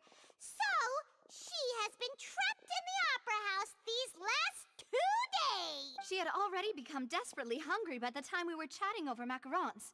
So, she swiped 2 of them right under our noses. Talk about a sneaky thief. At this point, all the events that happened in the tunnel have now come to light! Ah, so that's the whole story. Bravo! Bravo! Now then, Lady Farina, do you wish to speak against the defense's statements? Please answer the question, Lady Farina. Also, if I may add, the trial has not yet ended. As such, I request that the prosecution not leave the room before the proceedings have concluded. What? Are you reading my mind now? No, I have no further arguments. I admit defeat. But really, could you at least have left me with some dignity? Wow! Look at that! She's like a deflated balloon now! If there are no objections, then as the Chief Justice of Fontaine, I shall once again repeat the full sequence of events. The actual perpetrator of the serial disappearances, Cowell, selected his next victim from the audience reservation list. With some modifications to the selector, he could ensure that the pre-selected young woman would be chosen. To cover up any evidence while committing the deed, Cowell thought of allowing the water tank to fall, which would conceal the water left behind after the young woman was dissolved. He also tampered with the rope suspending the water tank, using the fireworks at the end of the performance to cause the tank to drop and hide the watermarks. He poured the water from the primordial sea into a balloon during the preparation of the magic box and stuck it to the box's lid. Finally, he passed the prepared hook on a rope through the gap in the magic box's door when bringing the young woman to said box. When the magic trick officially began, the box containing the woman was lowered into the tunnel, tightening the hook rope and bursting the balloon containing the water. If all had gone to plan, the young woman would be dissolved at this time. However, Lillian was not from Fontaine, and thus fled the box with a loud noise. Realizing that there was trouble, Cowell entered the tunnel and met Lillian. Thinking that the waters had not yet taken effect, he decided to proceed. However, his opponent was more capable than he thought, and he was overcome, knocked unconscious, and placed into the magic box, and thus became his own final victim. Lillian, according to her own statements, then changed clothes and hid until the performance ended, before hiding in other parts of the opera house. As for Linny, he was in the underground structures within the opera house, and was thus ignorant of these happenings. From this reconstruction of events, we can conclude that Linny, the accused, is in fact innocent. While there is much in Linny and Lillian's conduct that should still be investigated separately, this case at least can be handed over to the Oratrice to make the final decision.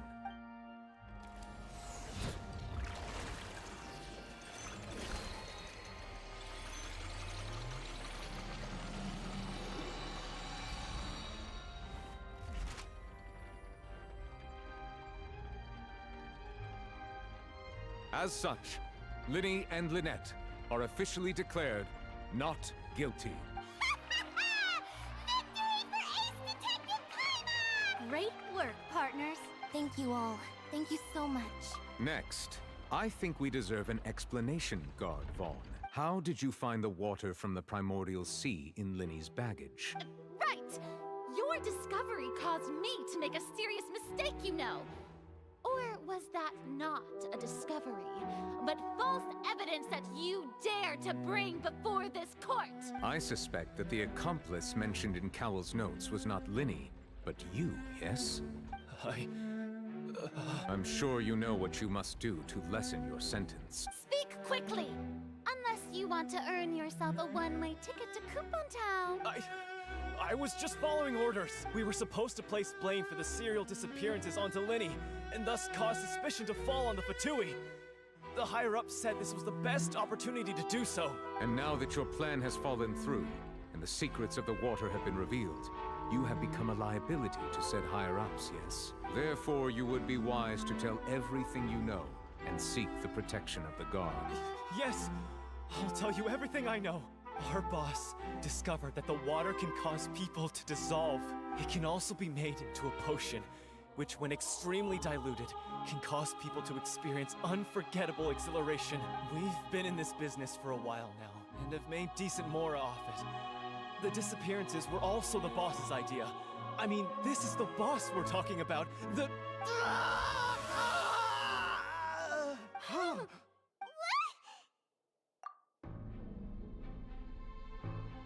And now he can no longer talk. Such ruthlessness.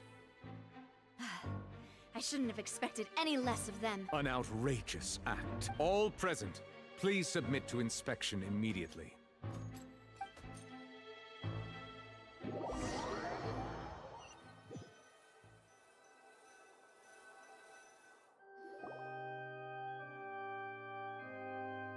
So, we're just going back now? That's true, but... Traveler, Paimon! Please wait.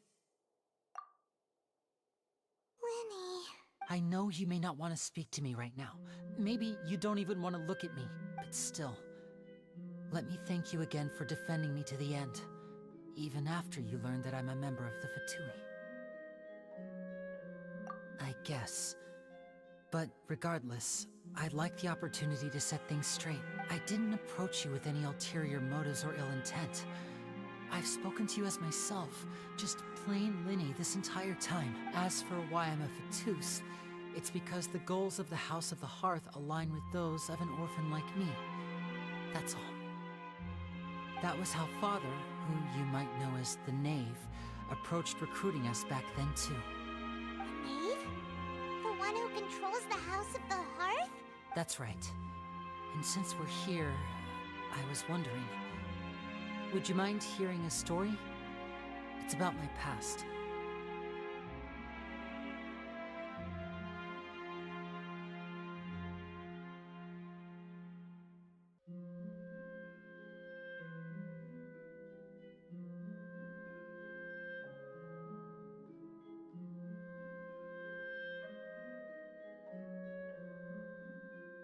Back when our parents first died, Lynette and I were left wandering the streets. To survive, I took to surreptitiously observing an older street performer who did magic.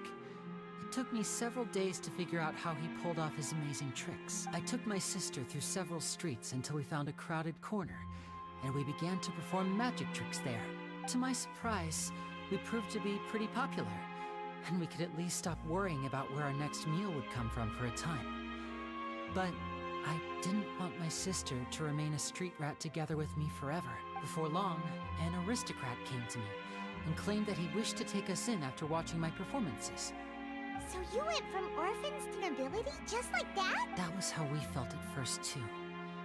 As if fate was on our side and we could say goodbye to those painful days. But I gradually discovered that while we were called foster children, he was really after my talent for magic tricks. He would constantly take me to all sorts of banquets to garner attention, which he would then use to expand his social circles. That doesn't seem too bad either. Better than roaming the streets at It took a while for me to realize just how dark his heart really was. After one particular performance at a banquet, I discovered that Lynette was not on the same return vehicle as me.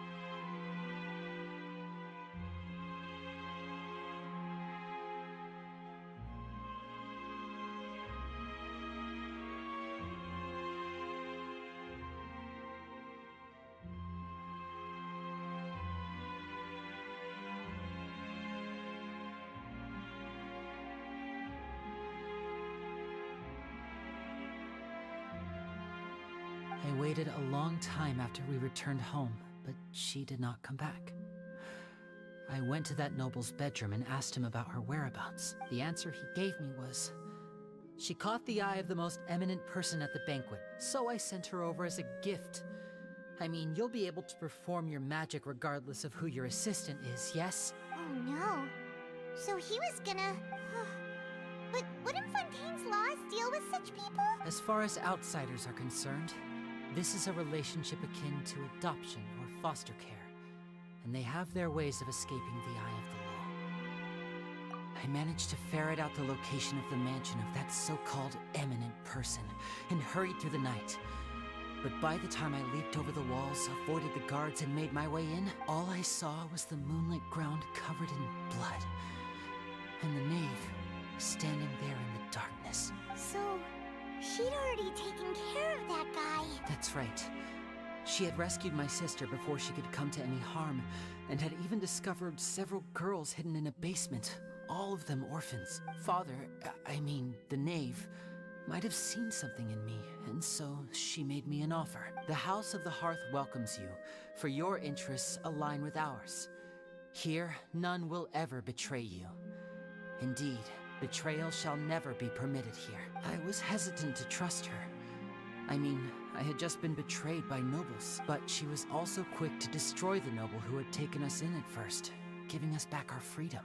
Oh, so that's how the two of you joined the House of the Hearth. She has her own plans. She has gained permission from the Tsaritsa to first use the Gnosis' power once she obtains it. She plans to use it to find a way to break the prophecy and save Fontaine. So, she believes in that prophecy too? That's right. The whole House of the Hearth is currently working to combat that crisis. Today's case has also proven that people from Fontaine can indeed dissolve into some sort of water, thus further supporting the prophecy. Everyone at Hotel Bouffe d'été, including the knave, has their roots in Fontaine. And we will always defend our homeland. To us orphans, the only connection we have left to this world, apart from our family, is our homeland. So, from small deeds like distributing magic pockets to huge schemes like stealing a Gnosis, everything is aimed at dealing with that prophecy. It's all right. I understand. The only thing I can do is relate all this to you. I just hope you can understand that even as a member of the House, I have never stopped making my own decisions, and that I believe what I'm doing is right. If you should need anything at all in the future, feel free to find me. I will do my best to help you, as plain Linny.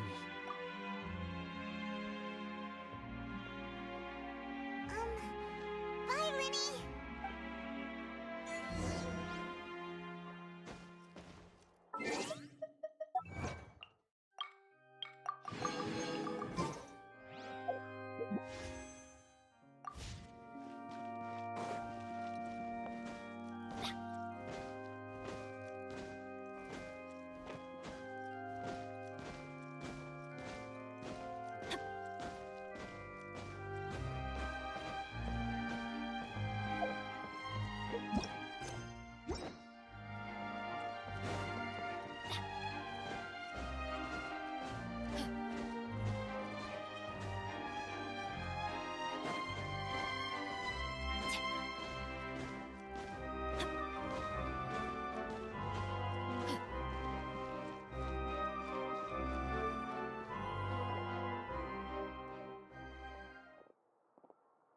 Hey there.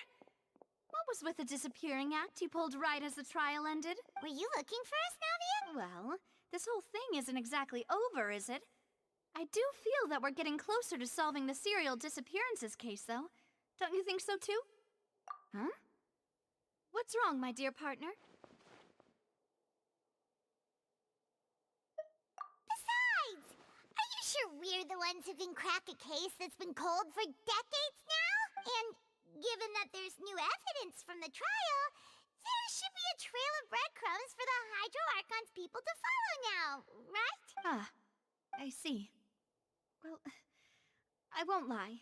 I'm a little shocked to hear that from you. But I suppose you are just travelers who have only arrived in Fontaine after all. Sorry. I might have been too presumptuous. Don't say that, Navi. Aw, And we were having so much fun investigating with you, too. It was like having new waters flowing into a stagnant mire, causing new hope to spring forth, and the reflection of... Sorry about that. Wait, shall we have a farewell meal? Huh? Do we really need to get that formal? Well, I'd just like to have a proper ending to every important memory. Anyway, it would just be a meal, so it shouldn't take... You don't have to Oh, wonderful. In that case, why don't we return to the Court of Fontaine and head to the Hotel de Boer? All right, then.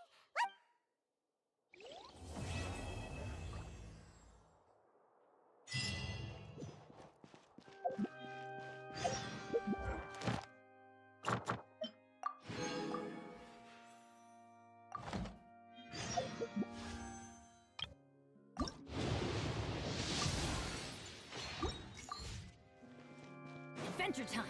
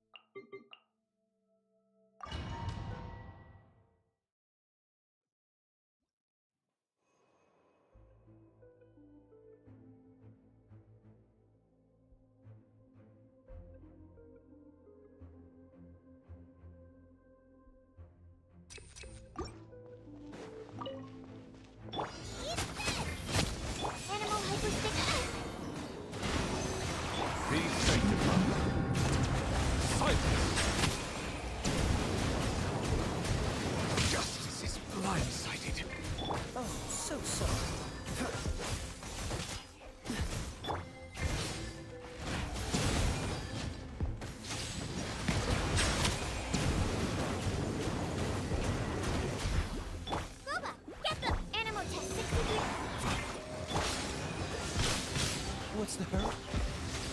Bow your head. Let the mighty be humble. Absorption test. Stand clear. Animal test. My research has failed.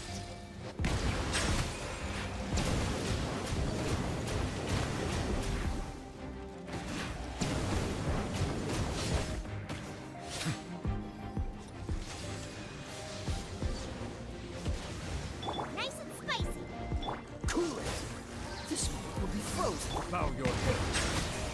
An oversight on my part.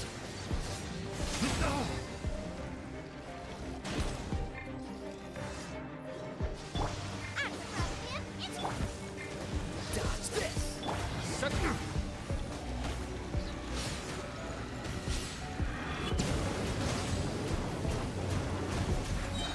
Be not perturbed. Unscathed. Bow your head. The time is beckoning. An oversight on my part.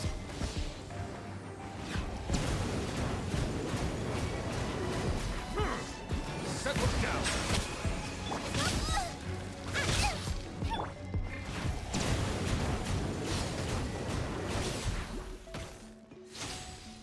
Nice and spicy. Order. Silence! Be sanctified. An oversight on my part.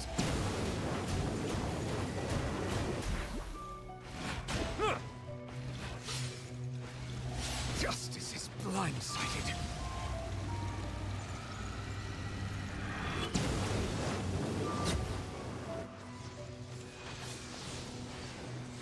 Oh, so sorry.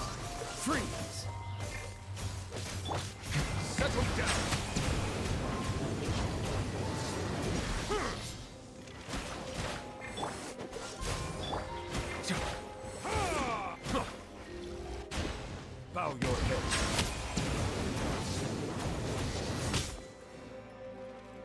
Dodge this!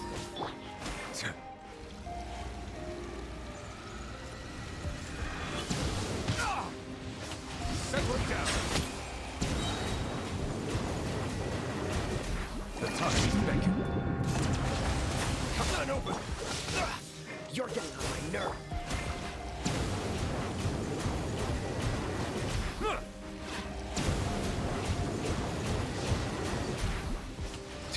Silence!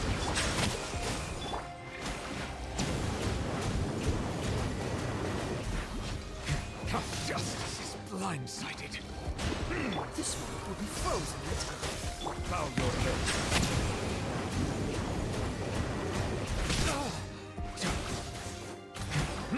Dodge this!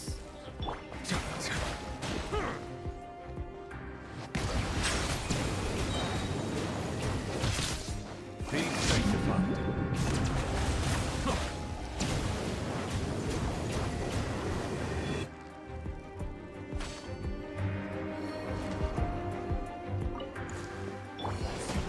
What's one more? Run it! Rain outlines your fate. Let's It's over!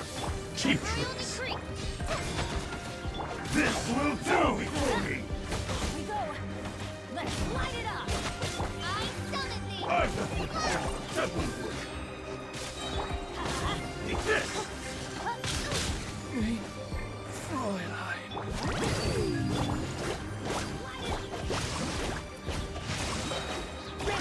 I'm ready!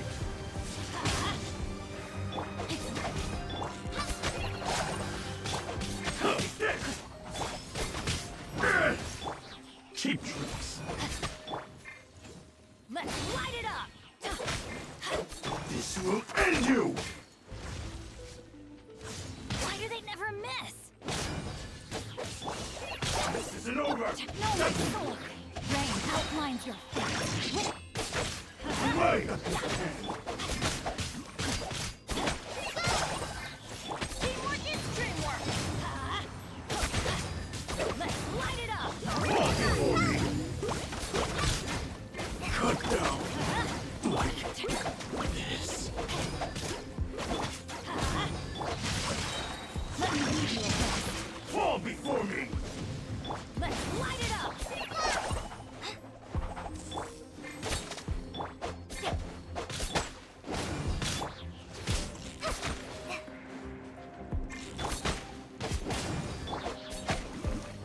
Everybody stand back.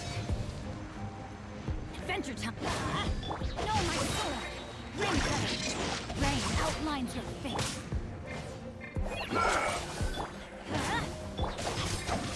This isn't over! I'm ready! We go. Let's light it up.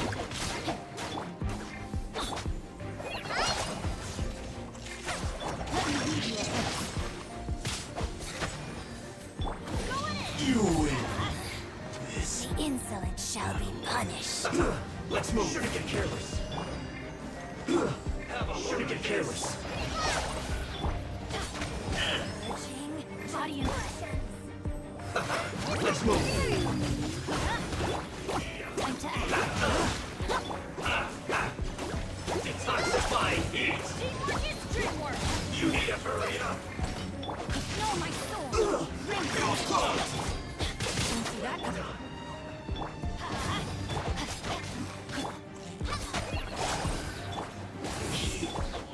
Too close to fry! Let's light it up.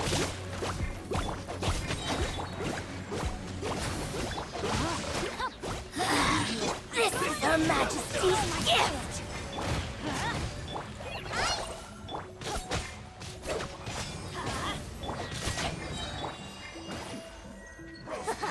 Got you! Body and mind. Mirror images disperse like water. Ring cutter. Out of my sight! Well done! Teamwork is dream. Off we go. Let's light it up.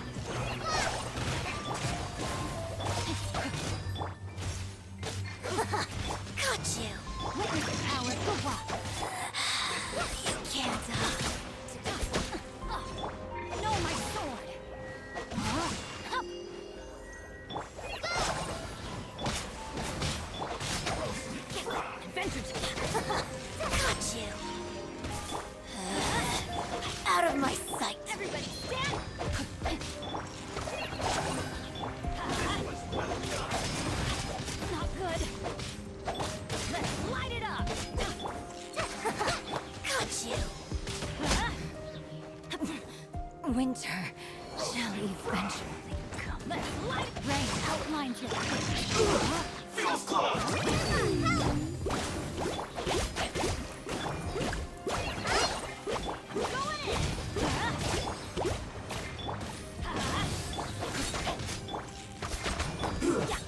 Shouldn't get careless.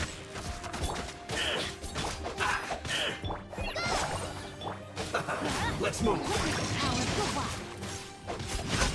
We need it last. Let's light it up. Having fun? Teamwork is dreamwork. Enjoy.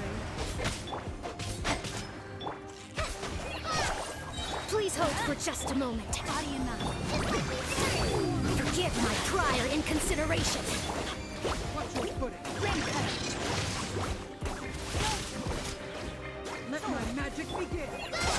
Look out! Benny's adventure team.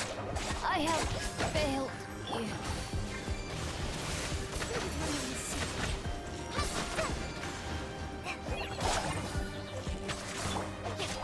Let me lead you away. Did I scare you? Look out!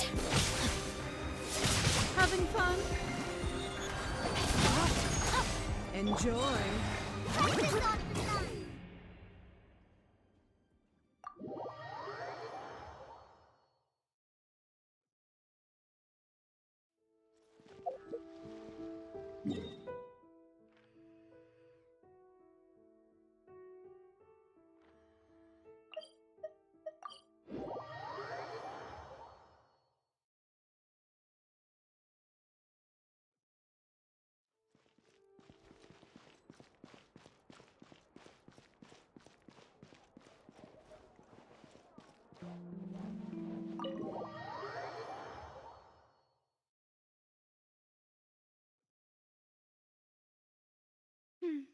I came here several times with my father when I was little, but stopped eating here as often after growing up.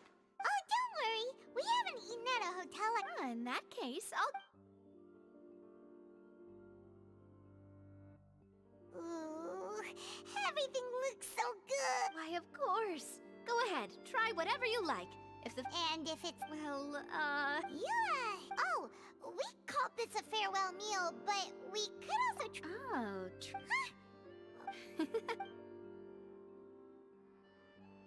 Speaking of cases, do you think that the mastermind behind the serial Well, we've certainly taken a big step forward, but I feel that's about it.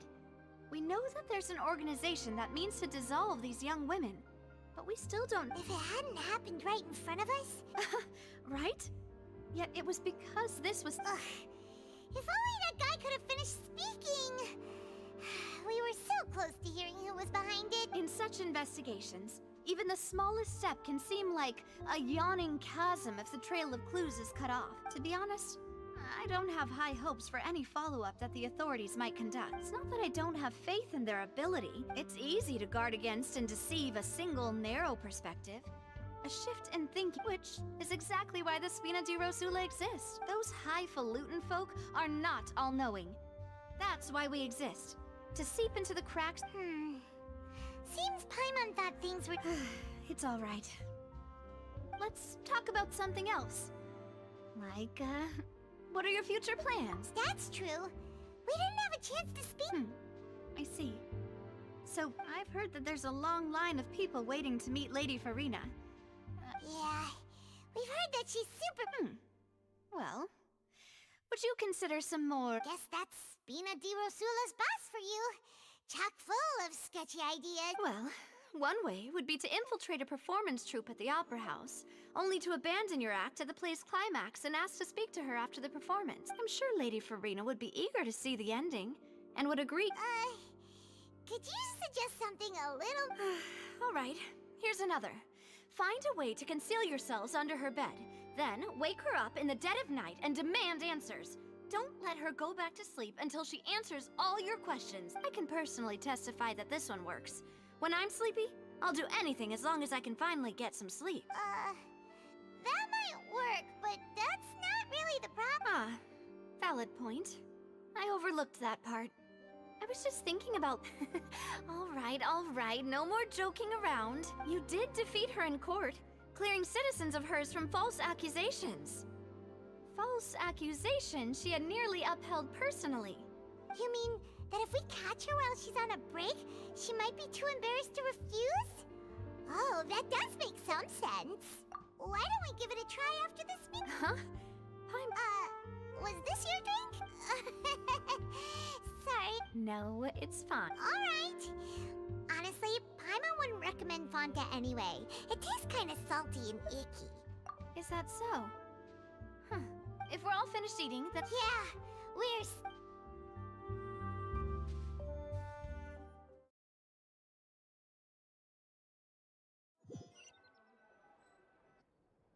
Oh, so full. Paimon can barely float anymore. Nah, that would be so... normal. You know, like you. Okay. Hey, Navia! What are you... Oh, nothing. It was just a meal, you know? Nothing to speak... Let's give it... So this is goodbye, huh? Well, if you do encounter any other trouble in fun... in any case... See ya!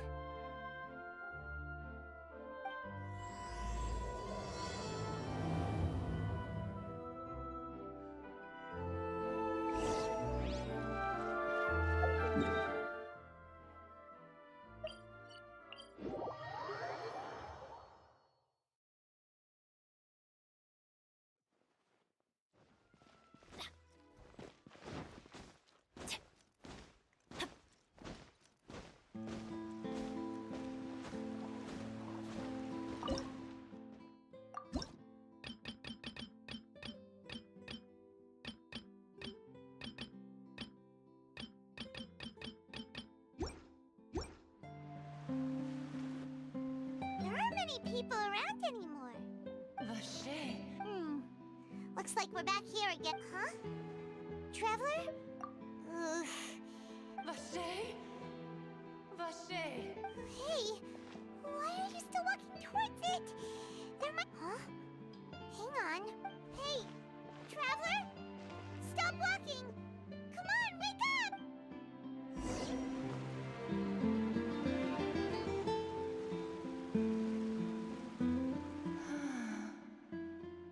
Vache, are you my dear Vache? No, wait. You seem to be someone else. My memories feel like they have been washed away like a flood. How much have I lost? How many things that I once held dear? Yes, that is what I was once. I do not know how I came to be like this either. I only vaguely remember being I also remember going to many places. I loved adventure, loved exploring places of peril. No matter where I went, Vache would go with me. I knew how dearly he loved me, and I also loved him equally as much. But now, we can no longer go back. The pain of such parting. No! Our reunion no longer has any meaning. There is no way for us to create any new memories. The thought of me gives him no succor. If you meet Vache, tell him not to look for me. Tell him to move on. Perhaps that is so. As I was submerged in the water, if only I could have comforted him. Told him that I did not suffer. Indeed. Is that what you call it? It was a state of neither fear nor frenzy. I could also liken it to being a thirsty person who drinks water for the first time, and only then see... I think I hear your companion. It's farewell then. I am glad that you were able to sense my presence.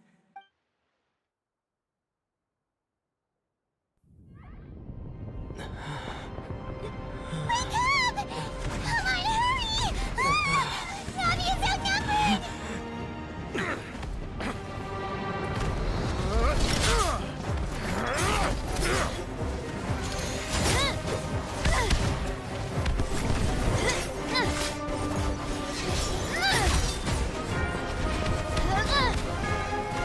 Demoiselle, look out!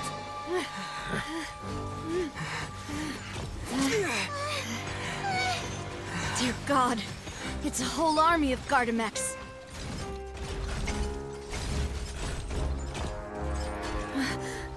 Clorand?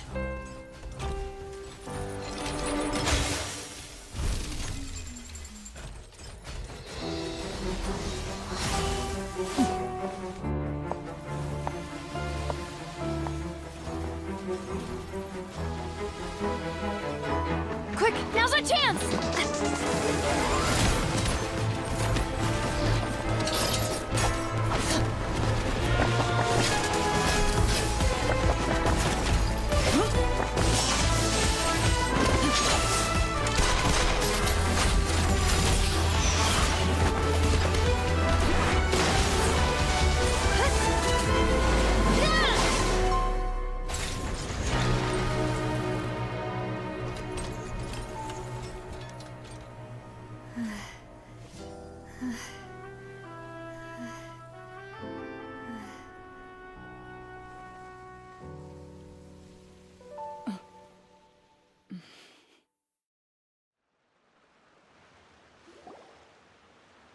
I should thank you for lending us your sword there, Clorand. But before I do so, could you explain how you managed to show up here? I followed you.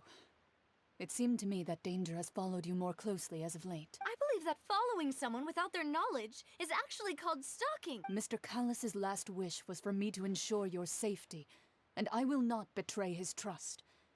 He would do the same. Do not speak of my father! Sorry, Demoiselle. I was not strong enough. Thank you for your aid, Miss Clorand, but do keep an eye out for your manner of speech. I believe we all wish— Sorry, Whatever. What else do you know? How did you come to the conclusion that I'd be in grave danger? I doubt I know much more than you. But I believe that the mastermind behind the serial disappearances is very powerful. Your performance tonight will almost certainly attract their attention. I'm sure they've known about me. To be honest, I'm shocked it's taken them this long to act against me. And what about these Gardamex? I thought only those associated with the Maison Gardiennage could control them. None of these mecha have serial numbers. I was sure to check a moment ago. They are not the ones used by the authorities to enforce the law. I can only conclude that some powerful or wealthy party must have obtained them via illegal means. What? Your point being that they're out of Spina di Rosula's league, then? Yes. Be careful, and do not act rashly. I will continue investigating, no matter what. We will... Regardless, thank you for your help today, Clorand. I do not think that they'll strike again anytime soon.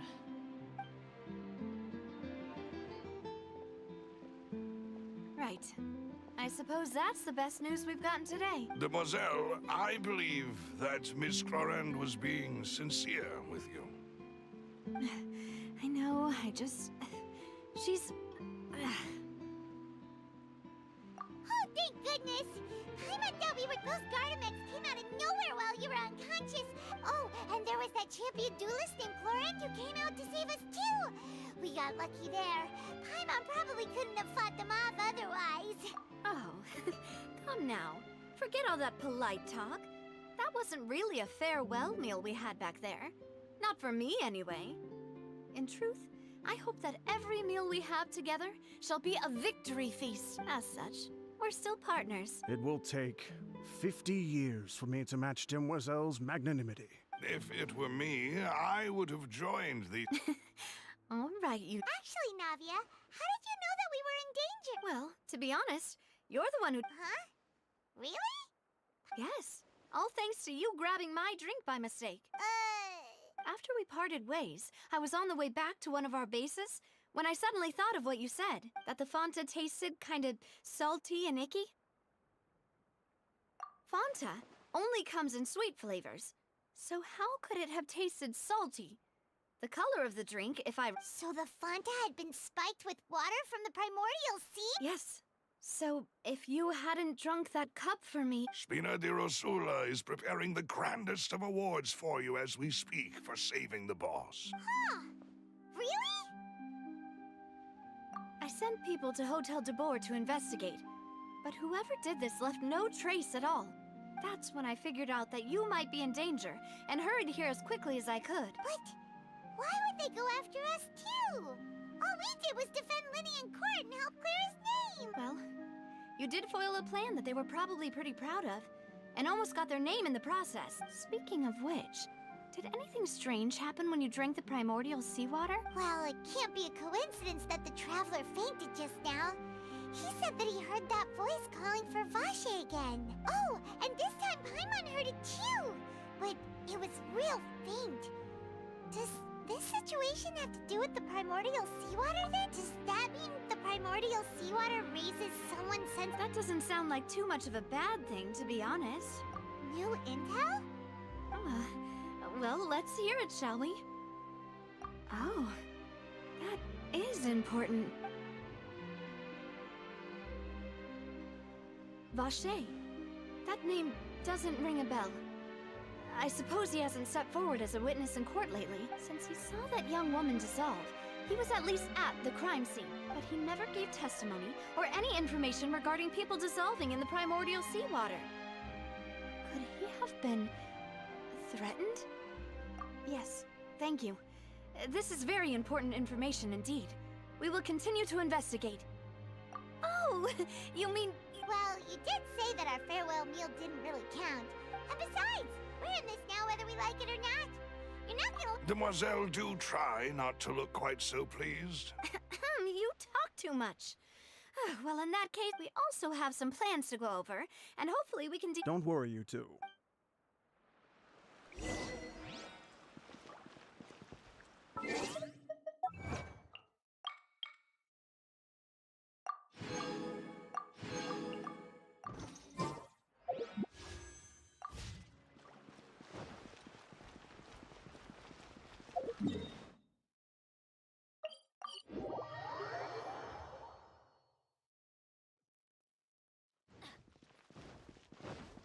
Add Astro...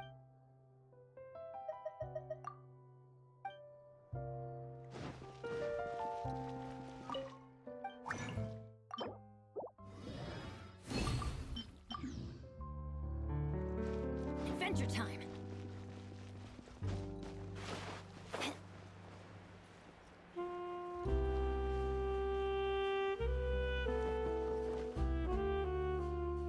It's right up ahead. I've been keeping watch, Demoiselle. I haven't spotted...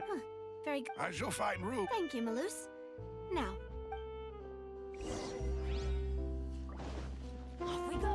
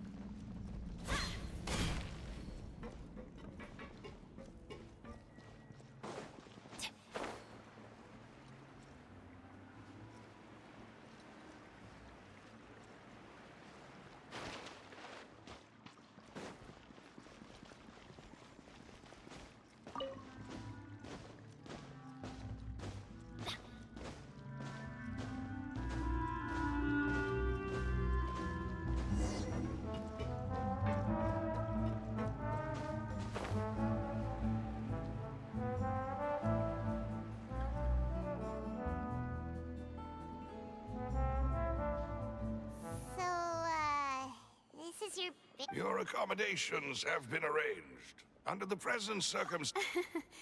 After all, we don't allow illegal or unethical profiteering. And seems like it's tough times for everyone.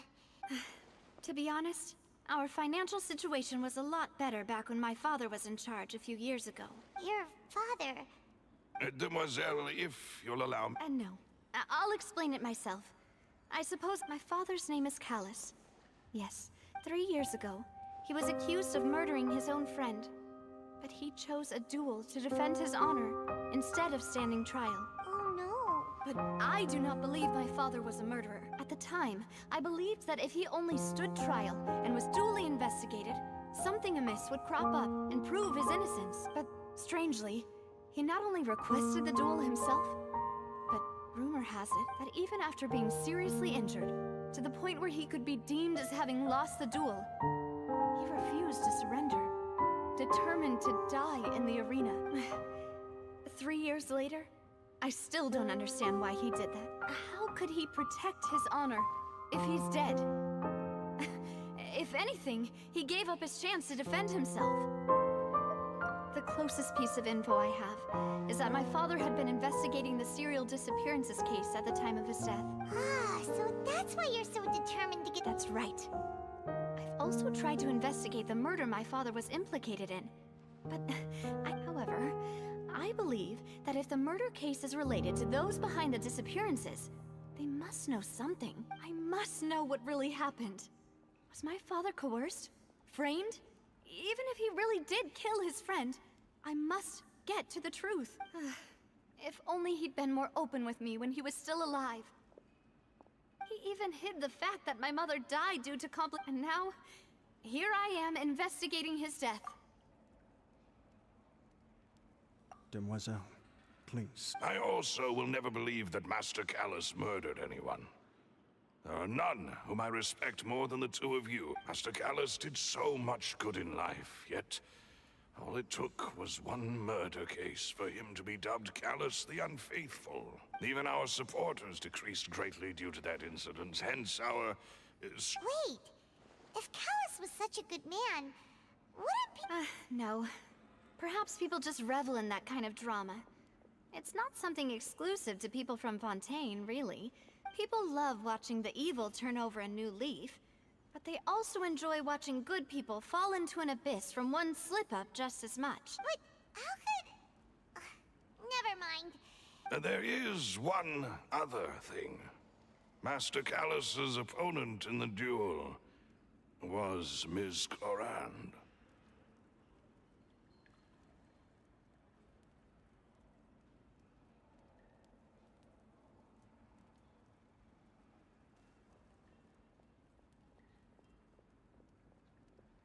Oh, her?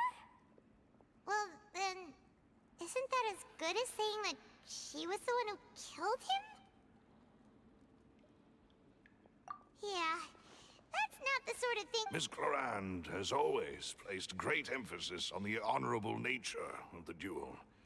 If her opponent doesn't yield, she will not stop either. She knew Master Callus beforehand and greatly respected him, but seeing how he was resolute in the arena, there was only ever one choice she could have made. It's not that I don't understand her at all, but I just can't deal with this yet. Don't worry, Navia. Afterward, Ms. Clorand told us that at the start of the duel, Master Callus requested that she ensure Demoiselle Navia's safety.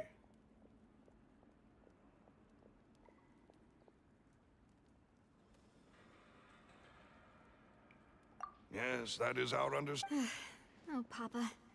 What madness drove you to ask the person who killed you to take care of me? All right, anyway, that's the information I wanted to share with you. Even if it did sound like I was just thanks. Yeah. Please, relax and get some sleep.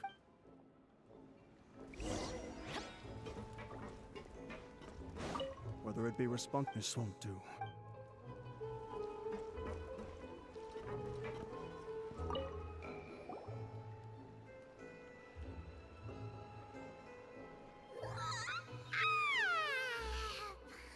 Slept so well. This place feels almost too safe.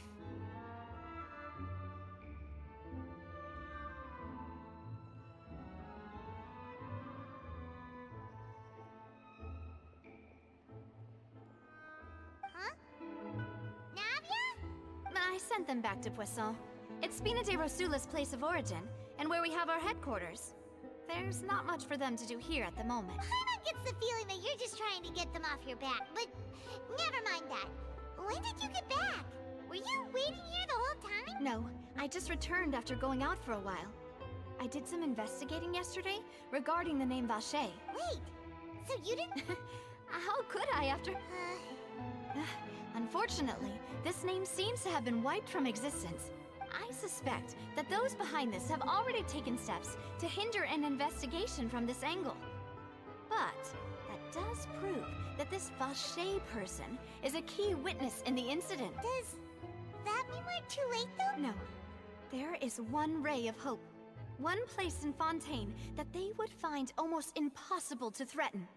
no matter how much they wanted to. And that is the archives kept by Chief Justice Neuvillette. A place where detailed files on all the cases in recent years are kept. If the Oceanid you met is one of the young women who went missing recently, we should be able to find— So Neuvillette maintains an archive of case files? Whew. Guess that in that case, let's go tell— Aren't no.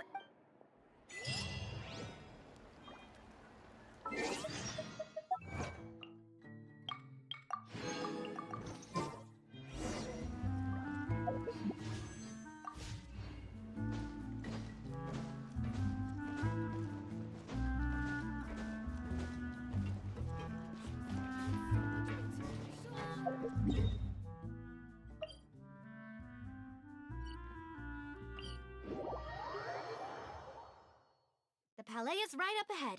Come on.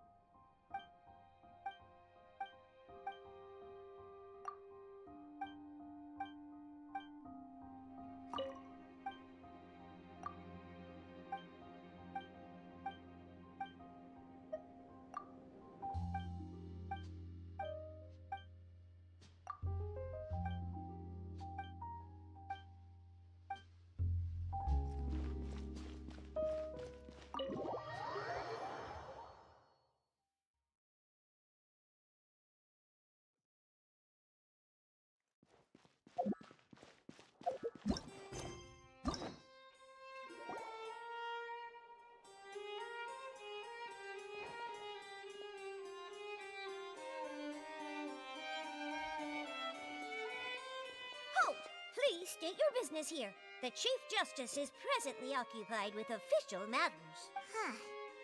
This place does look pretty heavily guarded. Guess that proves that Neuvillette's files are really secure.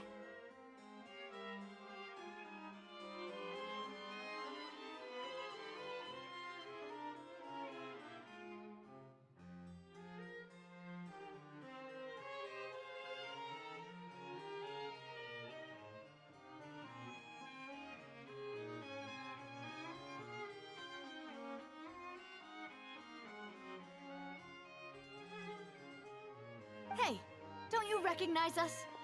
Huh? Who are you? Just to be clear, I don't care who you are or who you might be related to. Our rules make no exceptions. See? They've got great discipline, too. Yep.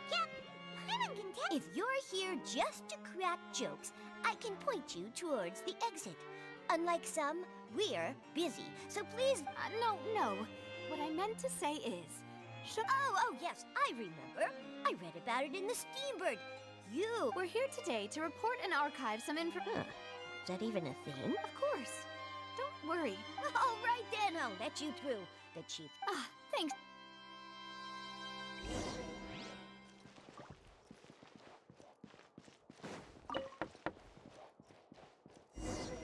Please come in.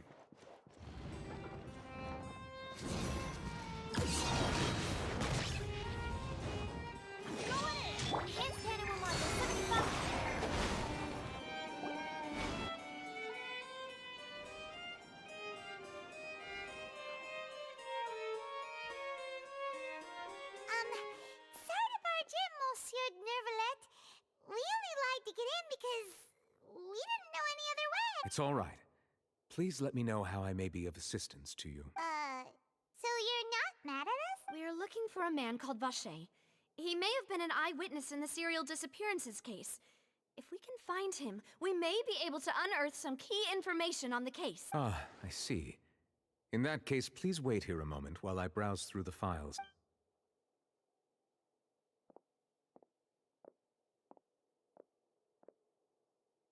Who knew that Neuvillette would be so easy to talk to?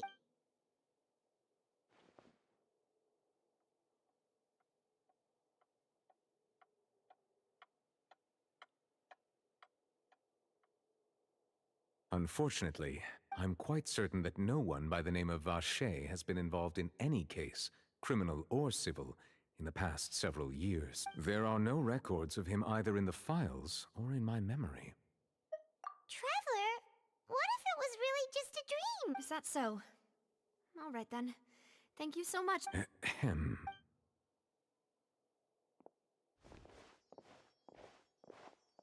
Miss Navia, I can understand how you feel. Your father, Callus, was a truly exceptional man. We deeply regret his passing. And what are you trying to say, Monsieur Neuvillette? Are you trying to console me? Extend your sympathy? Or just express some tendril of regret? No. You are not trying to do any of that. I can hear it in your voice. There's no emotion behind your words. You only said those things because you felt like you should. It's just like last time. After my father took his place in the duelist ring, I pushed through the guards to talk to you as a last resort. You even told me then that you thought there was something fishy with the case, yet you still allowed the duel to go ahead. In your eyes, the value of a human life is nothing compared to those cold laws you hold so dear. If you truly regret my father's death, then why didn't you call a stop to the duel? Why didn't you give me the power to stop him from throwing his life away? Why did you just let him die? Despised and hated by all. Everything was hanging on a thread at that moment. Just the tiniest effort could have changed everything. There are still so many things I never got to tell him. So many questions he still owes me answers to. If you really have no heart, then just look me in the eyes. I, Navia, will show you the true meaning of regret. I'm sorry, Miss Navia. You and my father are truly alike. You keep all kinds of things in your heart and never say a word to anyone. It's not so much that you can't feel, but that you would never express anything. Oh well. In any case, everyone already knows full well the apathy of the Chief Justice. My apologies for taking my emotions out on you, Monsieur Chief Justice. Let's go, Traveler and Paimon.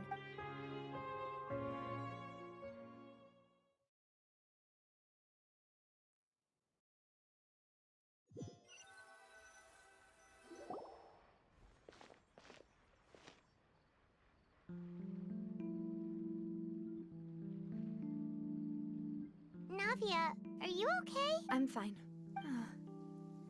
Rain. It's raining. You're right. Wasn't it still sunny when we went into the building? And there shouldn't be any active trials today. How strange. Now that I think of it, on the day my father was convicted of murder, it was also raining. What is it? Did you think of something? Yeah, he was outside. It was uncovered and the rain could fall there. Why? Do you think the rain could have affected the crime scene? That thought has occurred to us before. We've even expanded the search area to try to account for that, but didn't find anything of value. Oh? Wait. You don't mean... So you're saying that the true murderer could have been turned into water? And then got washed away with the rain? Yeah! And if that's what had happened, then no one would have believed your dad, even if he explained what he saw to the authorities. I really think I found a true genius for a partner. You're completely right. How did I not connect the dots earlier? All right, let's go to Poisson.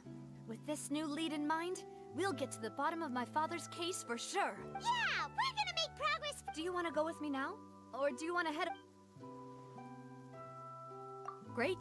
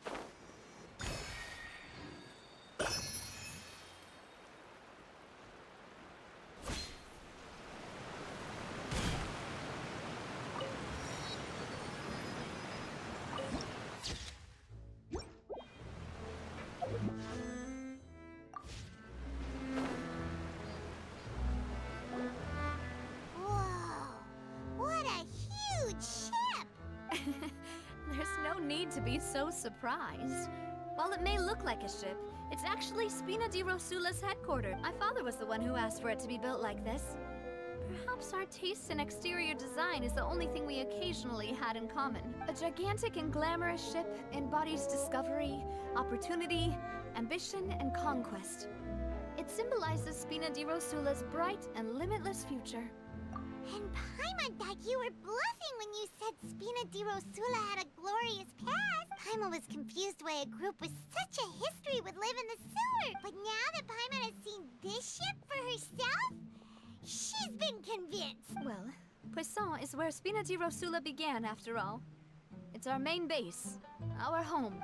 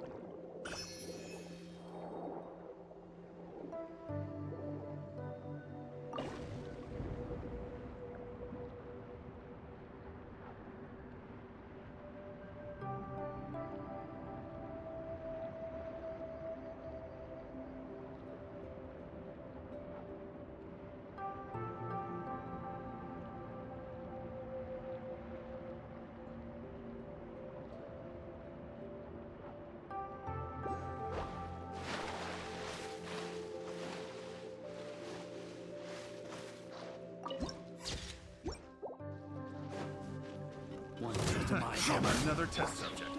Suffocate! Settle down! I got killed. Suffocate! The hunter becomes the hunted.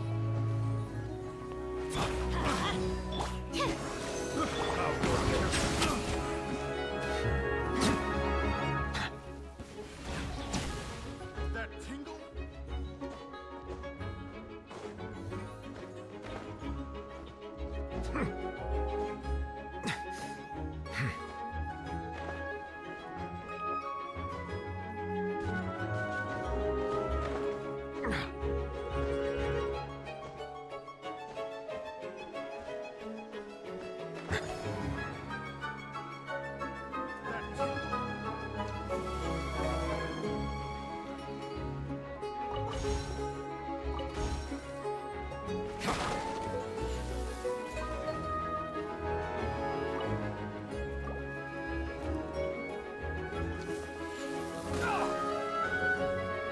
settle down!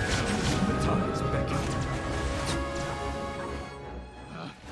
Picked the wrong test subject.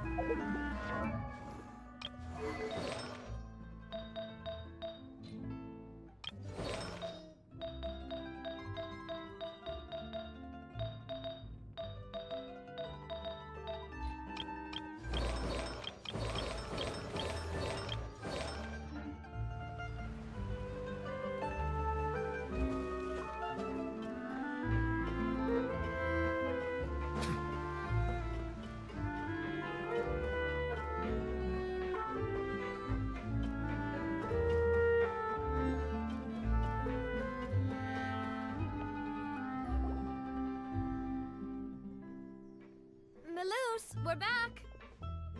Apologies for the wait, demoiselle, and our most important partner. You said before that you still had some business at the court. About that. It's because my partner here reminded me of something really important. You still remember, right, Maloose? Yes, the case was quite similar to that of Mr. Linney's. Both were what you'd call impossible murders. Could you tell us a bit more about... Yeah, of course. Many years ago, something called synth began to gain popularity in Poisson. At a glance, it was a kind of drink that could excite your mood and produce many pleasant hallucinations. Wait! Didn't that guard guy who turned into water also mention that the primordial water could be used to produce some kind of potion? Yes, he did.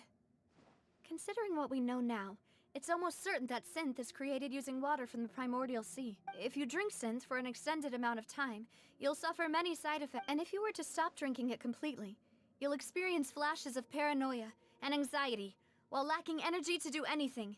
As he oversaw Poisson, my father was compelled to put a stop to synth abuse and called for a complete ban of it. Boss's uncompromising attitude incurred the synth vendor's wrath. But no matter how much they threatened or bribed him, not only that, Boss became determined to find the mastermind behind the synth operation and put an end to the Yes, but the enemy was very cunning. So he could never get anything out of the dealers, all of whom only sold the stuff and weren't privy to the rest. Recognizing that, my father decided to contact the dealers in secret and cultivate personal relationships with them. Finally, he was able to get... The man's name was Jacques. He felt greatly ashamed about his work. After that night, my father hosted a banquet at his countryside estate. But then, we heard 2 gunshots from the courtyard. We raced to the scene and found my father, still holding a gun, and Jacques, who was already dead on the ground. Huh? How did that happen? Sounds just like Lenny's case, doesn't it? In both cases, the culprit seemed obvious, but neither appeared to have any motive at all. Looking back on it, though, I now believe the most important clue was something we all overlooked at the time. There were pieces of clothing left at the scene. Precisely. It's all thanks to you that I made the connection now. Back then, we all just thought they were some costumes that Jacques used to disguise himself at the banquet. But, considering it now, it's almost certain that they belong to a third person at the scene.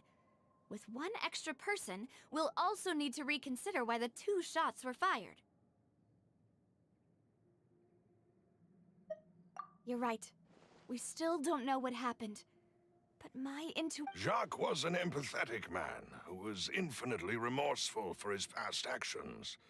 It's unlike, I think, this On that note, however, even though this will not please you, demoiselle, as your and your father's butler, I must still offer a word of warning. Our opponent is insidious and cruel. They are extremely difficult to deal with, and Boss has already lost his life trying to bring them to justice. Even though Spina de Rosula has lost most of its former glory, Poisson has welcomed a new time of peace, and we have been allowed to live out our lives. There is no need to follow your father's path. It would be both wise and in line with Boss's wishes to step back and give up on the case. If that's indeed what he wished for, then he should have told me that himself. Was I not the closest person to him? And yet, what was the point of him dying without sharing any of the secrets he knew? Did he manage to protect anything? Synth is still here. Callus the Unfaithful is still his epithet. And Spina di Rosula is barely getting by. Nothing has changed. Did he think I'd just accept his meaningless death and live out my life just as meaninglessly? I've never accepted that. Ever. Not since that day, and certainly not now. I want to find out the real answer for everyone's sake. For the missing girls, for the victims, and for myself. Navia. This is indeed the best moment to act. Your partner appears to be quite reliable, and more important... So you do know something else, Malus? Yes, I do. In fact, even before that banquet, Boss already knew of the connection between Synth and the serial disappearances case. But what drove all the tensions to the boiling point was the revelation that you, demoiselle, had been selected as the next target to disappear. What? Boss also didn't tell you that he had been diagnosed with a rare illness. The doctors told him that he had no more than 5 years left to live, and the serial disappearances case caused him great anxiety. 5 years was nowhere near enough time to resolve this long-standing conflict, but once he passed away, all the danger would pass on to you. Knowing all of this, he decided to use one final intimidation tactic before his death. He claimed to have already gotten his hands on some key incriminating evidence for the other side, and even told some members of Spina di Rosula about the details. But as long as you remained safe, he would not share the evidence with the public.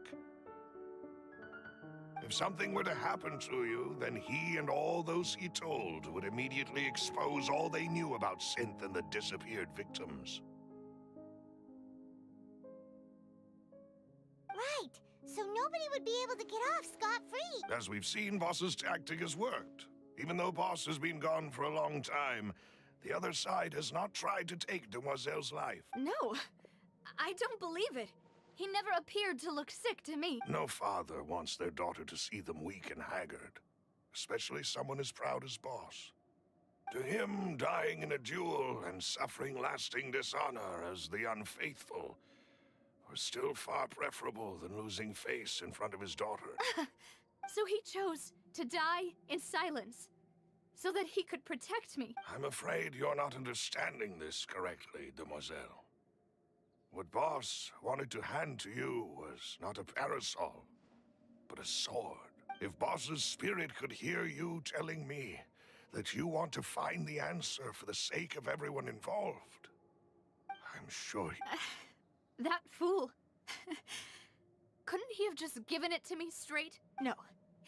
He might have set up everything precisely because he never thought I'd be able to understand him. Is that the amount of confidence he had in me? And what if I was never able to make it to where I am now? Yeah. I suppose that's true. With the way he'd set things up, if I had wanted, I could have just lived out my life without a care in the world. But thankfully, he rarely talked to me about complex matters, and thus understood little of me as a person. In this case, he really didn't need to give me an easy way out. Malus, what was the key evidence that he shared with you? It's the location where synth is produced. Essentially, it's the enemy's headquarters. When he was threatening the enemy, Boss didn't share the specifics of the incriminating evidence he found. But if you want to use it against the enemy, you'll still have to take several things into consideration. Why?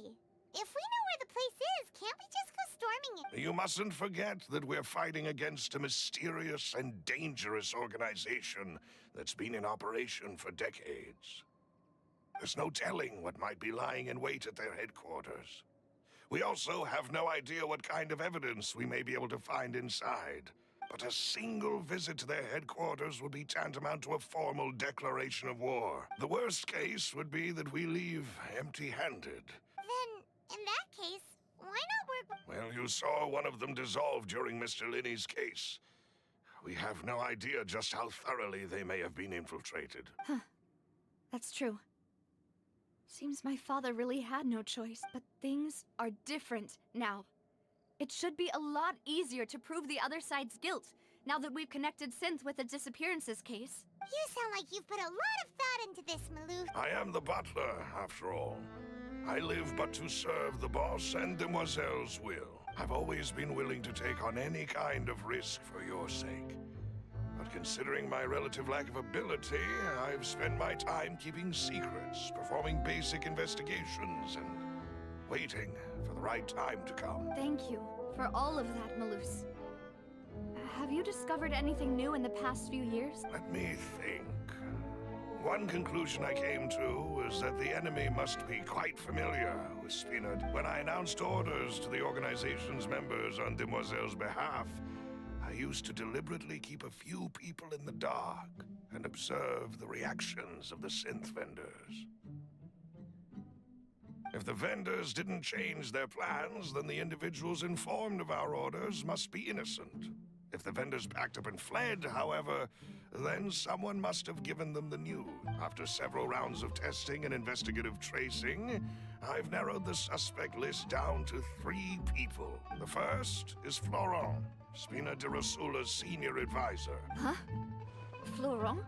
Yes, surprising, isn't it? He was one of the people Boss trusted the most, which also means that he was someone who understood Boss really well. Thanks to his position within Boss's innermost circle, he always knew our upcoming plans and could thus avoid capture this whole time. There's someone else like him too.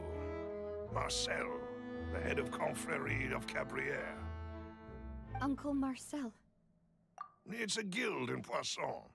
Boss helped it to grow to its current size and prominence. In the beginning, they were only reselling some daily goods, but now they're one of the richest guilds around, with a lot of business connections in the city. So, they're like a sister organization of Spina di Rosula? Yes, you can say that. When we were fighting, it's a bit difficult to imagine someone using their own money to hunt down themselves. The final suspect is Thierry, the man responsible for coordinating information between Spina di Rosula and the guards. Although the guards mostly leave us to our own devices, there are still many activities we have to report to the local authorities. Since Thierry is always in the know about our current activities, he could theoretically always plan one step ahead. I see.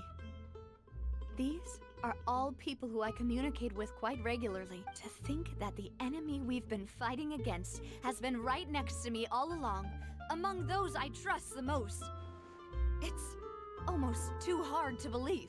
If you want to investigate them, please take every precaution to not alert the quarry. Judging from our experience, the enemy is extremely cautious. Of course. And thank you, Malus.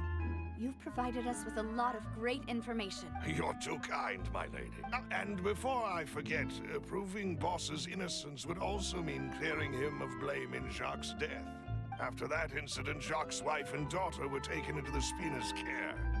They still live in Poisson today. If it might help, you could also pay them a visit. I can make the necessary arrangement. Aw, thank you so much, Belus. You really are the best. A new case awaits, my dear partner. I hope we can work together to uncover the truth and end the...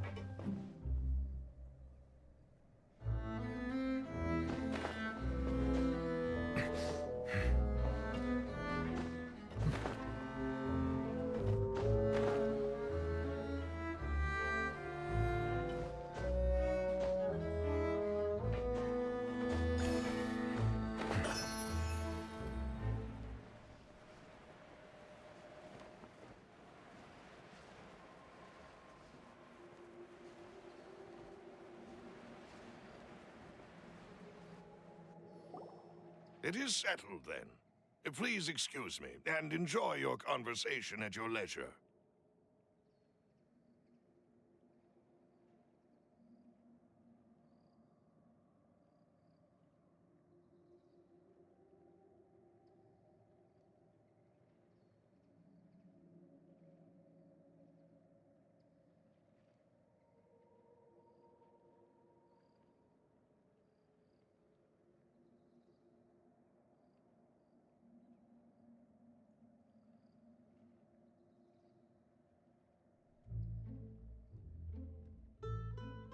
Thank you for arranging everything for us, Malus. Excuse me, miss. Do you need anything from us? Oh, Hey, Navia's all quiet. This isn't like her. I'm sorry that I only came to visit after all this time. After what happened... Ah, if it's about that, there's no need to apologize. After my husband... But aren't all of those things nothing compared to the loss of Jacques? I can understand the kind of pain that comes with losing a father so needlessly. You don't understand at all. I didn't know how to face you, because I didn't know what I could possibly bring as a consolation gift. I know only the full truth could bring closure to you.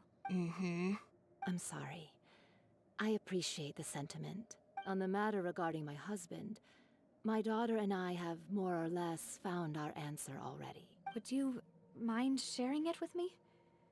I really can't believe that my father could ever bring himself to shoot Jacques. I always knew that my husband's money was earned through others' suffering. He told me countless times that if he could turn back the clock, he would never go into the synth business again. He had many regrets, and felt that he took the idea of providing for his family too literally. For the longest time, he thought Mora was everything. So when Mr. Callis came to him with a proposal, he accepted it almost immediately. He tried to be as careful as he could, but even so, he was still found out by the higher-ups. They found out about his betrayal? Papa didn't say that exactly, but Papa did tell me that I should never be ungrateful. Before he left that day, he told me that he had no choice. It was only later that I realized it was his final farewell to the two of us. I don't know that for sure, but you could say that's the conclusion I eventually came to. Which is why I'm the one who should feel guilty.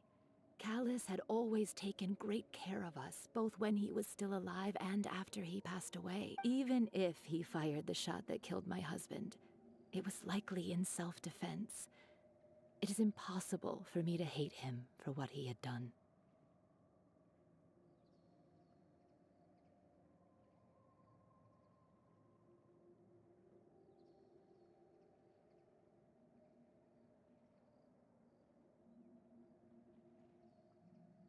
But Mama, why is Papa still the bad guy if he did the right thing? Papa always wanted to be a good man, so why did he— Well, things aren't always as they seem.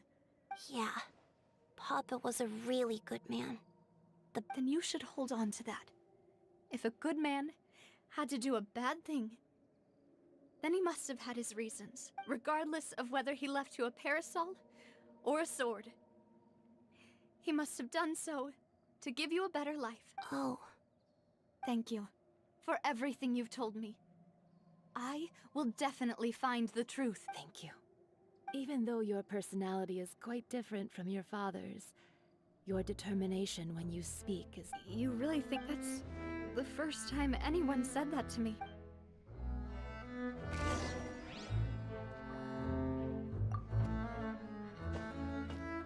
I'll leave my husband's— Thank you, Miss—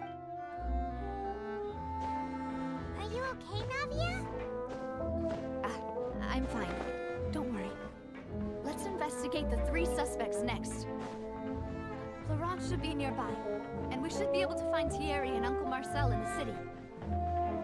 I'll get myself together on the way. Greetings, boss. How may I be of assistance today? I'm sure you've heard about what happened at the Opera House. Someone got turned into water right in front of us. Yeah, I've heard. With something that dramatic, I'm sure journalists will milk it for all it's worth. It also reminded me, on the day that the incident happened with my father, it was raining outside, and we found some clothes left at the scene. After my partner here put the dots together for me, can you do me a favor and try to recall what Let me think. After that, he told us that he wanted to go get some fresh air. So we let him go without thinking much of it. Who knew that we would hear 2 gunshots ring? My first reaction was that Mr. Callis's life was in danger. So I grabbed my holster and made a mad dash toward the scene. But when I got there, it was already too late. Mr. Callis was standing over a dead body with a gun in his hands. So you also remember 2? Indeed. The guard said that the first shot didn't hit anyone, while the second killed Jacques. Reason being, Mr. Callis had left his gun on the table. I even made sure to confirm that before running to the scene. But according to the guards, that doesn't mean he couldn't have had other guns on his person. About the clothes left at the scene that you mentioned, do you think there was a third person there? At least from our perspective, my father had no reason to kill. So he would also have no reason to bring an extra gun with him. The gun he was holding probably belonged to Jacques. or a third person on the scene. Yeah, that makes a lot of sense. So you're saying Mr. Callus ended up with the gun because he seized it from one of the other guys? But hold on. If that's what had happened, then why didn't he share the truth with any of us? He didn't even want to face the Oratrice machine, and chose instead to prove his honor in a duel. Did he lose all faith in the courts after seeing someone dissolve right in front of his eyes? About that, Malus told me a thing or two. So, I think I can understand why he committed to the duel. I'll tell you everything once the I understand. And if I may just say one more thing. Many people have laughed at me for still calling him Mr. Callus, even after so many years have passed. But it was Mr. Callus's trust that allowed me to rise through the ranks of Spina di Rosula and live the life I lead today, no matter what others might say. He'll always be the man I respect the most. And he'll always be my boss. Don't worry. I will definitely find the truth. You and all our other comrades at the Spina deserve to know the truth as well.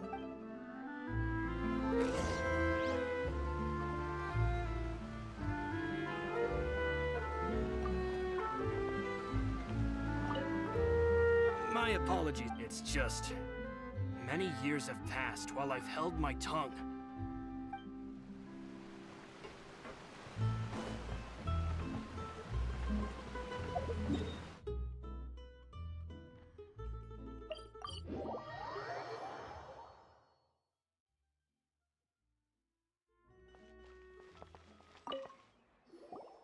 Hey, Thierry! It's me! Oh, now, what brings you here, Miss Navia? I've heard that you made quite the name for yourself at the Opera House. Oh, so you've got news of that already. Oh, okay. Hey, I'm also a member of the Guards, you know. The way you make it sound, people would think I was sent off to Poisson because I had done something wrong.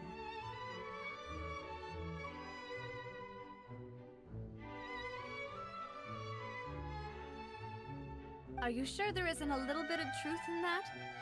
Under normal circumstances, shouldn't you have been called back to the city already? I mean, where I work is really up to me. Let's just say I enjoy the ambiance of Poisson. Callus did a fantastic job running the town, building Spina di Rosula from the ground up and clearing many obstructions in my way. It would be next to impossible for me to find a similarly easy but high-paying job in the city. Anyway, enough chit-chat. Are these two friends of yours? You, here for some formal business? Yes. These two are my partners. What happened at the Opera House made us realize that Linny's case and my father's may be related. We're trying to reinvestigate the details of my father's old case. Ah, I get it. You think there might be more to the case now that we know people can be dissolved into water, right? I was also flabbergasted when I first heard of it. If you want to go through the original files from your father's case, I can help. That'd be much appreciated. Thank you. Of course. Without them, why do you ask? We definitely can't use them to forcefully get more evidence for— Well, you see, just recently, we were attacked by a— So, if you hypothetically wanted to do something against me, all you would need to do is get rid of the mecha serial numbers and send them after me. Then you think too highly of my abilities. Dispatching mecha is very different from controlling them. If I had to make an analogy, when you order a dish, the chef will make it for you. You can ask the chef to cook, but not to massage your shoulders or carry your baggage. If you try to make unreasonable demands, the chef would just think you're out of your mind and ignore you completely. The same goes for me and my Gardamex. Removing a serial number is also not as easy as you might think. There are a lot of complex steps to it, and it's almost impossible to keep it a secret. So I can promise you, those mecha were definitely private units. They're certainly not cheap. So, whoever their owner is must be super rich, powerful, or both. Now that you mention it, though, being in the synth business would definitely be profitable enough to afford this. Oh, then you're officially in the clear, Thierry. Oh, well, thank you for the vote of confidence, Navia. Jokes aside, I'd like to wish you all the best with your investigation. I'll be staying in the city for a little while, so just...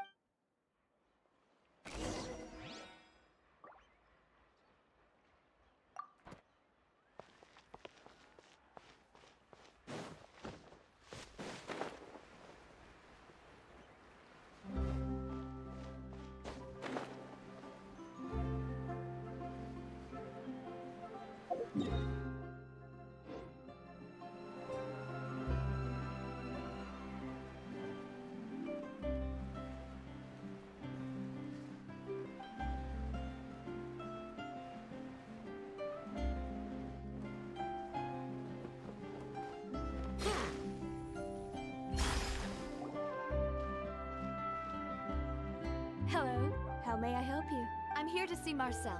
Could you please let him know? You can just say Navia's looking for him. Sure, I will let him know right away.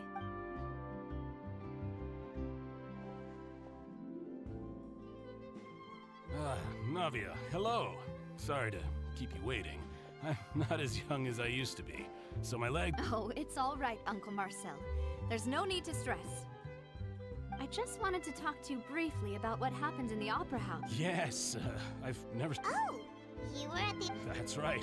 I went there with Navia to see the magic show. Who knew it would turn into a whole murder mystery? I also witnessed your marvelous sleuthing work. Quite impressive. To beat the Hydro Archon at her own game on her own turf, I can already imagine everyone in Fontaine discussing your exploits over a few glasses of wine. Oh, Paimon doesn't want to become the talk of drunk. Apologies. It's just how Fontaine is as a nation. Everyone loves drama and theatrics. Uncle Marcel, you've also noticed that other thing, right? The fact that humans can dissolve in water? Yes, I was reminded of your father's case right away. Is that what you're investigating now? Exactly. I still don't have much solid proof, but I can sense that the other side has already begun to act. Oh, and what makes you say that? We were attacked on Araneus by some unnumbered Gardamex. And there was also an attempt to get me to drink water from the primordial sea. If not for the vigilance of my partner, I probably wouldn't even be here talking to you right now. Oh, you're giving us too much cred. Alas, it seems things are heating up again. The peace that Callus sought so dearly will soon become a thing of the past. But rest assured, Navia, Poisson will always remain a safe haven for you. If you're scared, you can always return there. If anyone dares to lay their hands on you there, the Confrérie of Cabrières will use its funds to the last Mora to bring them to justice. Thank you, Uncle Marcel. But I don't intend... Do you have any new thoughts on my father's case? About that. Sorry, my age is catching up with me. The Confrérie was responsible for that banquet, so I was out and about the whole time making sure things were running smoothly. I didn't even have the time to drink with the guests. Then I heard the sound of a gunshot, and the rest was history. Oh, it's okay. No need to push yourself. We'll ask... Sounds good. Just let me know all my wealth comes from Callus's patronage and support.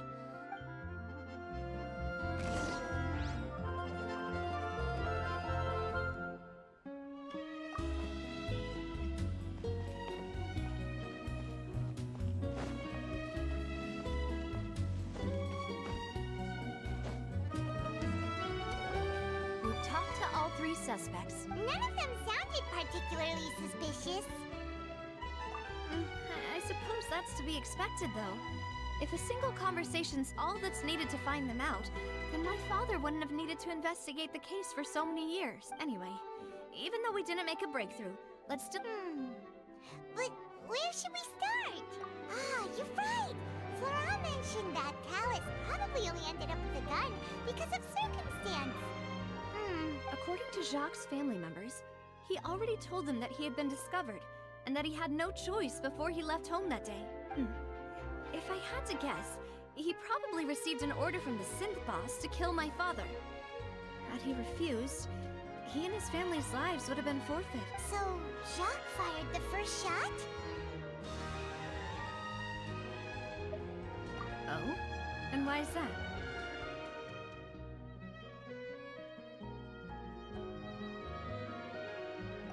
Oh, that's a good point. Jacques probably already knew that he was just being used as a tool for murder.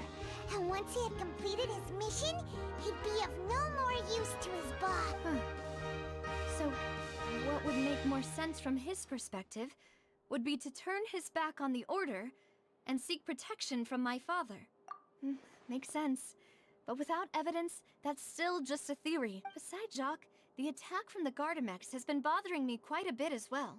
It's obvious that our enemy has become more antsy after the secret of the primordial seawater was revealed. Do you think he knew, even then, that we'd follow this lead to the end? Given everything that's happened since, it's quite possible. But who among the 3 suspects would have the ability to control privately owned Gardamex?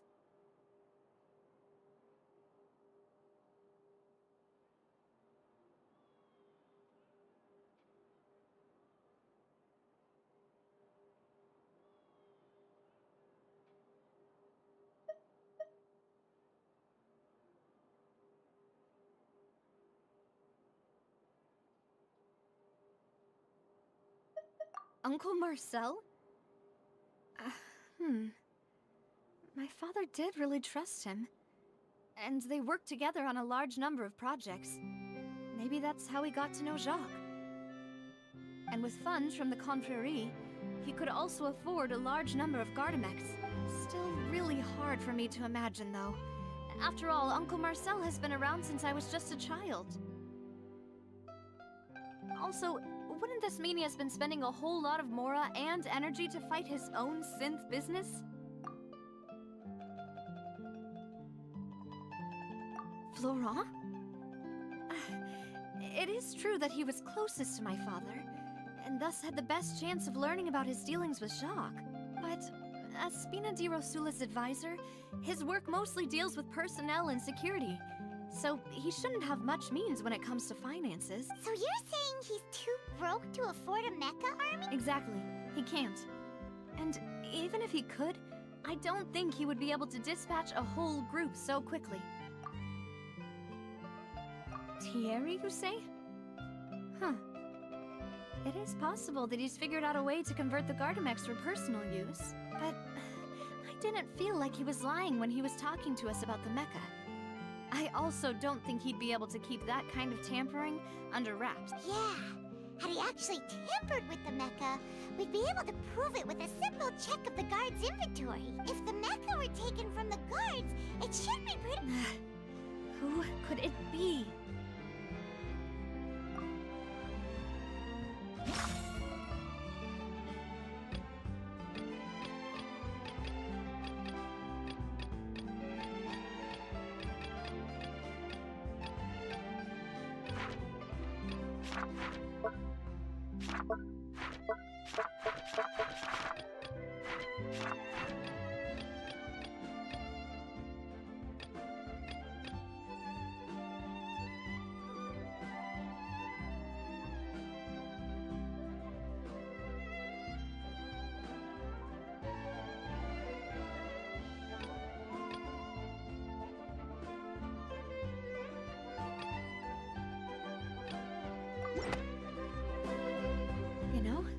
If you think everything through, Uncle Marcel is indeed the most suspicious of them all. Could we be missing other suspects? Malus didn't know about the people turning into water thing when he narrowed it down to these 3, did he? Malus has always been very reliable, and his judgment of others' trustworthiness has been fair and well considered. When he laid out his case for the 3, the rationale he gave me made a lot of sense as well. The suspect is knowledgeable about the Spina's internal affairs, has the means to dispatch Mecha to assassinate us, and possesses significant intellect and foresight. Even if I don't want to believe it, I'm starting to see how things could all tie back to Uncle Marcel. Well, we still have another trump card on top of all the theorizing and speculating. Yes, Malus did say that charging straight in there would be extremely risky. But we don't have any other options right now. We need far more solid proof before we can hope to go charging in on our enemy. Navia, here you are. Oh, I've been looking for you. Huh? Aren't you the guy from the guards? Yeah. News came from Irenaeus just after you left. we've got another trial on our hands. Wasn't that place built specifically for holding trials? What's so newsworthy about this one? I know. But they said the person they're putting on trial is a Fatui harbinger called Tartaglia. What? Is that... Yeah, we know him. Maybe even a little too well. Well, he's been accused of being the true culprit behind the serial disappearances case. It's absurd, don't you think? Wait, how? None of our investigations have had anything to do with him. That's what I thought was strange about it, so I came to tell you the news right away. If the charge against him stands, then it'll be next to impossible to get the guards to support any of our planned investigations. Right, because they'll think they've already found the culprit. Yeah, and it'll be a lot harder then to clear Mr. Callus's name. I understand. Well, partner? Huh? Split up? What do you mean? Just since this is a trial about the serial disappearances case, the culprit's attention will be focused on Irenaeus, leaving his home base wide open. You're right. This is our best opportunity. All right then. I won't have any chance of making that charge stick, though, unless we find more evidence. It'll be up to you to make it back in time and hand the decisive evidence to me. We'll help you. Demoiselle, please allow us to accompany you. I'm ready. Ah, Malou, Silver, when did you two get here?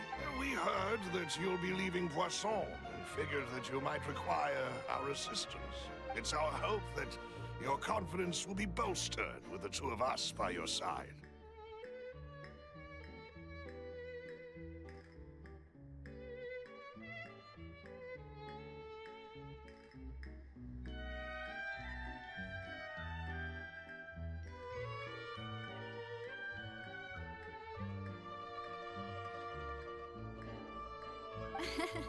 Thank you so much.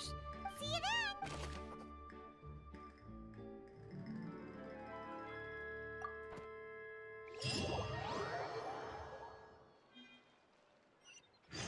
Now that Navia has set out for Irenaeus, we should also get going.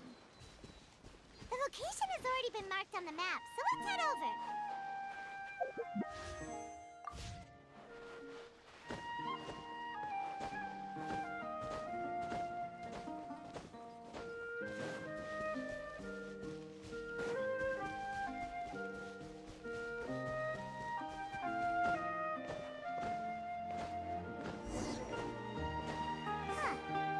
According to Malou's info, the synth production base is underwater. Let's go and try to find the entrance.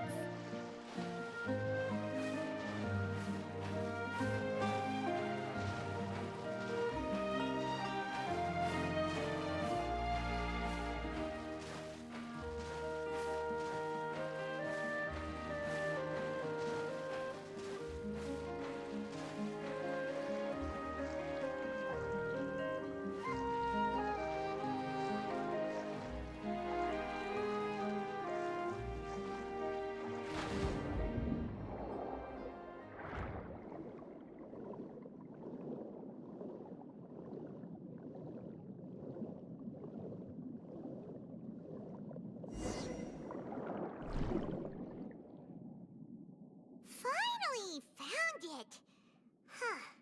So this is the entrance that leads to the synth production base. It sure doesn't seem out of the ordinary at all. Ah, you're right. And Navia's probably arguing up a storm right now to stall for us.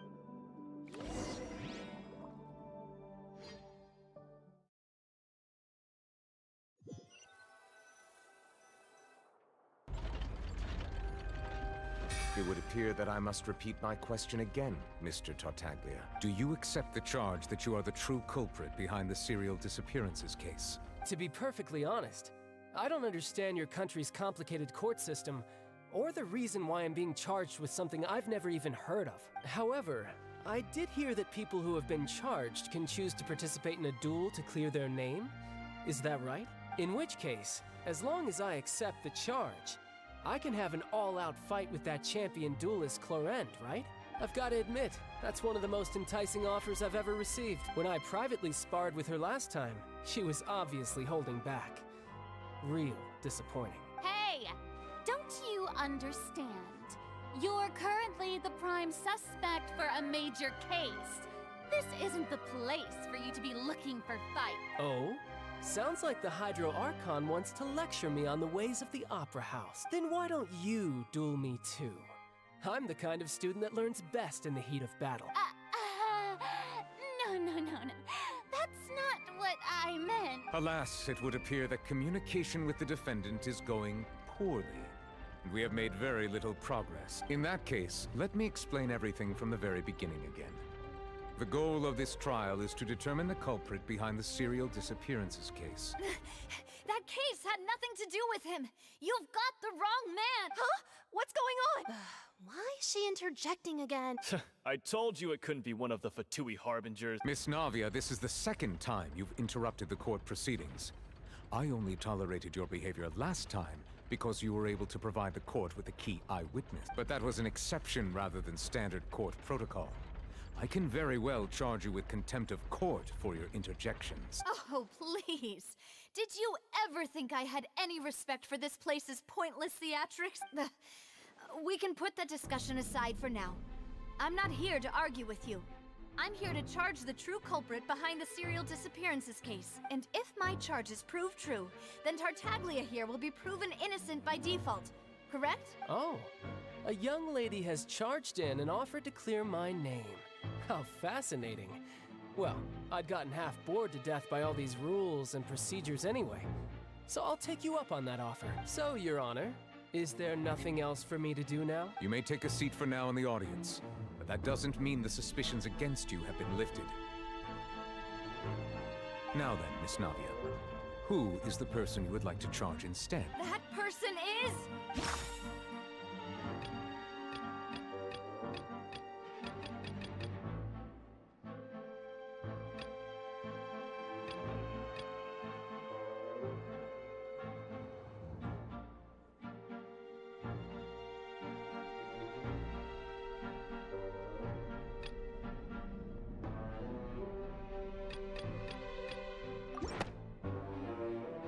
Marcel, the head of Confrérie of Cabriere. Huh?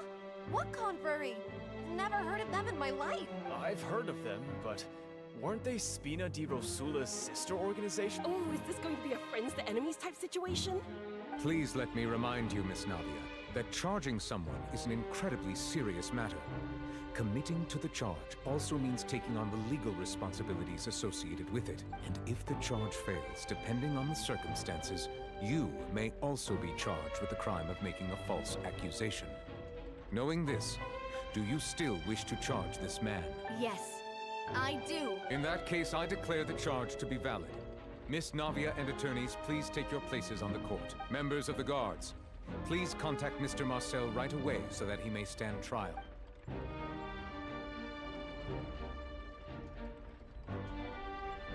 Mr. Marcel, you will not require an attorney.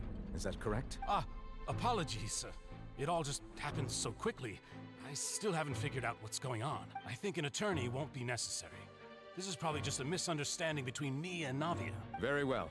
In that case, since both sides have now arrived, Miss Navia, please present your charges. I would like to take everyone back to 3 years ago, to the case of Callus the Unfaithful. Only through elucidating what really happened in that case can we connect all the dots for the serial disappearances case. Navia, do you really think that I was the one who killed your father? Come on, why would I do that?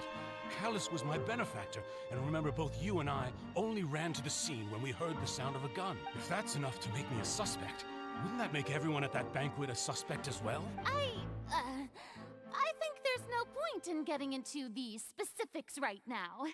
The audience doesn't even have the big picture yet. Even I'm struggling to remember some details of that case. Exactly correct, Your Honor. I must refresh everyone's memory about that case before I can explain my charge and reasoning. I see. In which case, I will recount the findings about that case as originally recorded by Maison Gardiennage.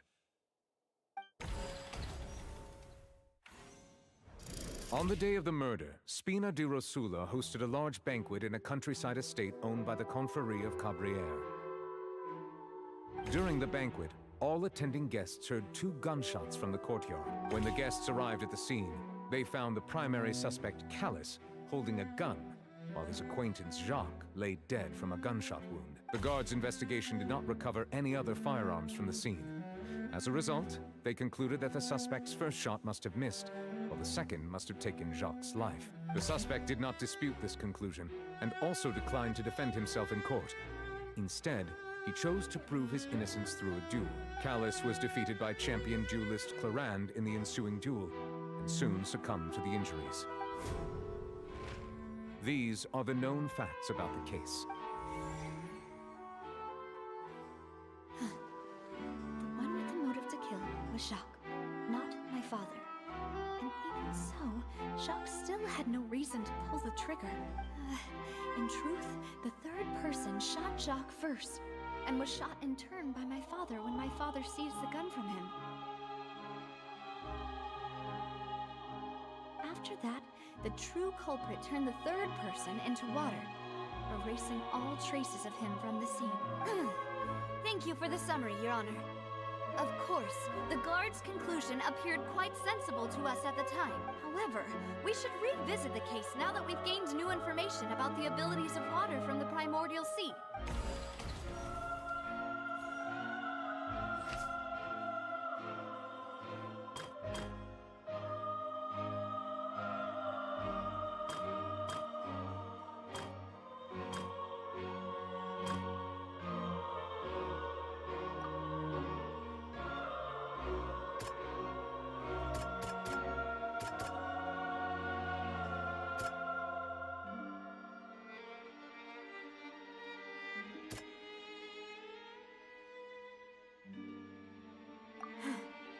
Something's not...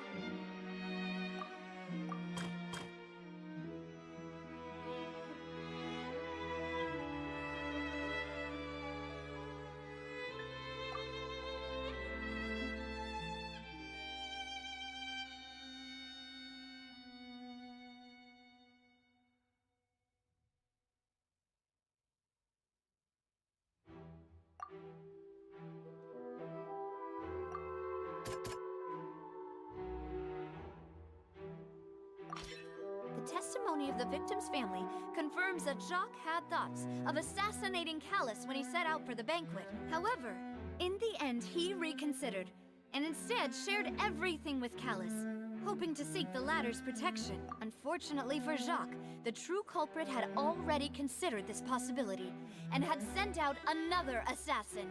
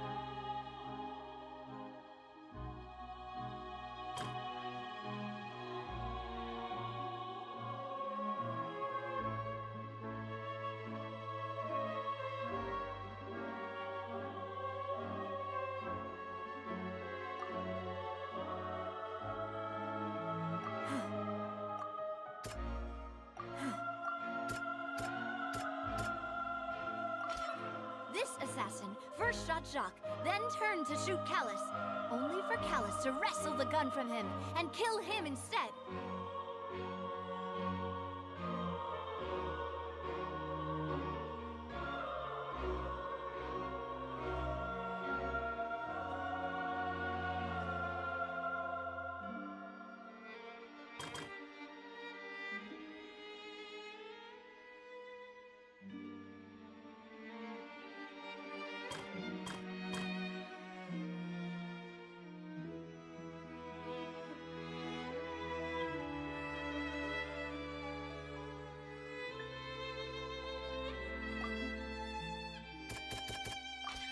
A pile of clothing was found at the scene.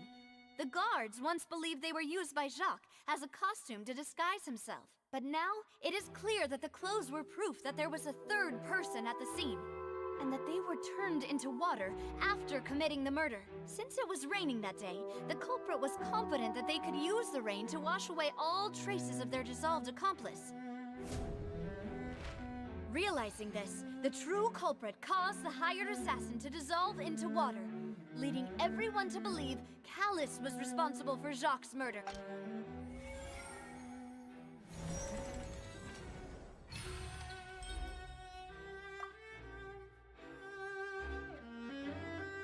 So that's what happened. Wait, you're telling me something as dangerous as water from the primordial sea has been used for all these years? What a great theory. It also explains Callus's and Jacques' respective motives. I guess they didn't shoot each other after all. Mr. Marcel, you are the one being charged with the crime. You should provide a rebuttal if you wish to prove your innocence. But I think I agree with everything Navia just said. In fact, there was nothing in her speech that directly implicated me. Then, may I ask some questions? In my opinion, we primarily need to determine two things. One, do you have the evidence to back up your claim? I'm afraid not. At least not at this very moment. Boo! If you don't have any evidence, you should just go home! I may not have the evidence with me, but I know where I could go to collect it. If we look up the deserted clothes against a record of people who went missing around the same time, we should be able to find a match. Considering the serial disappearances case, the guards probably kept careful records of all missing persons from around that time, regardless of age or gender. That makes sense to me. Monsieur Neuvillette, I would consider this to be a reasonable investigative direction. Why do I feel like Farina's acting a little differently today? Maybe she's scared of embarrassing herself again? Alternatively, she's become more diligent after charging an innocent citizen in the last trial. My second question has to do with the ensuing duel. If the truth is indeed as you describe, then why didn't Mr. Callus explain himself in court? If he had testified that a person had been dissolved, he could have at least mounted a defense. I've thought about this too, and the answer is actually pretty simple. He felt there were things that were more important to him. The dissolving power of water from the primordial sea is an important secret for the true culprit of the serial disappearances case. My father could have exposed it for all to see, but he chose to take it to the grave. At that time, Spina di Rosula was in dire straits, and his reputation had already been shattered. He had no guarantee that going forward with the truth would allow the culprit to be brought to justice. What was certain, however, was that it would paint a gigantic target on my back. Boss once told me that Demoiselle had already been selected as the next target of the serial disappearances case. What? If the secret had gotten out, the culprit would have fought an all-out war with Espina right there and then. I wouldn't have been the only one in danger.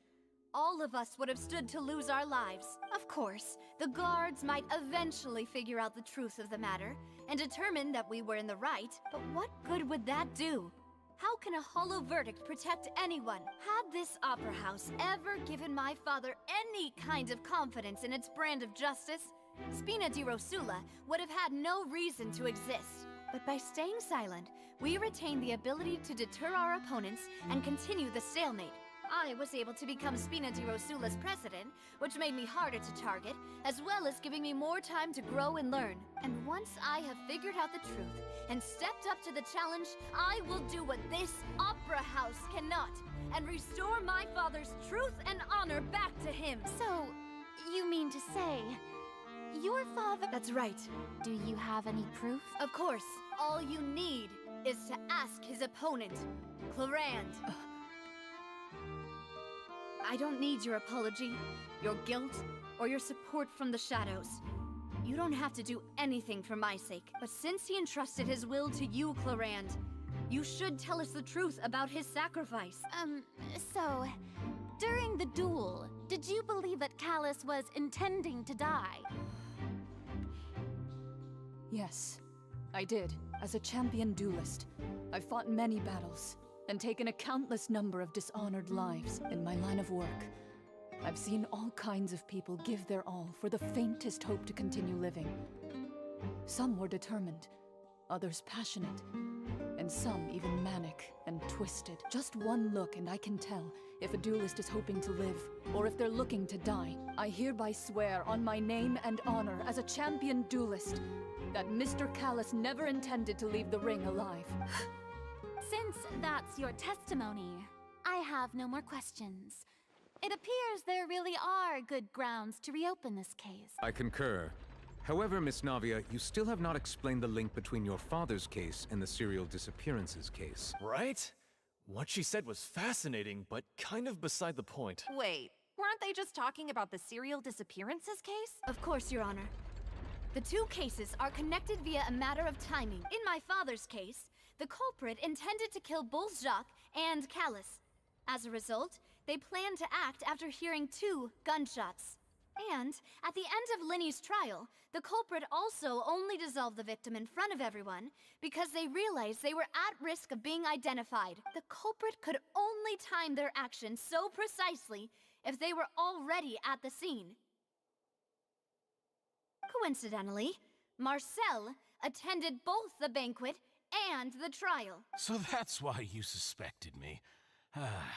Even after hearing your reasoning, I still can't help but find it a little preposterous. I'm used to it, though. You've always been an impulsive and sentimental child, Navia. It's one of your most endearing traits. No need to appeal to pathos. I won't try to refute your points one by one, but even if everything you just said was true, can you prove that I was the only person present at both events? On top of that, does a person have to be physically present to control the timing?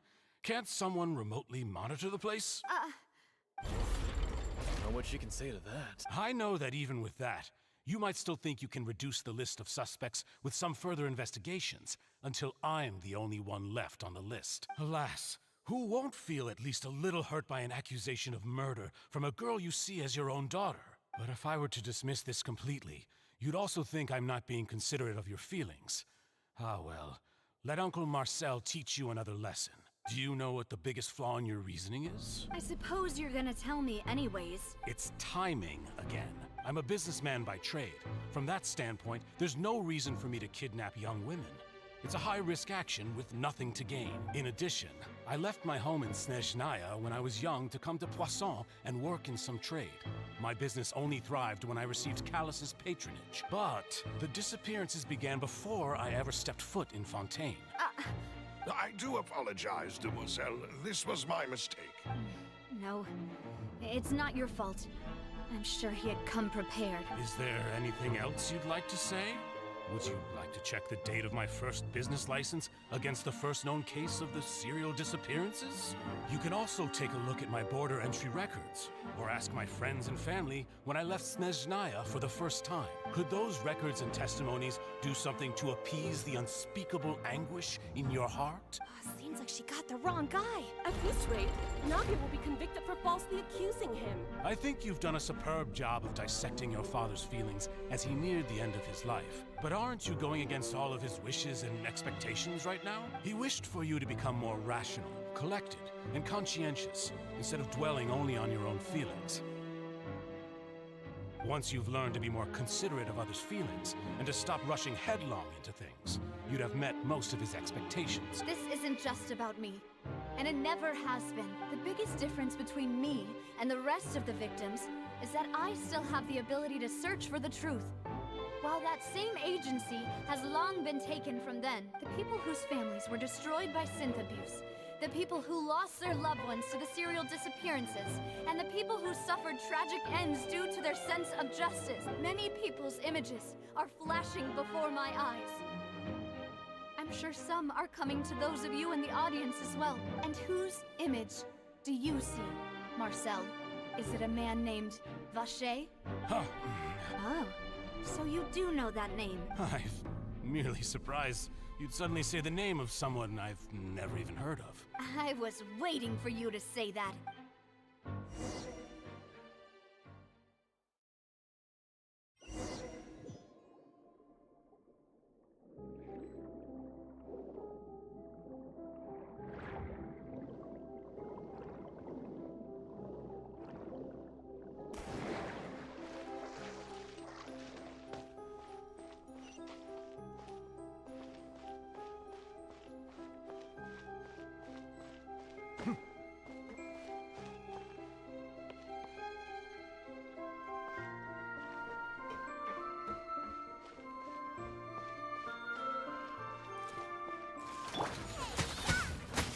Animal testing. Pound your head.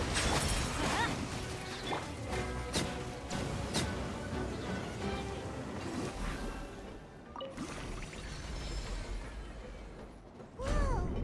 The floor is going up! Is it because of this mechanism in the middle? That guy really prepared a lot of stuff for this place.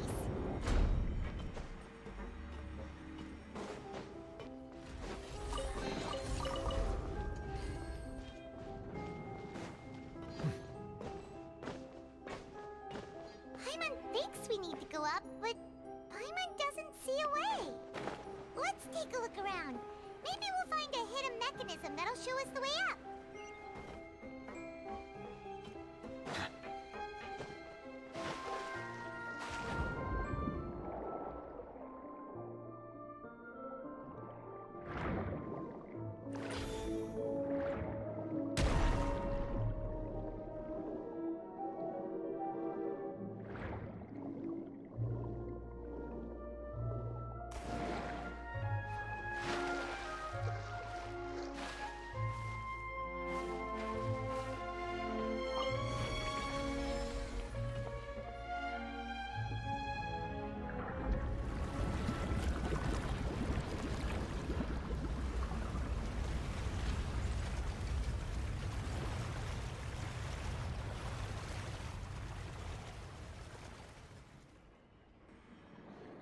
The water level is rising.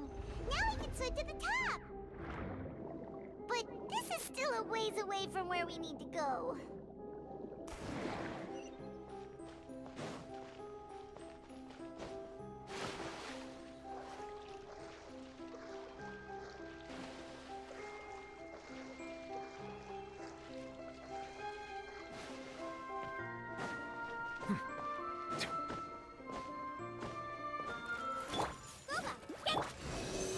Teamwork is trick! Settle down.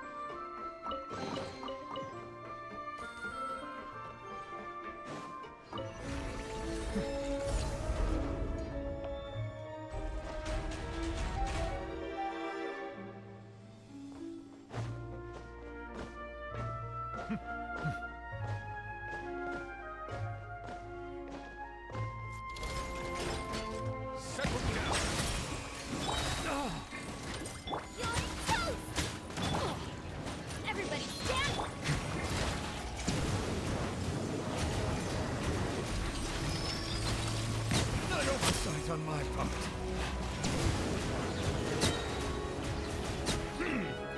Cut the tongues, Becky.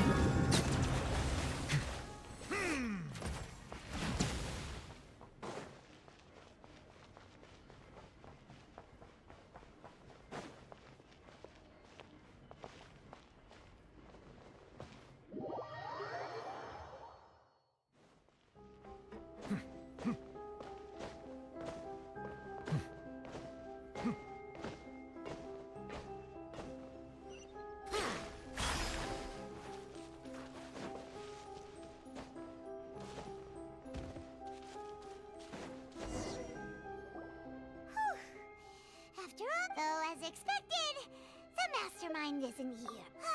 That's right.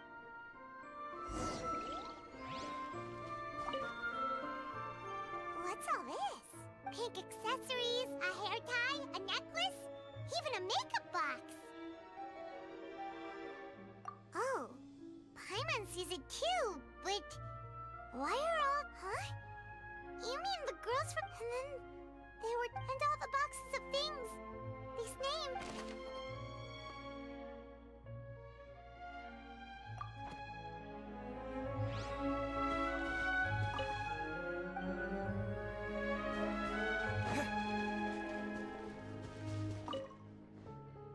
Let's see what's written. Callus. Navia's father. Oh, this seems to be an investigation report on him. Yep, it's about finding someone to assassinate Jacques and Callus because of a lack of confidence that Jacques himself would go through with it.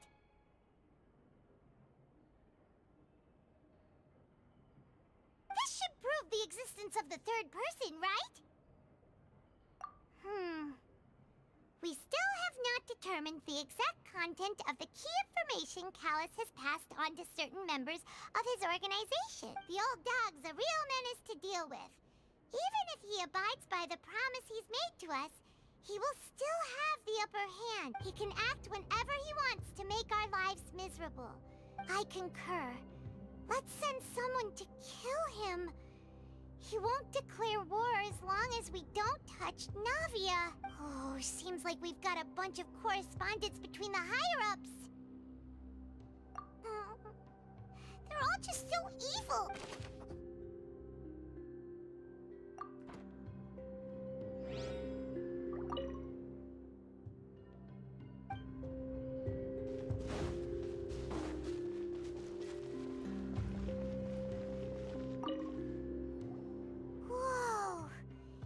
So much synth here, and so many bottles of ingredients that probably just contain the... Mixing in progress, ready to drink, stock sample? Whoa, there's even fruit-flavored synth? Yep, it's...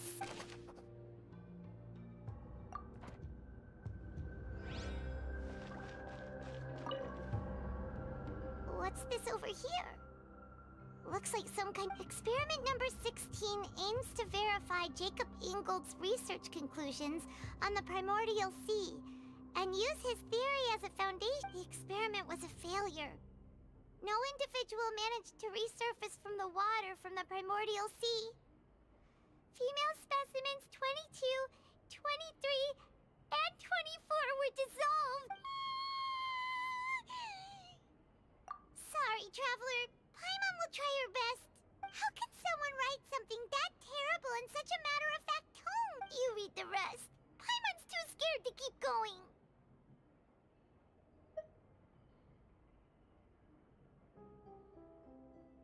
So that's why he did all of these experiments. Wait, did he really think he'd be able to find a way just by dissolving people over and over?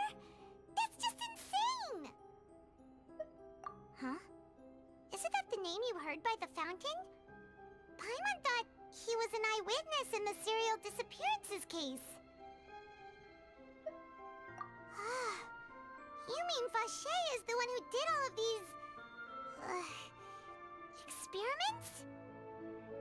So that's it. Vache was no victim, but personally took his lover and... No, that's not it either. If that's the case, why would he want people to resurface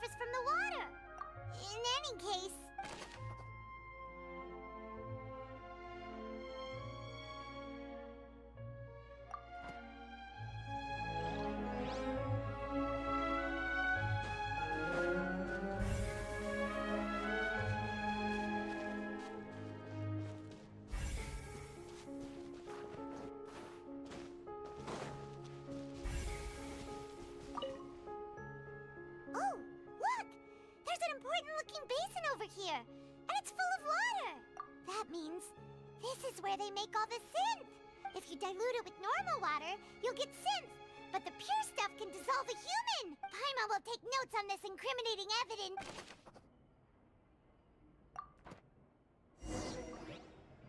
We've looked at almost everything here, and it seems like our theories were... Yeah, we haven't found anything that revealed... No wonder even Neuvillette wasn't able to find anything. That way, even if we bring all this back to the opera, we won't be able to identify the true culprit. Sure thing. Paimon...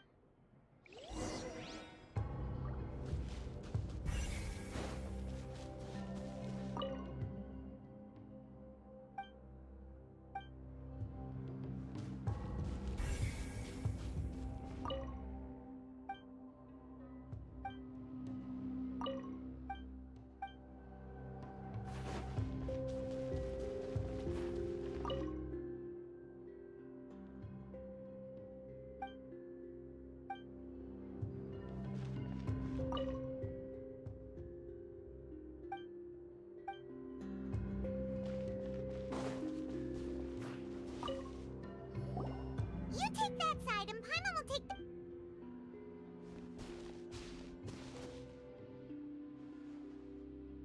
Ugh. Nothing at all.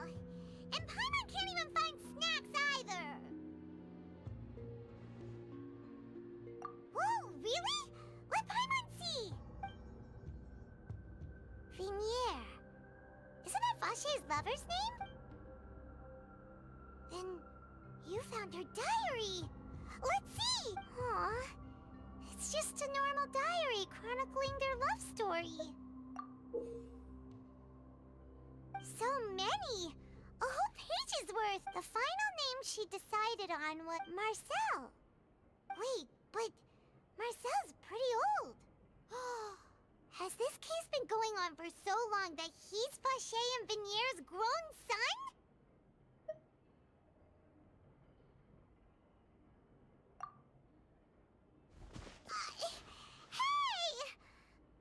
Still hasn't figured it out yet.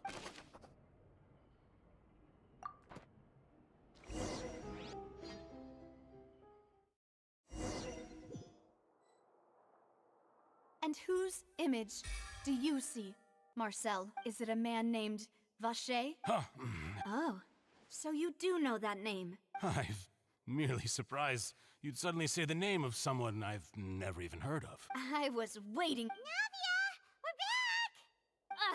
As expected of my partner.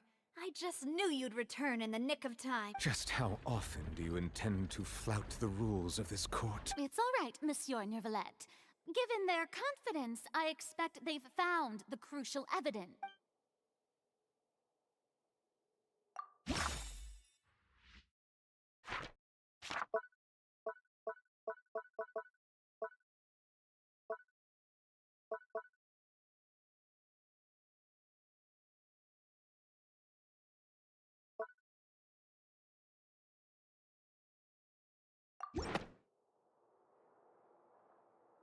But the truth of it, Marcel, is that you've always been Vache.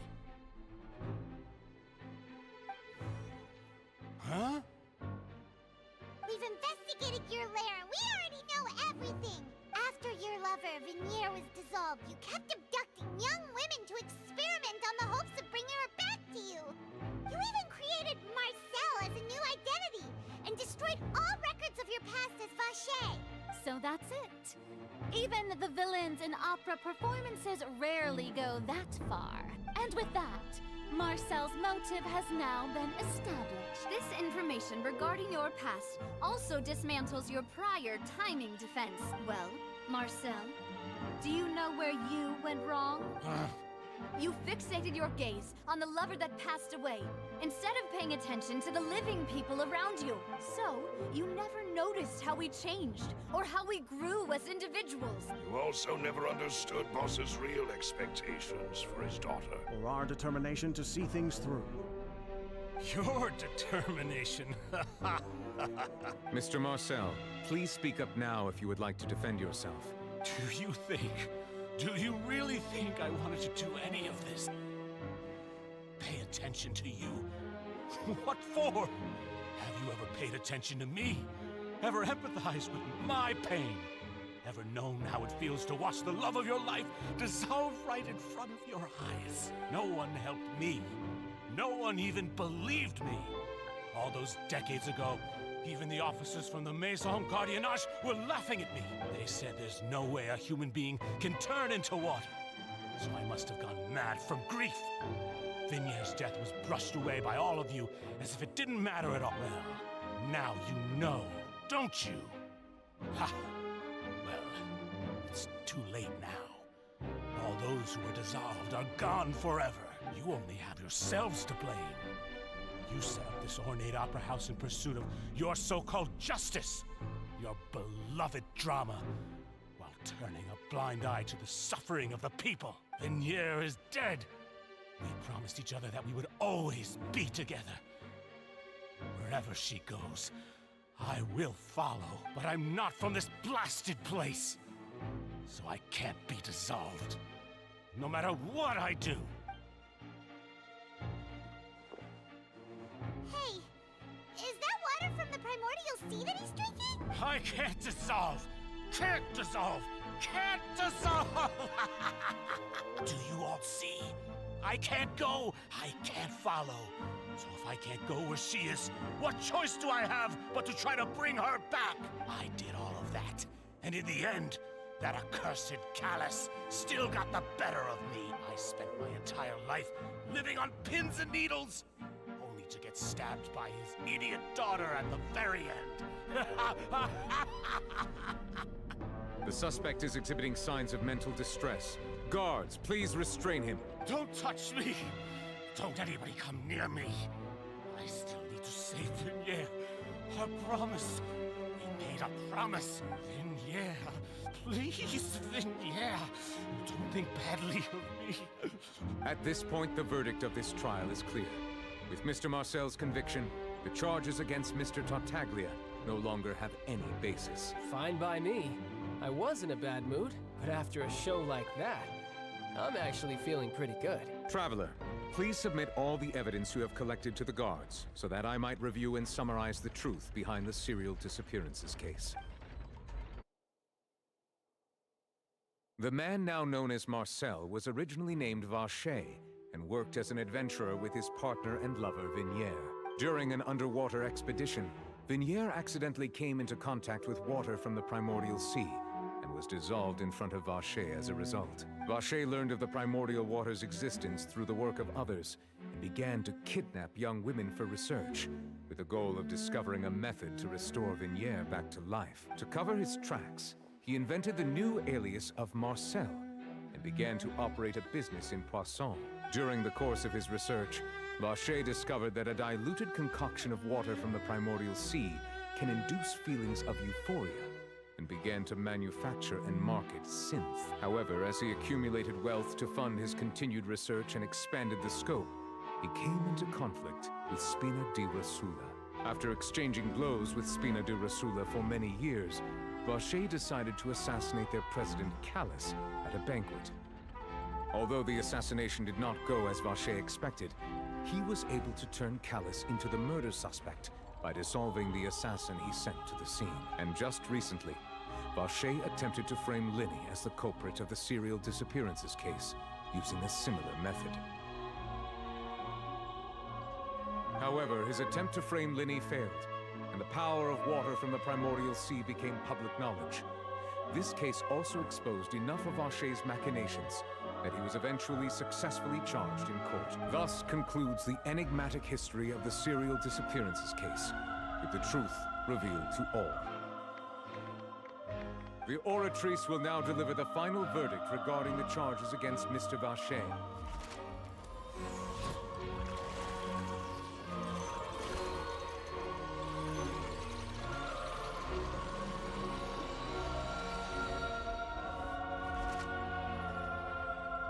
According to the judgment of the Oratrice Mécanique d'Analyse Cardinale, Mr. Vacher is guilty. Guards! Take Vacher away. Good. It's what he deserves. With that, the serial disappearances case is over now. We really just witnessed history. Who would have thought the true culprit would be such a polite and well-spoken guy? Yippee! We helped Navia bring the bad guy to justice! He's hurt so many innocent people, and now he's finally getting what he deserves. Huh? Are you okay? Demoiselle, you were absolutely brilliant. The day our late boss had always hoped for has finally come. You can rest easy now, knowing justice has been served. Yeah. See, Papa? Spina di Rosula's still doing well with me at the helm. Well now, hasn't this been a most delicious piece of drama? The villain has been caught, justice has been served, past wrongs have been righted, and it's a big ol' happy ending. Since it's been such a great show, I'll just let the false accusations against me slide. Either way, I've still got some business to attend to. Please wait just one moment, Mr. Tartaglia. Ugh, what now? None of this has anything to do with me. According to court protocol, since this trial was initiated due to a charge against you, a verdict must also be made regarding the initial charge before the trial can conclude. Oh, come on. Is this really necessary? Haven't you already caught the real criminal? Isn't it time for side characters like me to exit stage left? Please respect the laws of Fontaine. This has always been the rule. All right, but this sure is a lot of hassle. All I need to do is stand over there, right? Through evidence presented in the public trial that was just held, it has been established that Mr. Tartaglia has no direct... The guilty party has been identified, and thus it is logical to suppose Mr. Tartaglia is innocent of the charges. We now turn to the Oratrice Mécanique d'Analyse Cardinale to render the final verdict on the charges. According to the judgment of the Oratrice Mécanique d'Analyse Cardinale, Mr. Tartaglia is guilty. What? Hey! That's not funny! Didn't you just say I'm supposed to be innocent? What's with this verdict? Is your justice machine malfunctioning? Huh? This has never happened before. The Oratrice actually returned a different verdict from the Chief Justice. I mean, have you ever heard of an innocent Fatui Harbinger? Do you think the Oratrice might have just convicted him on general principle? But weren't the charges about the serial disappearances case? No matter what else he's guilty of, it shouldn't affect the verdict in this case, right? The judgment of the Oratrice Mécanique d'Analyse Cardinale is, by law, the final verdict of the court. We must accept the guilty verdict. Guards, please take the suspect into custody per court protocol.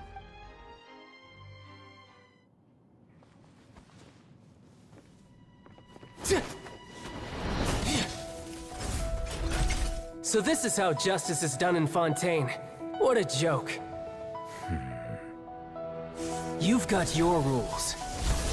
Well, I've got mine too!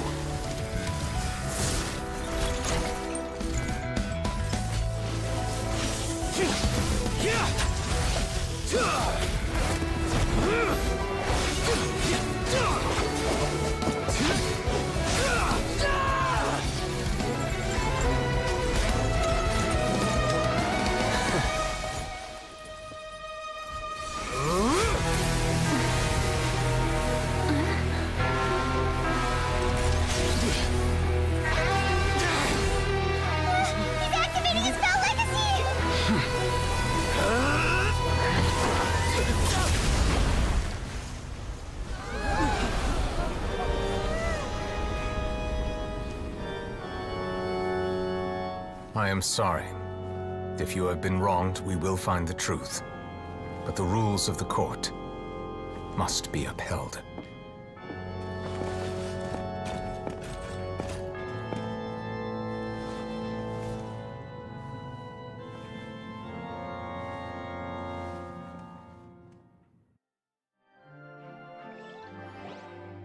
Hey, Monsieur Novelette, what's going on? Shouldn't they have been cleared already? Apologies. This is also the first time I've encountered such a situation. However, according to the rules established at the conception of Fontaine's court system, the Oratrice's judgment is the final verdict of the court. All I do is follow court procedure. As for why the Oratrice arrived at the conclusion it did, you should probably ask someone more knowledgeable than me. looking at me. I had nothing to do with it. I don't know what happened there either. Hey, stop staring at me! What does Lady Farina mean by that? She says she has no idea either, but that's impossible. Didn't she create the Oratrice herself? Yeah, so are the verdicts reliable or not? Can results like this really be called justice? My dearest citizens, did you really think we'd allow an incorrect verdict to be handed out in this court? Did you really believe that the judgment could be mistaken or be the result of some sort of random mishap? Don't tell me. You thought even I had been blindsided by the Oratrice's result. But the way she looked just now, it was pretty obvious she had no idea what was going on. However, given the state of things, I shall give you an explanation. Everything that just took place, including my supposed shock and bafflement, was a part of an elaborate performance, with every action meant to stir up drama and excitement. And, of course, for every performance, there is a script. Everything has unfolded exactly as I expected from the very beginning.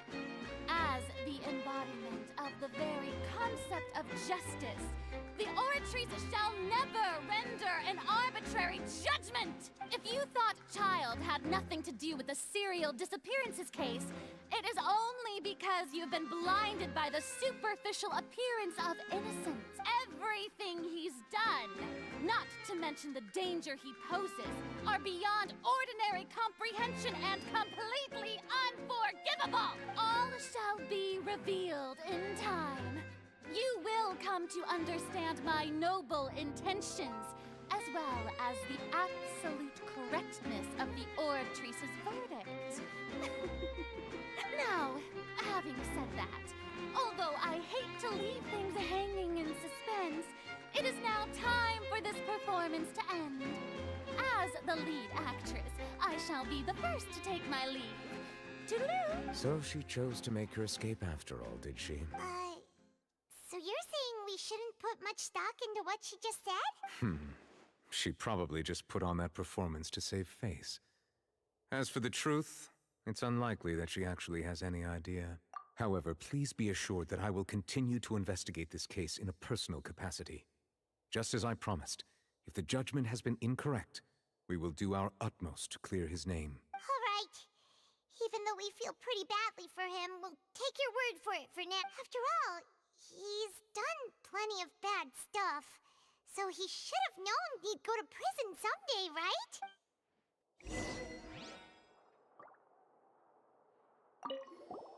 Oh, Monsieur Neuvillette! That power you showed when you took him down. Who are you really? I'm the Chief Justice of Fontaine, of course. If officers of the law lack the strength and capability to enforce it, then it makes a mockery of justice.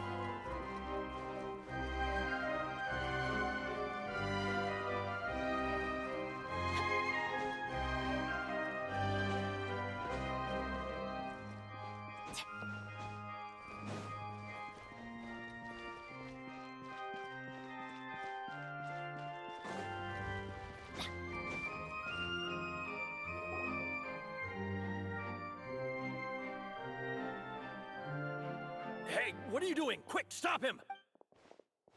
Traveler! Hey! Traveler! Marcel! What are you doing over here? Stop resisting arrest! Cease, or we'll add another charge to the list. No, wait! I just want to ask the Traveler something. I'm not looking to run away. Please, just let me ask this one small thing. Go on. Thank you. I was being led away when I finally realized something. Where did you first hear the name Vacher? I erased all records of that name. So, unless... Are you still trying to prove your innocence? Give it up. You've already been convicted. Really? You did? You're sure? You met her? But how could that be? How did you manage to do it? The Fountain of Lucine? Then she's been so close to me all along. And I just never... Please give me a chance to talk to her again. Just let the Traveler take me to the fountain to see her one last time. This is the last request I'll ever make in my life. You can do whatever you want to me afterwards. I don't care. What? Give an inch and you want to take a mile? Do you think serial killers get to make requests like that? Paimon agrees. Why should we give him what he wants when he's only done a ton of super terrible things? This request, is it worth as much to you as your life? Of course! Wait, no. It's worth even more than my life. Humans. Will they betray the instinct to live just to satisfy spiritual needs? Very well. I will grant your request. Your Honor, I fear that... I will go with him. You do not need to worry about any escape. In that case... Thank you. Thank you!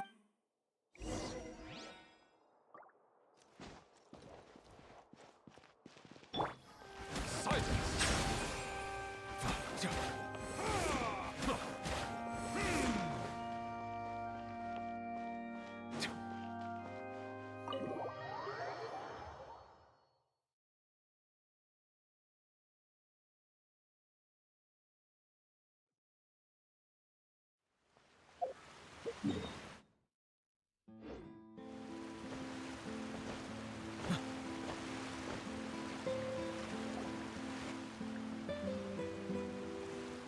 Is this the place? You said she's here, but what do I need to do to see her? Yeah, and even Paimon could hear her after drinking that thing. Didn't you just drink a lot of it on the stage as well? Oh, in that case... Vache! Ah! Yes, that's it! So you heard it too! Vinier, it's me! It's me, Vache! Vache? Vache! I'm here! I'm here! Where are you, Vinier? I'm coming for you. I'm finally here for you. Hey, wait! Be careful! Hey, wait!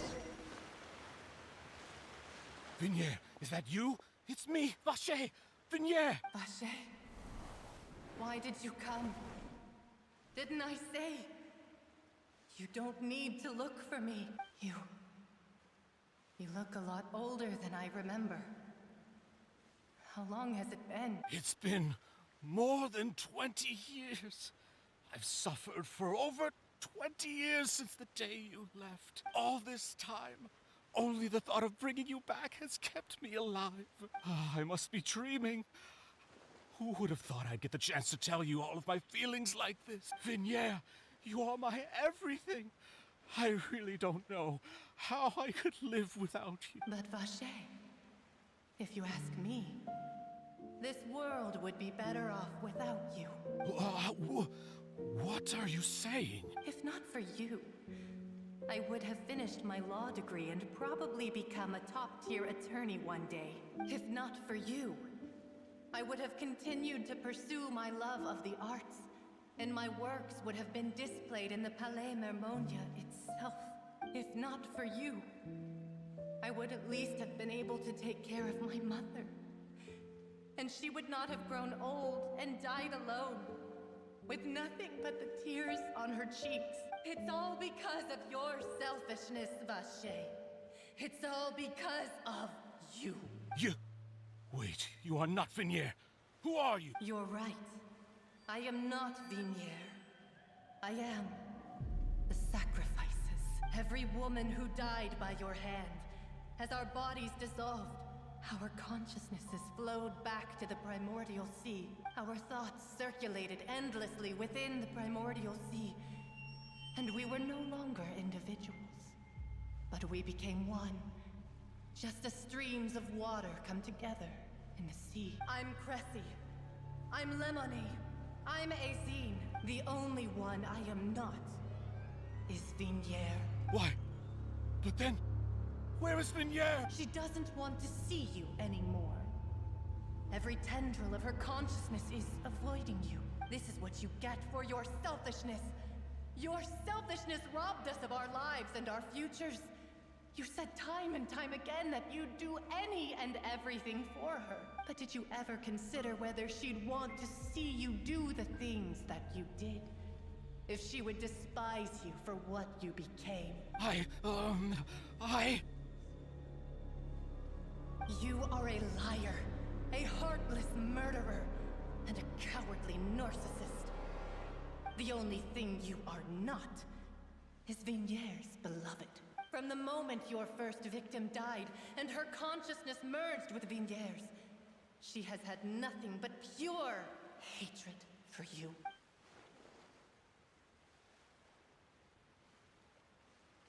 No! Yeah! She can't hate me. Let me see her. Please! Have mercy! You still don't understand. When I said don't look for me, that came from the real Vigniere. She really doesn't want to see you anymore. But on top of that, she also said that because it's her final drop of pity for you. She said that because she knew that if you did come here, we will show no mercy to you. Vache. Vache? Vache. Vache. Vache. Vache. Drown.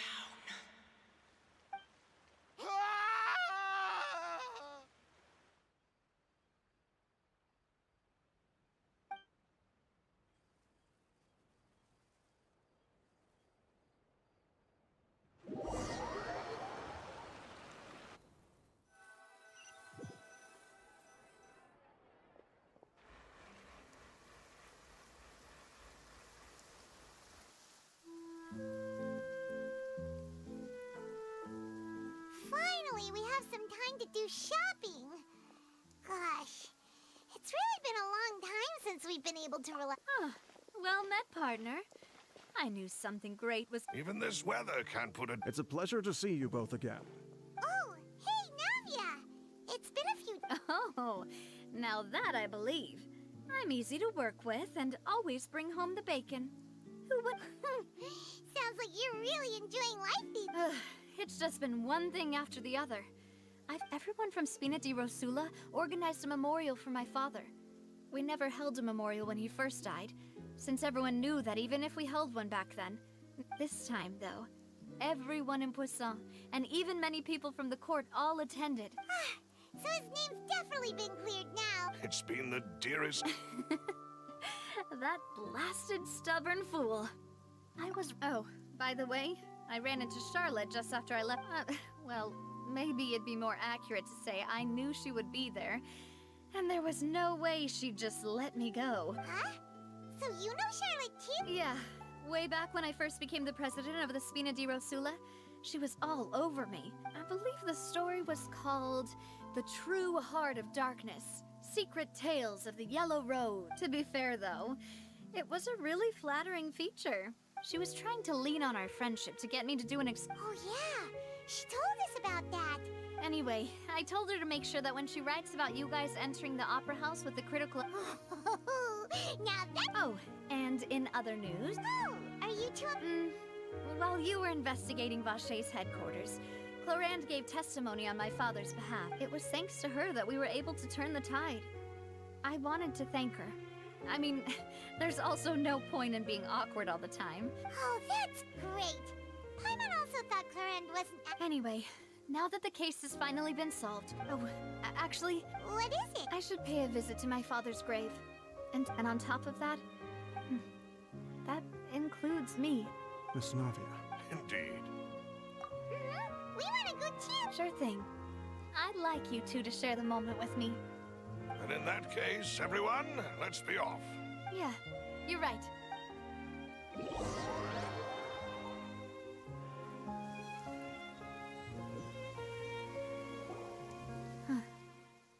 This is where my father's grave... Huh? There's someone there already. Isn't that Nervalette? Why would the Chief Justice be here? Huh? Navia? My apologies. I should have asked before coming to pay my respects. Don't say that. Sorry about that. Oh, I was trying to say there's no need for you to apologize. I wanted to show my father how much I've grown.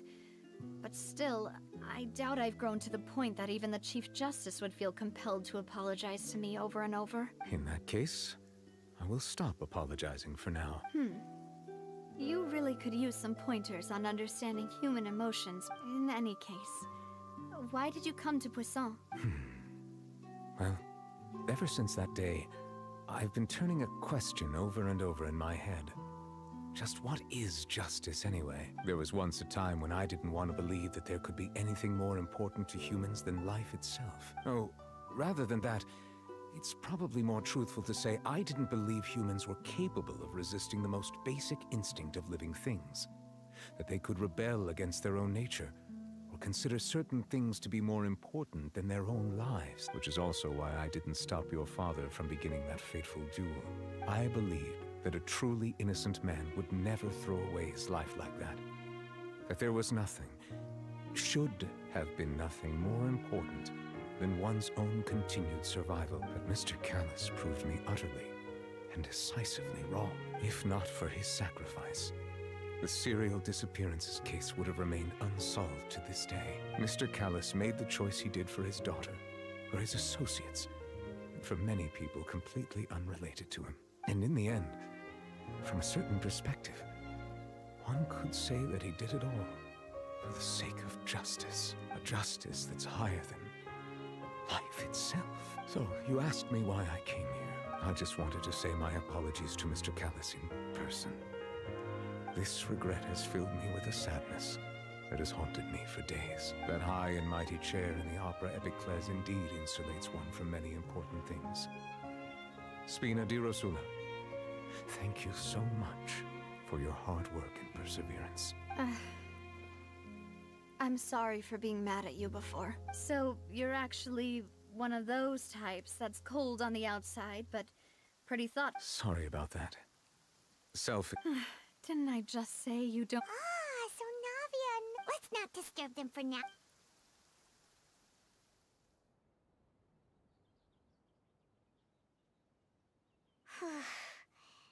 Paimon's never paid respects at someone's grave before. Huh? Oh, Paimon didn't know that was a thing. But Paimon doesn't know what she would do if she can't fly. Oh no. Paimon hopes Miss Navia won't be too mad. Anyway, Nervalette is still standing around there. It's not often that we can catch him alone like this, so why don't we go talk to him?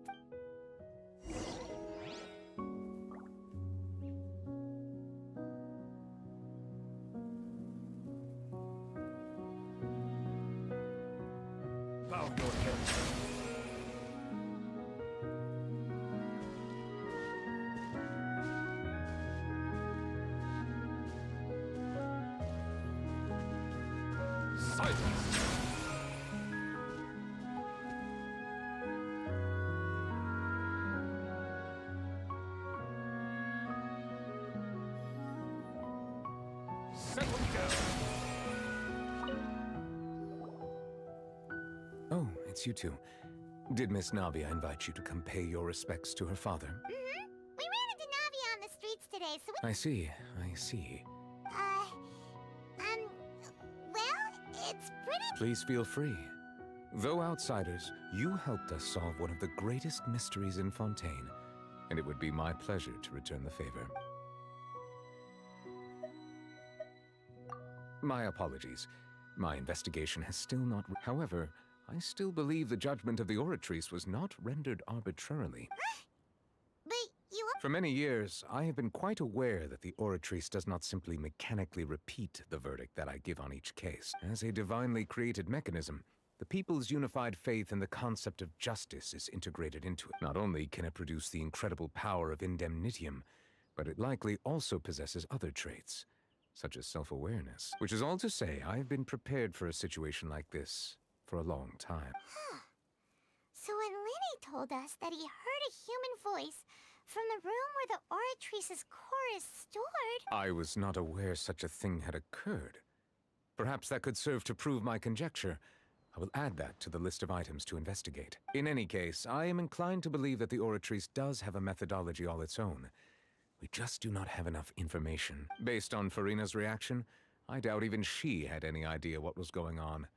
She managed to bluff her way through it, though, with her time-tested twin tricks of bravado and drama. While we do intend to get to the bottom of this, for now, we regret to say that the Fatui Harbinger will just have to bide his time in the fortress of Meripede. If we did incorrectly convict him of crimes he did not commit, we will most certainly compensate him to the fullest extent allowed by the law. If you ask Paimon, the only compensation he'll want is a no-holds-barred fight with you. Is there anything else you'd like to ask me about?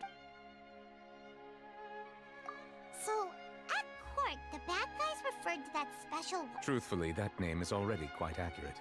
I can only surmise that Vache and his ilk... There used to be a special sea on the surface of this planet. The nature of its seawater was rather different from that of the sea we know today. Most of Tevat's life forms were first born in that special sea. You could say it nurtured much of the life on this planet. Huh. So it really was where everything began. But today, the primordial sea no longer exists. What Vache discovered must have been some kind of special case. Huh. So that's how it is. Oh, Indeed. Why would the primordial sea, which was known to engender and nurture life, suddenly reverse itself and devour life instead? To be frank, that also doesn't match my understanding of this world and its laws. There must still be some unknown secrets around the people of this land. Is there anything else you... That the sea levels will rise and everyone will be dissolved in water, leaving Farina crying alone on her throne, but the sins of the people will be finally washed away for good. Does that appropriately summarize the version? That's right! Yes, up to the present, I think we reached a point where we have no choice but to confront it. Rumors have it that this prophecy is rooted in the last words, the former. A prophecy? Of the former? 2 parts of the prophecy have already proven correct. The rising sea levels, and the ability of the people of Fontaine to be dissolved. Speaking of the prophecy, Farina has also always taken it quite seriously. Indeed, if the rumors were true, then perhaps this prophecy is the conundrum left to Farina by her predecessor. But with Farina being the way she is... Is there anything else? Your sibling, another blonde-haired traveler. I'm sorry, but I've never seen anyone who matches that description. If she ever stepped foot in Fontaine, I'm sure she followed our laws to the letter, and had no reason to appear on the stage of the opera Epiclese. Is there anything else? Very well. It will soon be time for me to leave this blissful tranquility behind. You really are super busy, Monsieur Neuvillette. Paimon thought you only came here to pay your respects today. Crime and villainy do not have the day off, and so justice must work around the... All right. Huh? Paimon just noticed that the rain has stopped.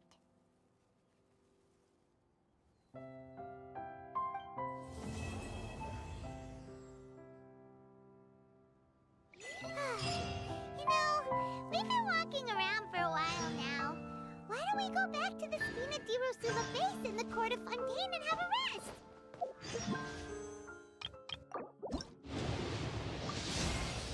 I am the knave, Arlecchino, 4th of the Fatui Harbingers. The children of the House of the Hearth call me Father. I do hope our partnership proves to be a pleasant one, although I would imagine that should be fairly easy.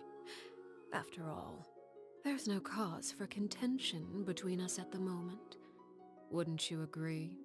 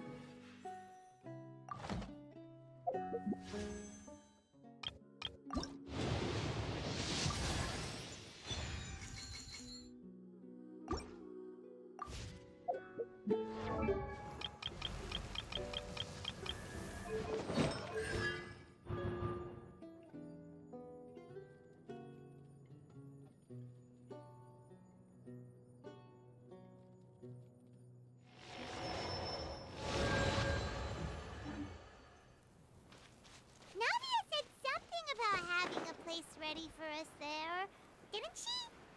Come on, let's go!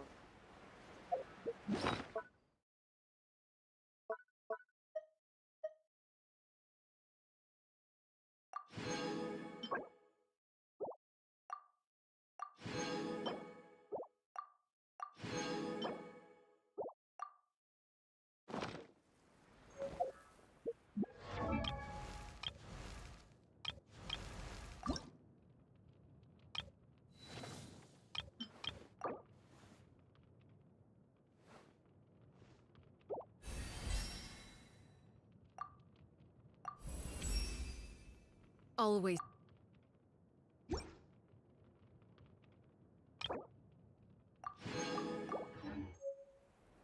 Melusine are beautiful creatures.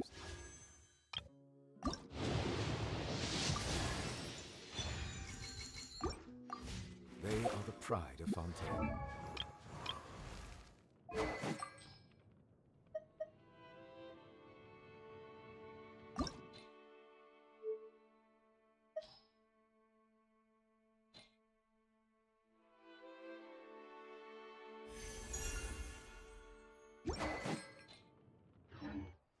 Be sure to befriend them and cause them no harm.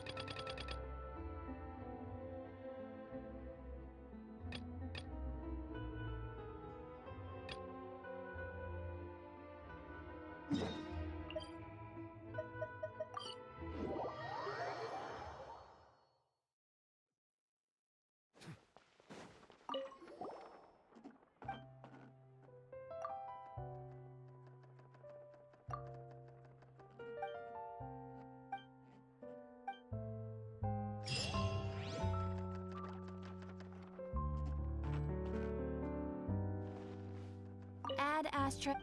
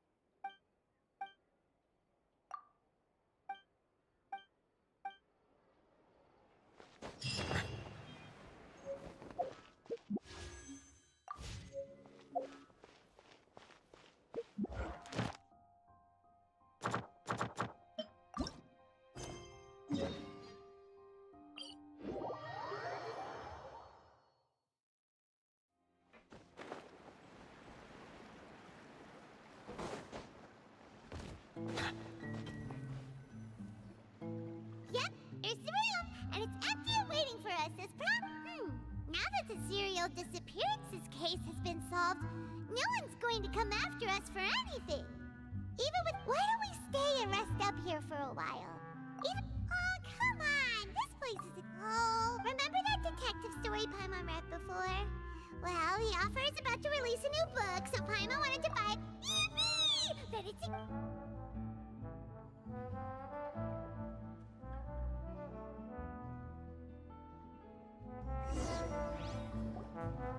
Paimon didn't expect that style at all. Even though it's a detective novel, it's also like— no! Excuse me, but do you know if the Traveler and Paimon are lodging here? Huh? Who are you? Paimon doesn't— A blonde traveler and a chatty little fairy. Whew, looks like I found the place. Good thing I asked the Spina di Rosula. Seems they sent me the right way. Hey, what do you mean by chatty? Paimon's always careful not to talk too much. Most of the time, anyway. It's an honor to meet you both. I was sent from the Palais Mermonia. Monsieur Nourilette wishes to see you. It seems he has— Nourilette? He wants to see us again already?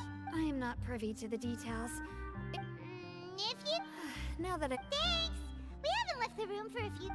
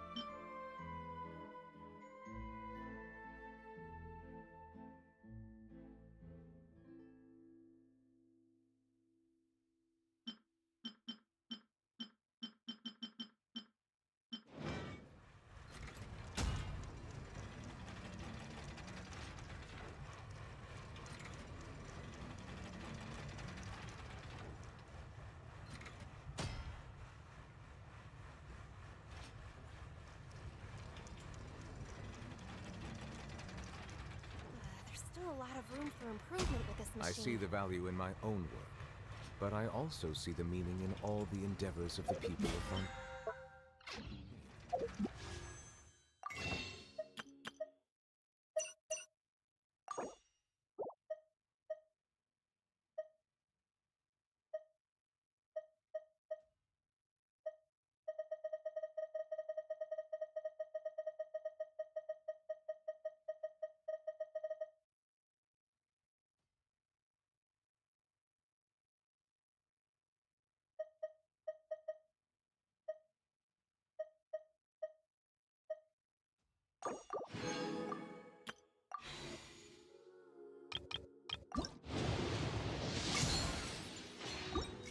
I believe I will continue to take pride in fulfilling my duties.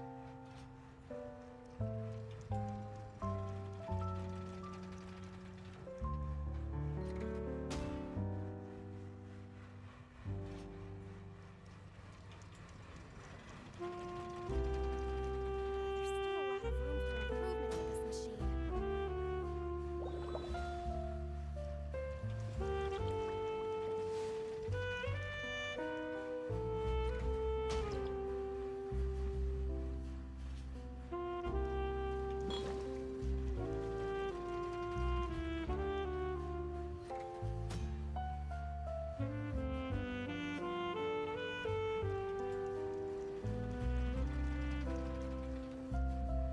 There's still a lot of room for improvement with this machine. There's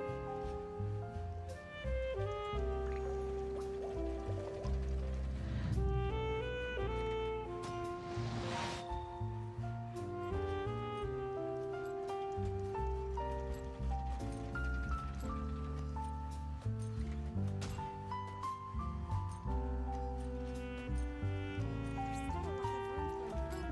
machine.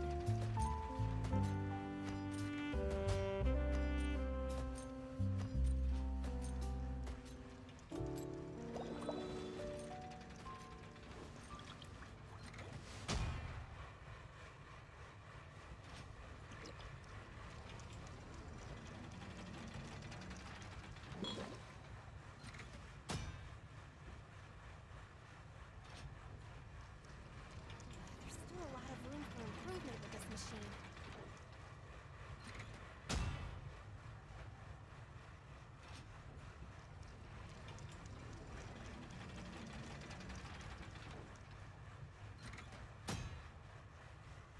Melusines are beautiful creatures.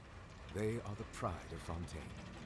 Be sure to befriend them and cause them no harm.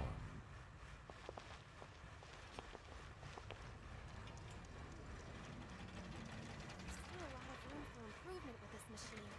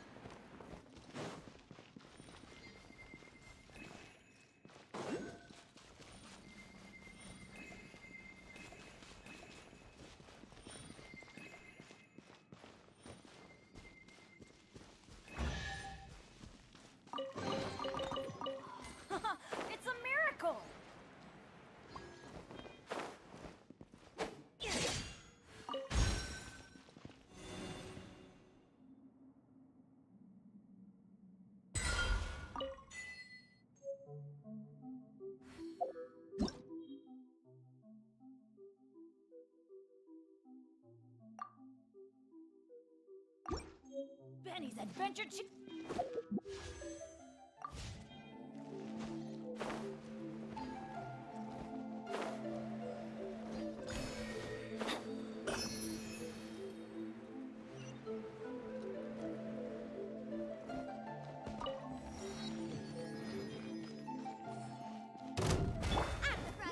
Absorption test.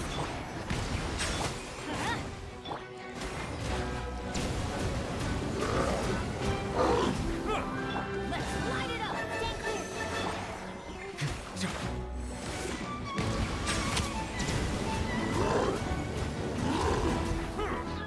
Nice and spicy. Animal test 60. Be sanctified.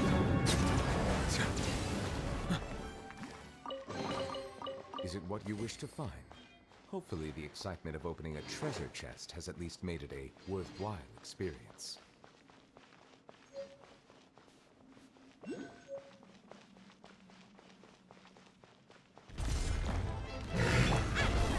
Into the fire. Teamwork is strength! Bow your head.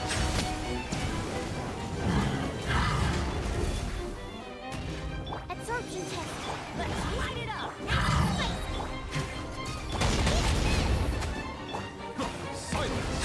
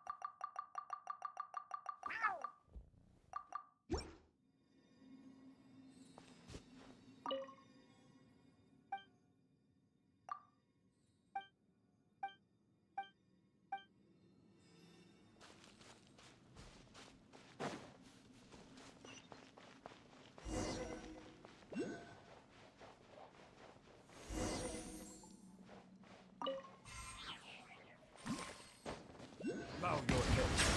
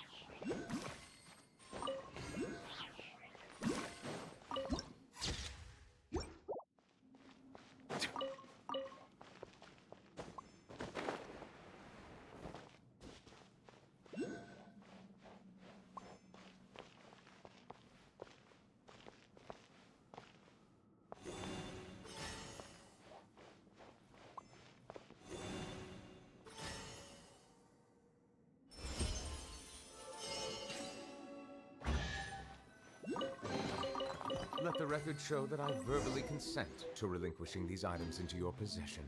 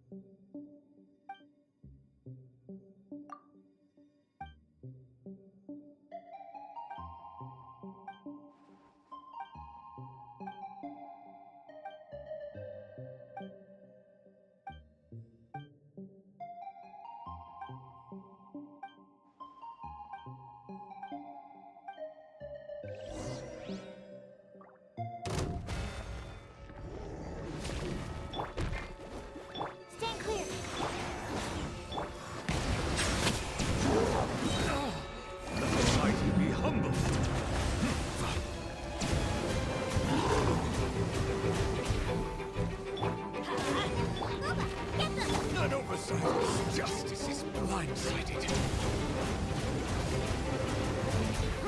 Everybody stand!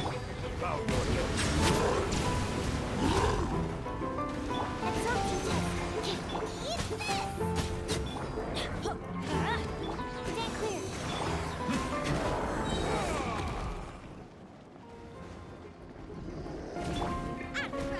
Swirl, Mark 2, Animal Tech. Let's light it up.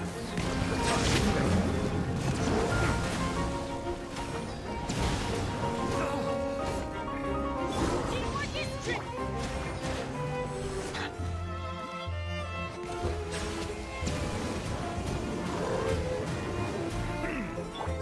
Get them!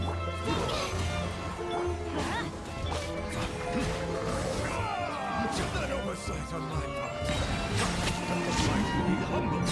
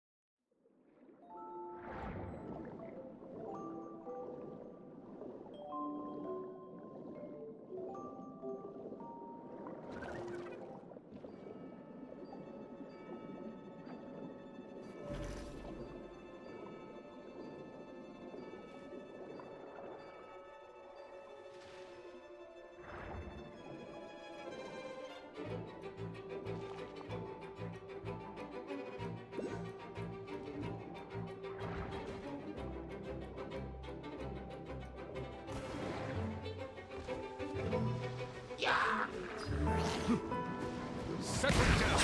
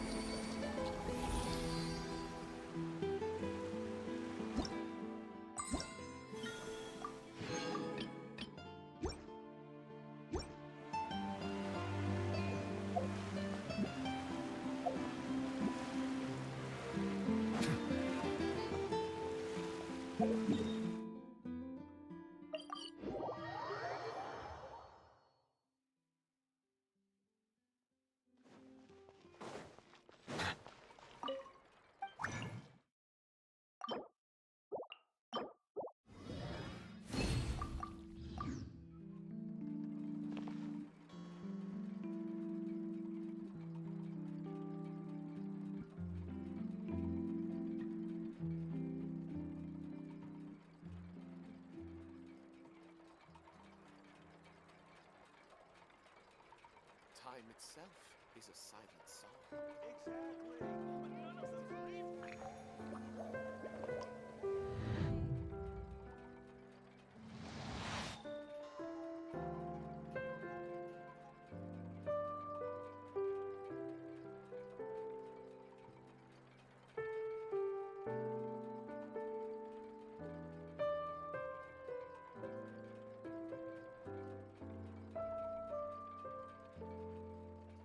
I see the value in my own work, but I also see the meaning in all the endeavors of the people of Fontaine. I believe I will continue to take pride in fulfilling my duties.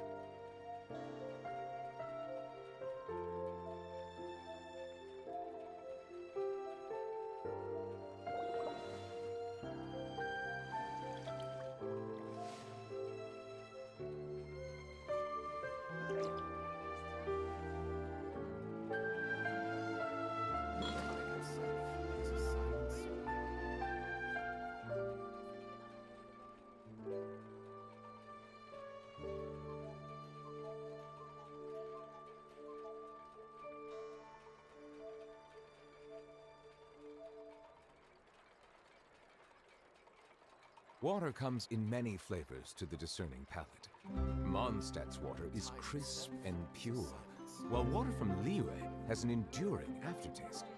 In Inazuma, the water possesses a depth of flavor unlike any other. Sumeru's water, meanwhile, has a rich and complex flavor profile, but it must be savored patiently to fully appreciate it.